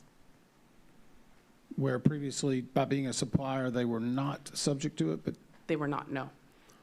Okay. I'll go back real quick. I know one of our recommendations is for an independent third-party panel to evaluate Boeing culture. Is that correct? Yes. So I'm going to reference again the Inspector General report that was done, and it appears that the FAA actually mandated that with an expert panel that looked, this is part of the Safety Accountability Act of 2020. It's talking about they had 15 findings, 31 recommendations related to Boeing's safety culture and its SMS, and the FAA's ability to oversee Boeing's SMS. Did we look at those in regard to what those recommendations and findings were before our recommendation of basically redoing this expert panel? So that's the Section 103 colloquial, that's what we've been calling that report. And we did look at, and we found that a lot of what they prescribed in that report mirrored what we also saw in our own investigation. So even though this was done in 2020, roughly, I don't know when the actual report was done, but is it a recurring issue? Are we going to have to every 5 years go back and say there needs to be an independent panel and an independent review of an SMS system? I think that there should be constant review, yes. At what interim, I think remains to be seen. I do caution against, I guess, over-surveying and over-assessing, specifically when it comes to, like, for instance, instituting a survey and taking the pulse of the people, only because if there's not demonstrative effects after the fact, if there's no proof that that information is being taken and used for change, people will be less and less likely to be candid when they go to answer the questions of a survey. Because it can always be that perception that, well, I just did this 3 years ago and I haven't seen any change, so why am I doing it again? So there's a couple more things that have to be in place there. And again, it's about holistic change. Taking the assessment of the safety culture is one part of it. A survey, for instance, is a significant data and fact-finding tool, but there are other tools as well, such as small group sessions, large group sessions. These are some of the things that we have seen Boeing do after the fact to gain more and more information, and those environments also lend themselves to different individuals will respond differently to different tools. Okay, great. We are now ready to move on to the findings, probable cause, and safety recommendations. Ms. Schultz, will you please read the proposed findings? Certainly, Chair. As a result of this investigation, staff proposes 34 findings.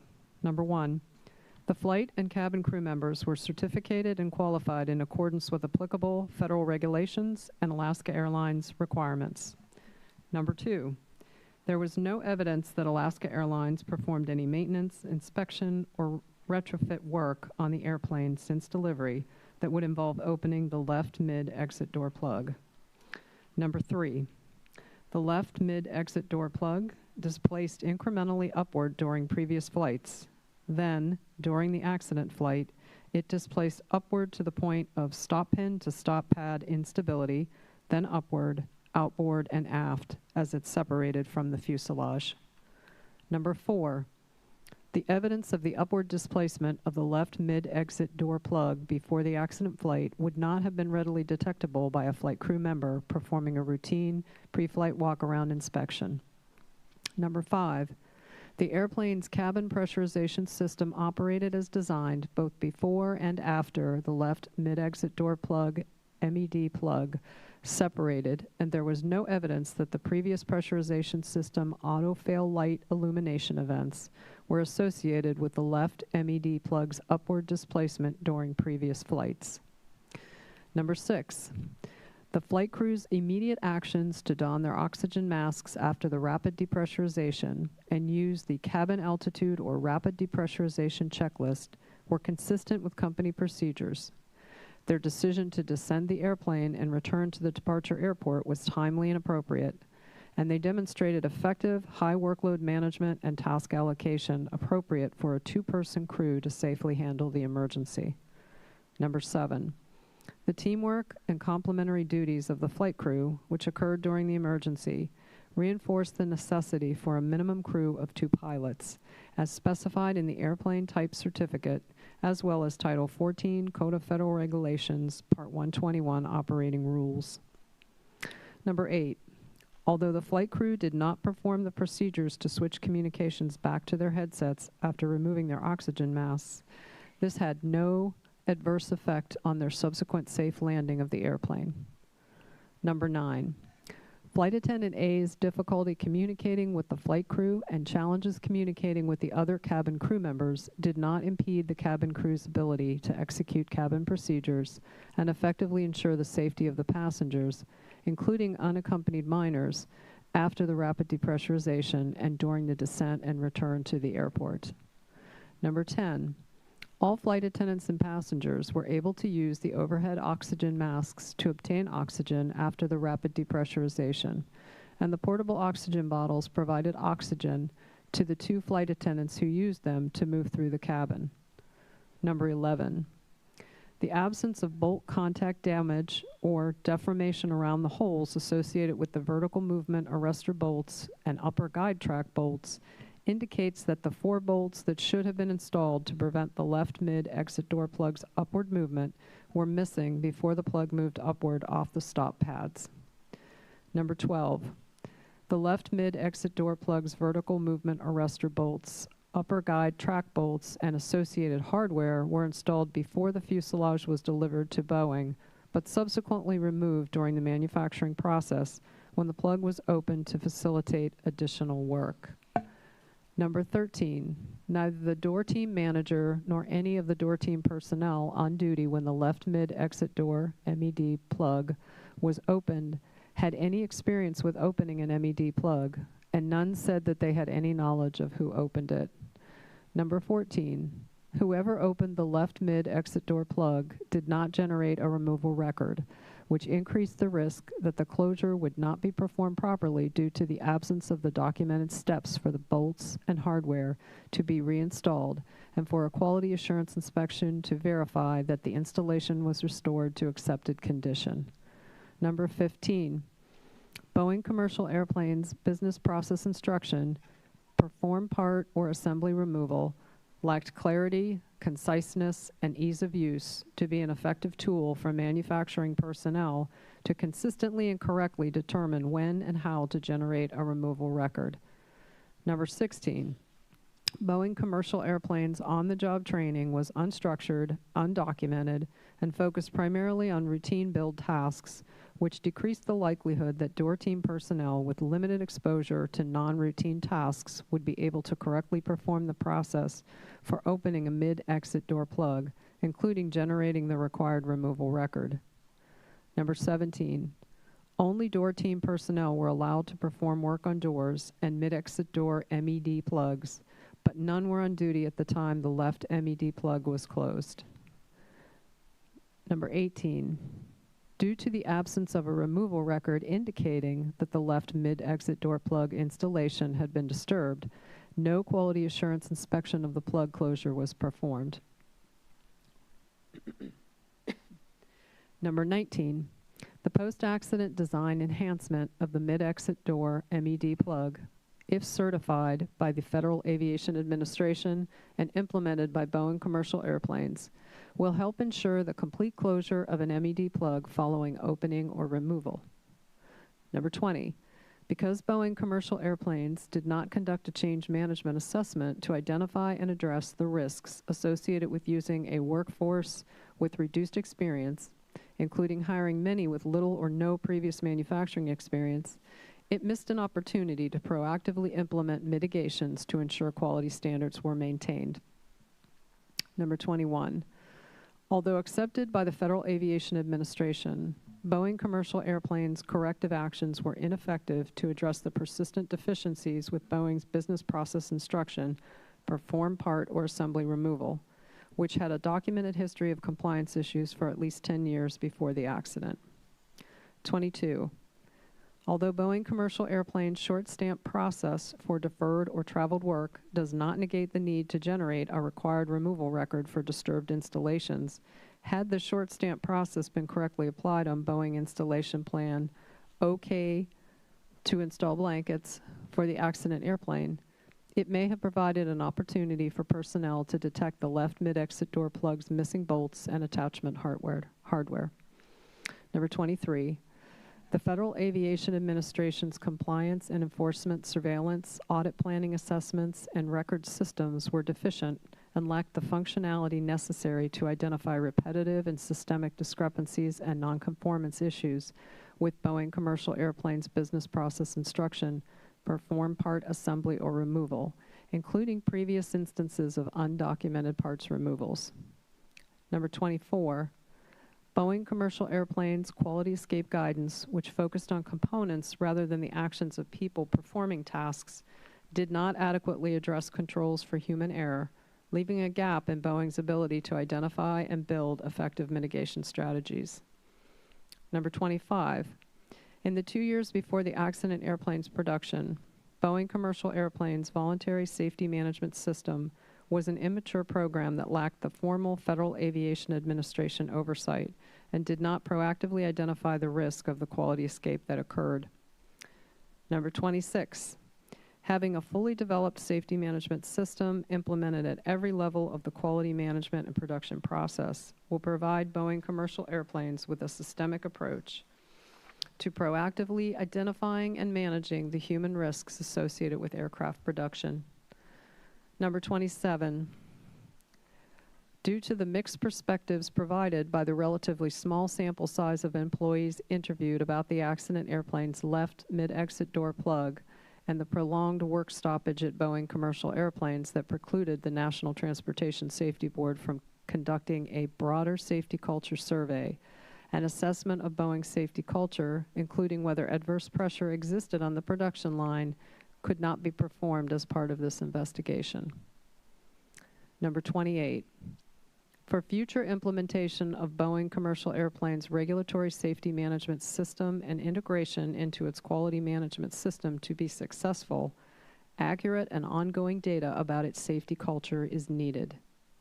Number 29, the circumstances of this accident and others highlight the need for hands-on, aircraft-specific crew training and procedures for the use of each type of oxygen system in an operator's fleet, including donning masks, communicating with them on, and reestablishing communications after removing masks. Number 30, although the portable oxygen bottles used by the flight attendants met Federal Aviation Administration design standards, the difficulties the flight attendants encountered when using the masks, including the need to improvise a tool to open the packaging, suggest that the standards, the mask design, or both do not adequately consider ease of use and quick donning in an emergency. Number 31, Alaska Airlines procedures at the time of the accident were ineffective in ensuring that the cockpit voice recorder data were preserved from the accident flight, resulting in the loss of critical information for the investigation.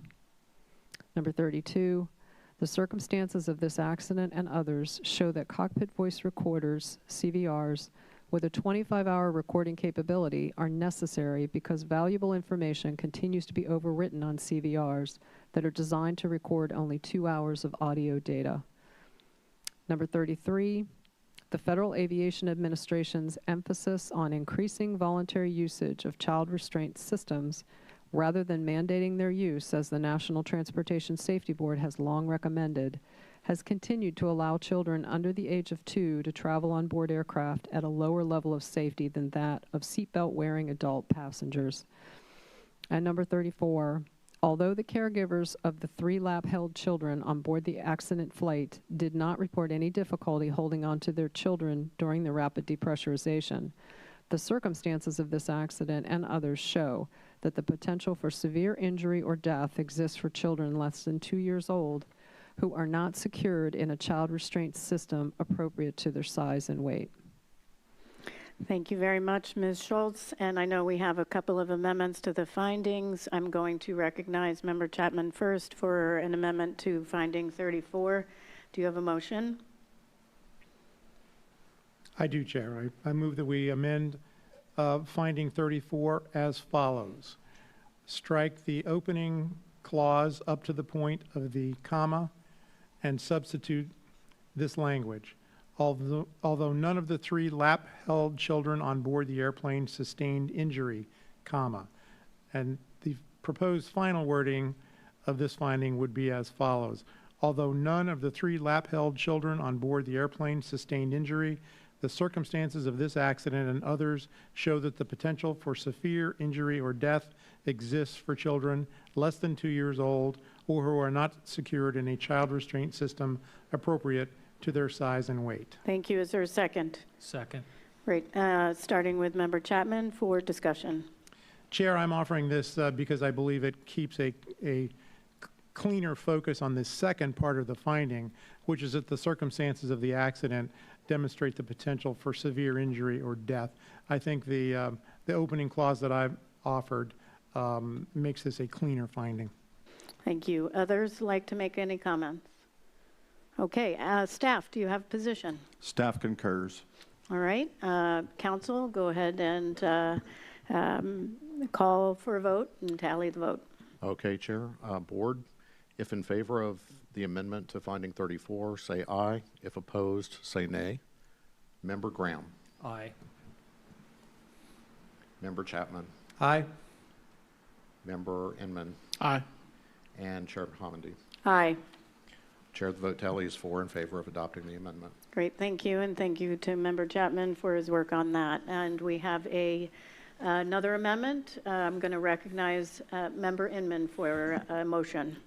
Yeah, so this is not actually an amendment, but it is a additional finding to the current ones.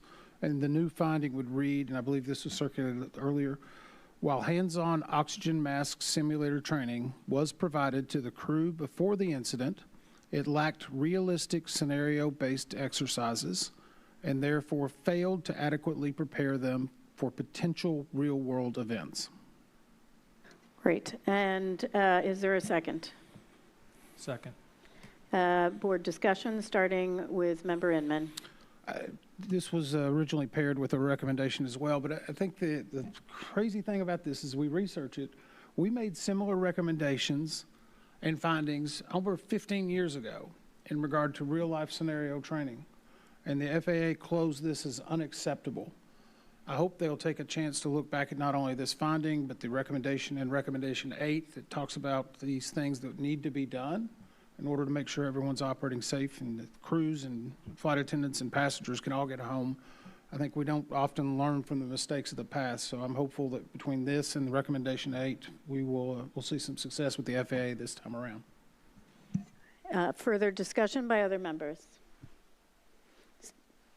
Go ahead, Member. I think it's important. It's not just about safety, but it's preparing the crew for that unexpected event.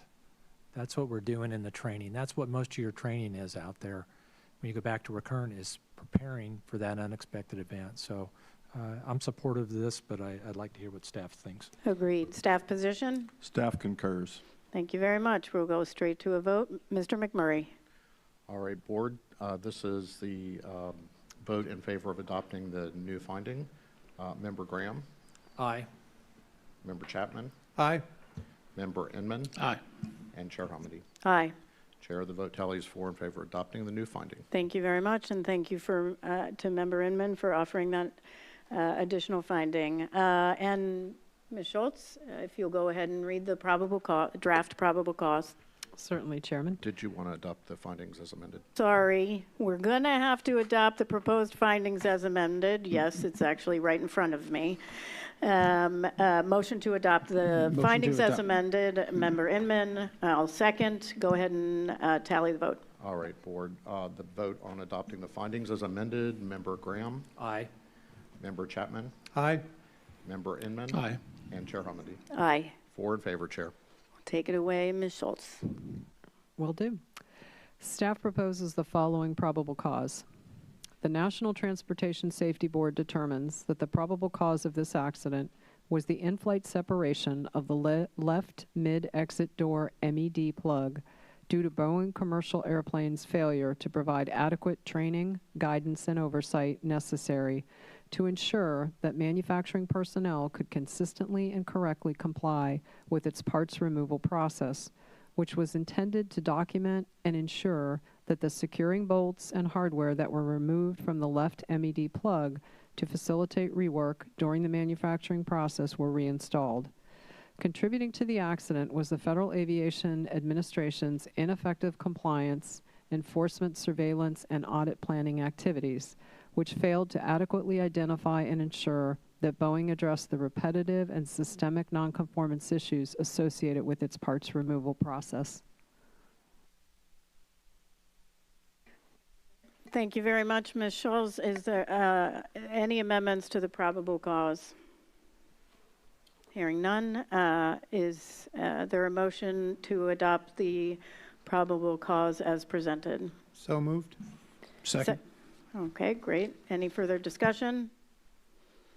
All right, council will tally the vote. All right, Board, this is a vote on the probable cause as presented. Member Graham? Aye. Member Chapman? Aye. Member Inman? Aye. And Chair Hamady? Aye. 4 in favor, Chair. Great. And Ms. Schultz, if you can go ahead and read the proposed safety recommendations. As a result of this investigation, staff proposes the following 19 new safety recommendations. 10 to the Federal Aviation Administration. Number 1, Once you complete the certification of Boeing Commercial Airplanes Design Enhancement for ensuring the complete closure of Boeing 737 mid-exit door MED plugs following opening or removal, issue an airworthiness directive to require that all in-service MED plug-equipped airplanes be retrofitted with the design enhancement. Number 2, revise your compliance enforcement surveillance system to ensure that it provides the necessary functionality for Federal Aviation Administration managers and inspectors overseeing production approval holders to effectively identify, record, track, and resolve recurring and systemic discrepancies and nonconformance issues, including those related to specific manufacturing processes. Number 3, revise your audit planning activities to ensure that they provide the necessary functionality for Federal Aviation Administration managers and inspectors overseeing production approval holders to effectively identify, record, track, and resolve recurring and systemic discrepancies and nonconformance issues, including those related to specific manufacturing processes. Number 4, revise your record systems to ensure that they provide the necessary records for Federal Aviation Administration managers and inspectors overseeing production approval holders to effectively identify, record, track, and resolve recurring and systemic discrepancies and nonconformance issues, including those related to specific manufacturing processes.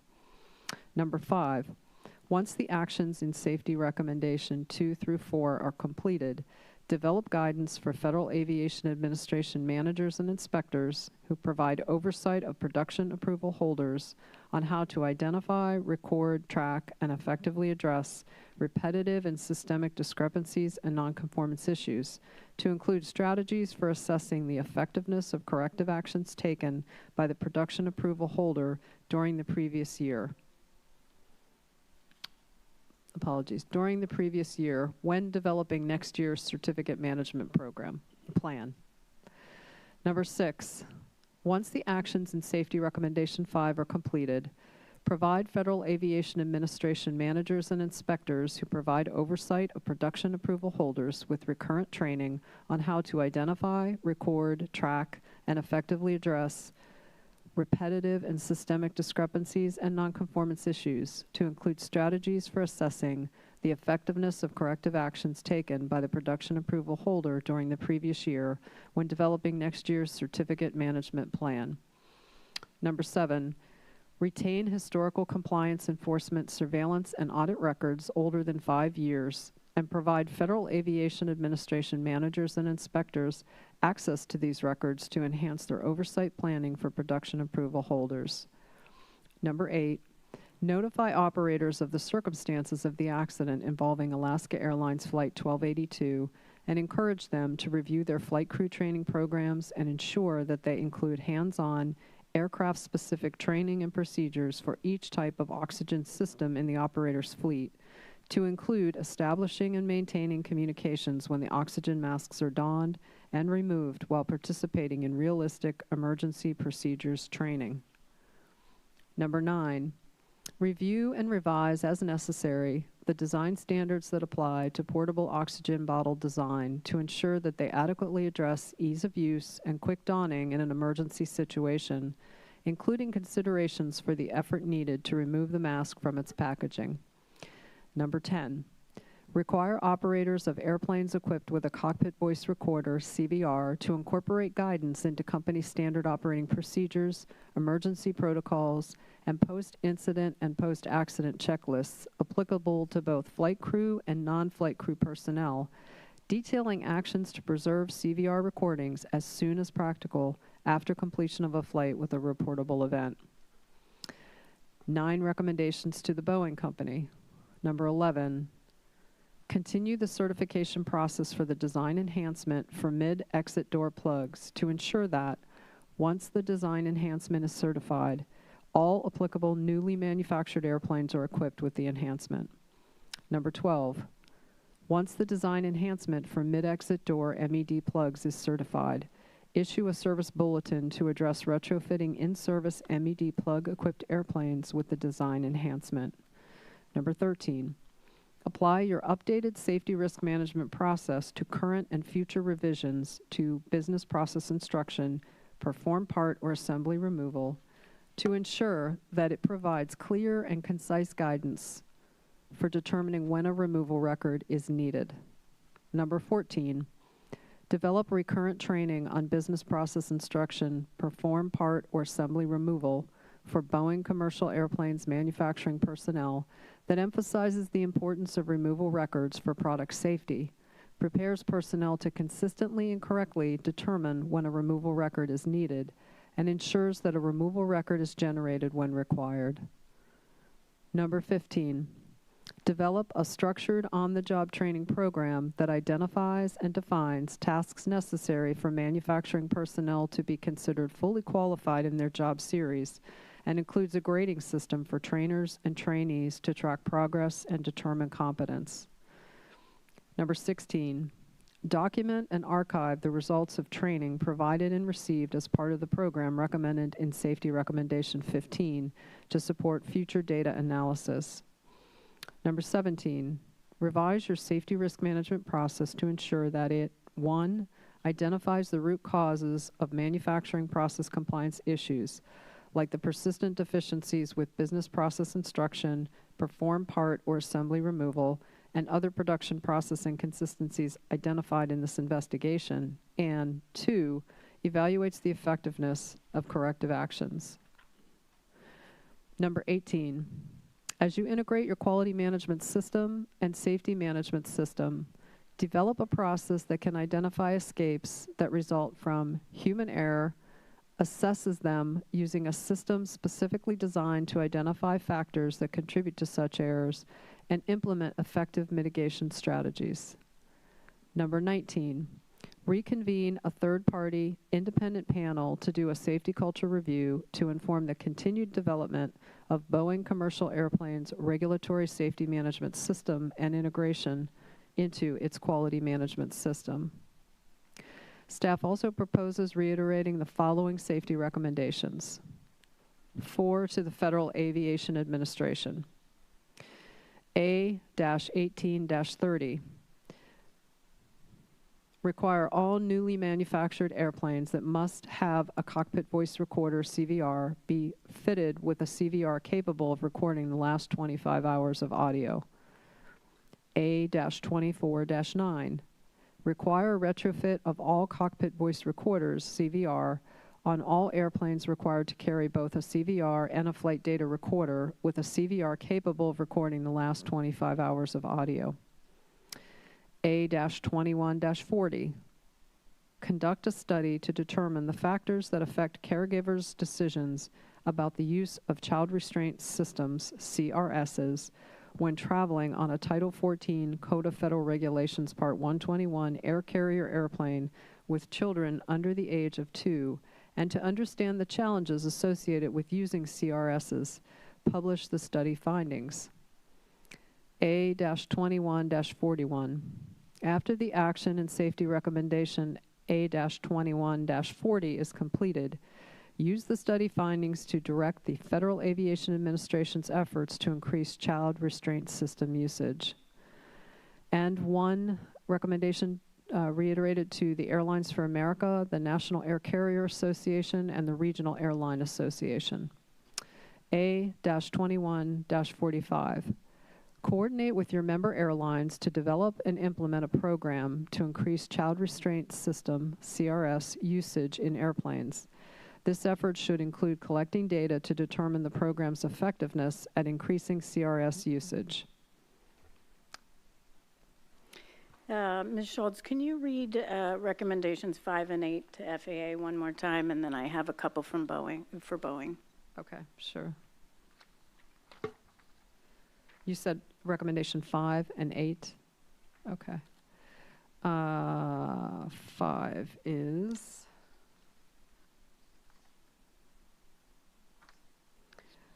once the actions and safety recommendations 2 through 4 are completed, develop guidance for Federal Aviation Administration managers and inspectors who provide oversight of production approval holders on how to identify, record, track, and effectively address repetitive and systemic discrepancies and nonconformance issues to include strategies for assessing the effectiveness of corrective actions taken by the production approval holder during the previous year when developing next year's certificate management plan.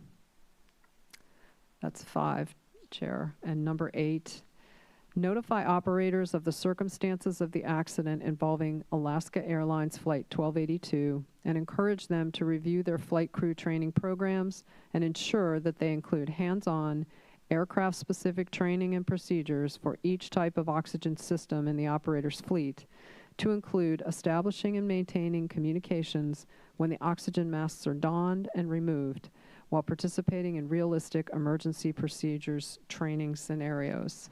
Great. And can you read 13 and 14 to Boeing? Yes.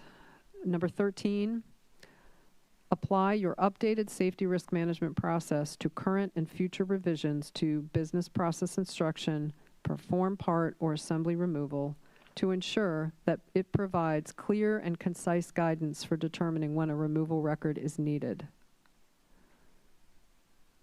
And you said number 14 as well, Chair. Number 14, develop recurrent training on business process instruction, perform part or assembly removal for Boeing commercial airplanes manufacturing personnel that emphasizes the importance of removal records for product safety, prepares personnel to consistently and correctly determine when a removal record is needed, and ensures that a removal record is generated when required. Okay, so there was just a little bit of confusion up here because the memo to board members on June 20th has the changes to recommendation 13 and 14, but we weren't provided the page changes, so we're all reading the older version of 13 and 14. So I wanted to make sure that we were all on the literal same page as you all. Okay. Thank you very much Absolutely. for that. Appreciate it. I know there was there were a lot of recommendations there. So I have an amendment to recommendation 19, and that recommendation I will offer a motion. It would now. It currently reads, if you can pull up 19. Yes. So it currently reads to the Boeing company. My amendment would change that to FAA, and instead of reconvene, it would say convene an independent third-party panel to conduct a comprehensive review of Boeing commercial airplanes safety culture, period. The findings should be used to enhance the ongoing development of Boeing commercial airplanes regulatory safety management system, SMS, and the integration of its SMS into its broader quality management system, QMS. Is there a second? Second. Thank you. And just, first of all, let me thank Member Graham. We worked together on this, and I really appreciate his input. Thank you for that.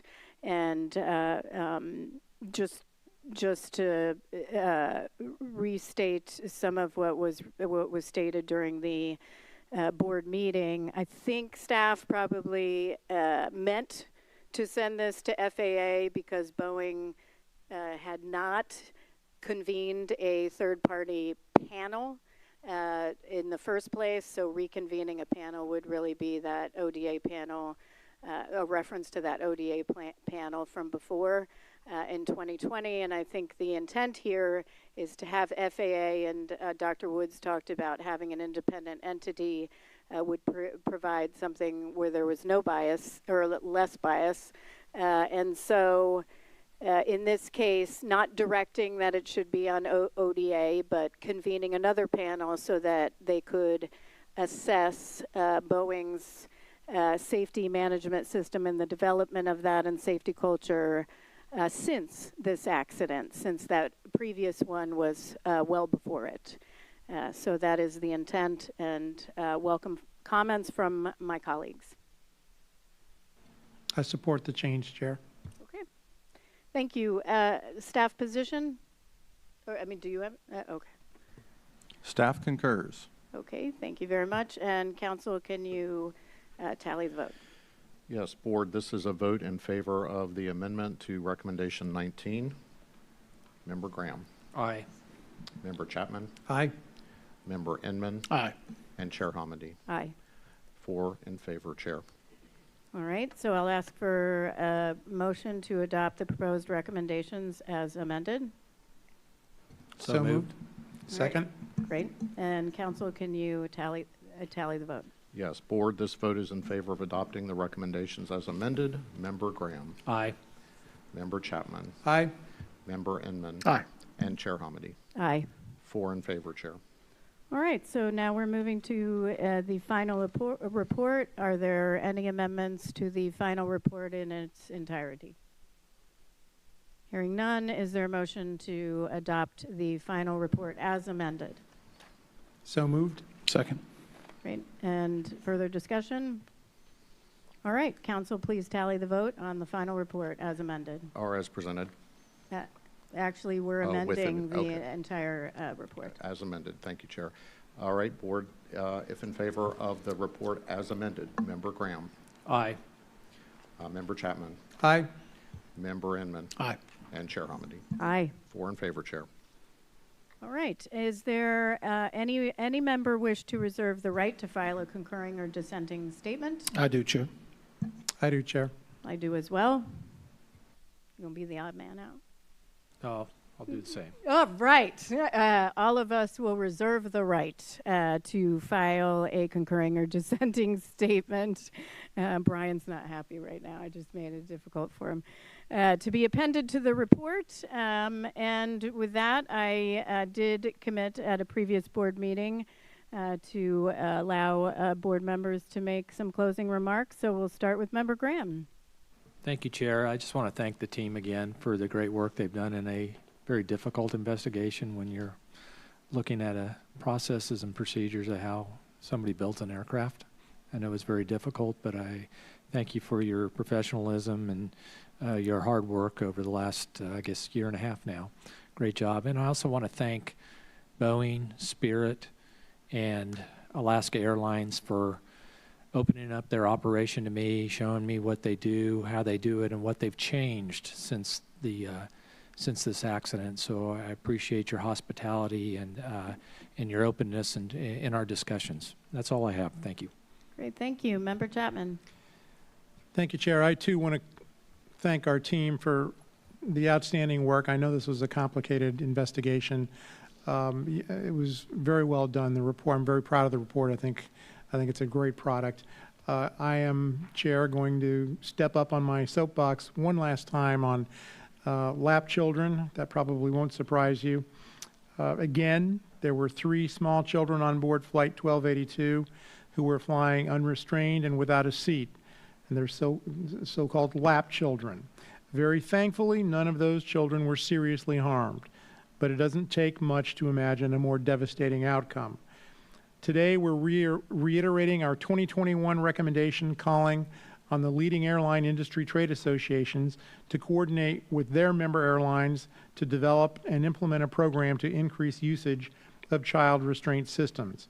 I was an advocate for our 2021 recommendation, and I support today's action to reiterate that recommendation. Of course, the need for it stems from FAA's minimalist approach to encouraging the use of child restraint systems. FAA has long declined to require child restraint systems for young children. By regulation, in fact, the FAA says it's okay for young children under the age of 2 to travel by air while seated unsecured in an older passenger's lap. For parents lacking further information, FAA's explicit authority allowing lap children to fly unsecured implies the practice is safe.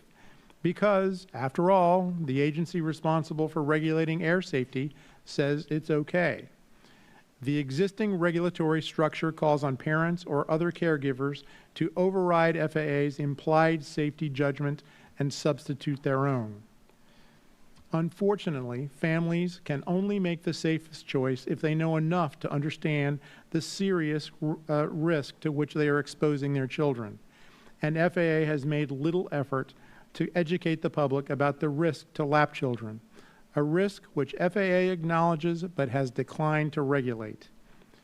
We need to keep after the folks at the FAA.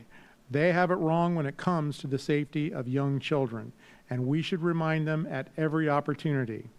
Meanwhile, the premise of our 2021 recommendation to the airline trade associations is that we haven't so far been able to count on FAA to do the right thing. We have to look directly to the airlines to help better inform parents and caregivers of the risks associated with young children flying unsecured.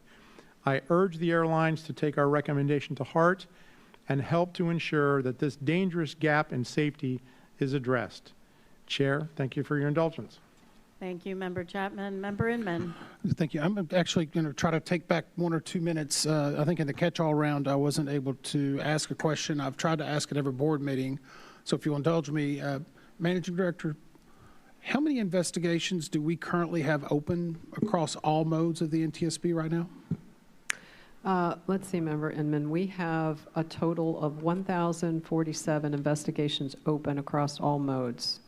Do you know how many we've completed this past year or in a reference point? I don't actually have that number with me, but I can tell you, in addition to the open cases, we've just since January 1st, all modes, we've opened an additional 1,760 cases. So I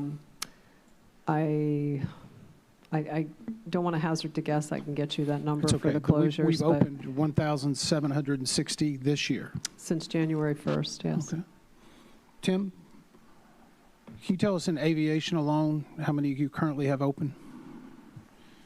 Well, if you don't mind, I'd like to at least level set a little bit so somebody doesn't lose their false teeth. So we generally do around 1,200 investigations a year. On top of that, it's another 450 that we assist foreign governments. So with that in mind, right now we have about 932 open cases, and I think it's around 200 some foreign cases that we're assisting with. But I am proud to say that for the last several years, we've actually completed more cases than we've taken in. And all that with about 115 AS staff members. Pretty proud of them, I suspect. I am. Yeah. So I guess my point is that I've asked that every board meeting I've been at, how many active, because while this was a tragic event, luckily no one died, but it's been a tough 6 months for aviation safety. And I know everyone has been worn thin. I know the public's concerned.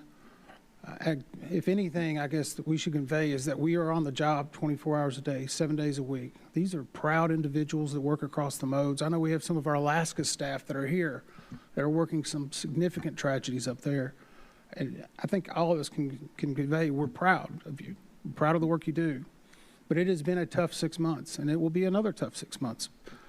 But for 62 years, all we've done is advocate to make things a little safer. And so for that, I'm very proud of the work you do. And no matter whether your accident gets a board meeting, I know with the investigative hearing, we had 3,000 unique people watching from 42 countries. The DCA press conferences, millions watched, 120 plus countries. Next month, we'll be tackling another issue on aviation safety. All of them are important because you never can tell when it's going to be important to you in that accident. So for that, I'm proud of the work that the NTSB is doing for its members. I know it's been an acknowledgement of a tough 6 months, and it'll be another tough 6 months, but we will get better, and we will continue to advocate and try not to repeat the mistakes of the past. Thank you. Thank you very much. And I do want to extend my sincere appreciation to members Graham, Chapman, and Inman, and certainly their staff for all their collaboration and work in preparation for this board meeting and throughout the investigation. And I want to also add that I also extend my sincere thanks to you all. There's only a small portion of you here that worked on this investigation. So many others throughout the agency did. And thank you for all your work, and thank you for your expertise. I also want to make sure that, and this is for the Office of Aviation Safety and for Research and Engineering, but also I'll add a lot of work that we don't see at the NTSB was done on this in the Office of General Counsel. And so I really appreciate all your work throughout. It really enabled us to pursue our investigation, and thank you for that. And of course, the Office of Managing Director, appreciate that. We also express our strong appreciation today for helping support this vital meeting. The Office of Chief Information Officer, the Digital Services Division, and the Office of Safety Recommendations and Communications for its diligent work to make sure that our recommendations are taken seriously and to work towards implementation of those recommendations. When acted upon, those recommendations we've issued today will improve safety. I'd also like to thank the following organizations for their collaboration with us on scene and their role as parties to our investigation. The Federal Aviation Administration, Alaska Airlines, the Airline Pilots Association, the Association of Flight Attendants, the Boeing Company, Spirit Aerosystems, and the International Association of Machinists Union. The NTSB works under what we call the party system, meaning we bring together technical experts from those involved in the accident to help us gather and develop the facts around the investigation. Parties are not part of the analysis or development of the findings, probable causes, or safety recommendations, but they are critical to helping us obtain information we need to carry out our safety mission. At the same time, parties get access to what we're finding in real time over the course of our investigation, so they don't have to wait to make safety change. Finally, the NTSB looks forward to working with the following organizations to implement our recommendations: the Federal Aviation Administration, the Boeing Company, Airlines for America, the National Air Carrier Association, and the Regional Airline Association. I do want to add one more bit of thank you, and that's to all the airlines. The airlines themselves reached out to Boeing to assist them in development of their safety management system, and I think that is incredibly helpful as they have significant expertise in developing a comprehensive system themselves and are a incredible resource for Boeing. With that, I'd like once again to offer our sincere thanks to the crew of Flight 1282 for their exemplary professionalism following the accident, and to the passengers and every member of the flying public. Know the NTSB will work diligently to implement our safety recommendations so an accident like this never happens again. Thank you so much, and we stand adjourned.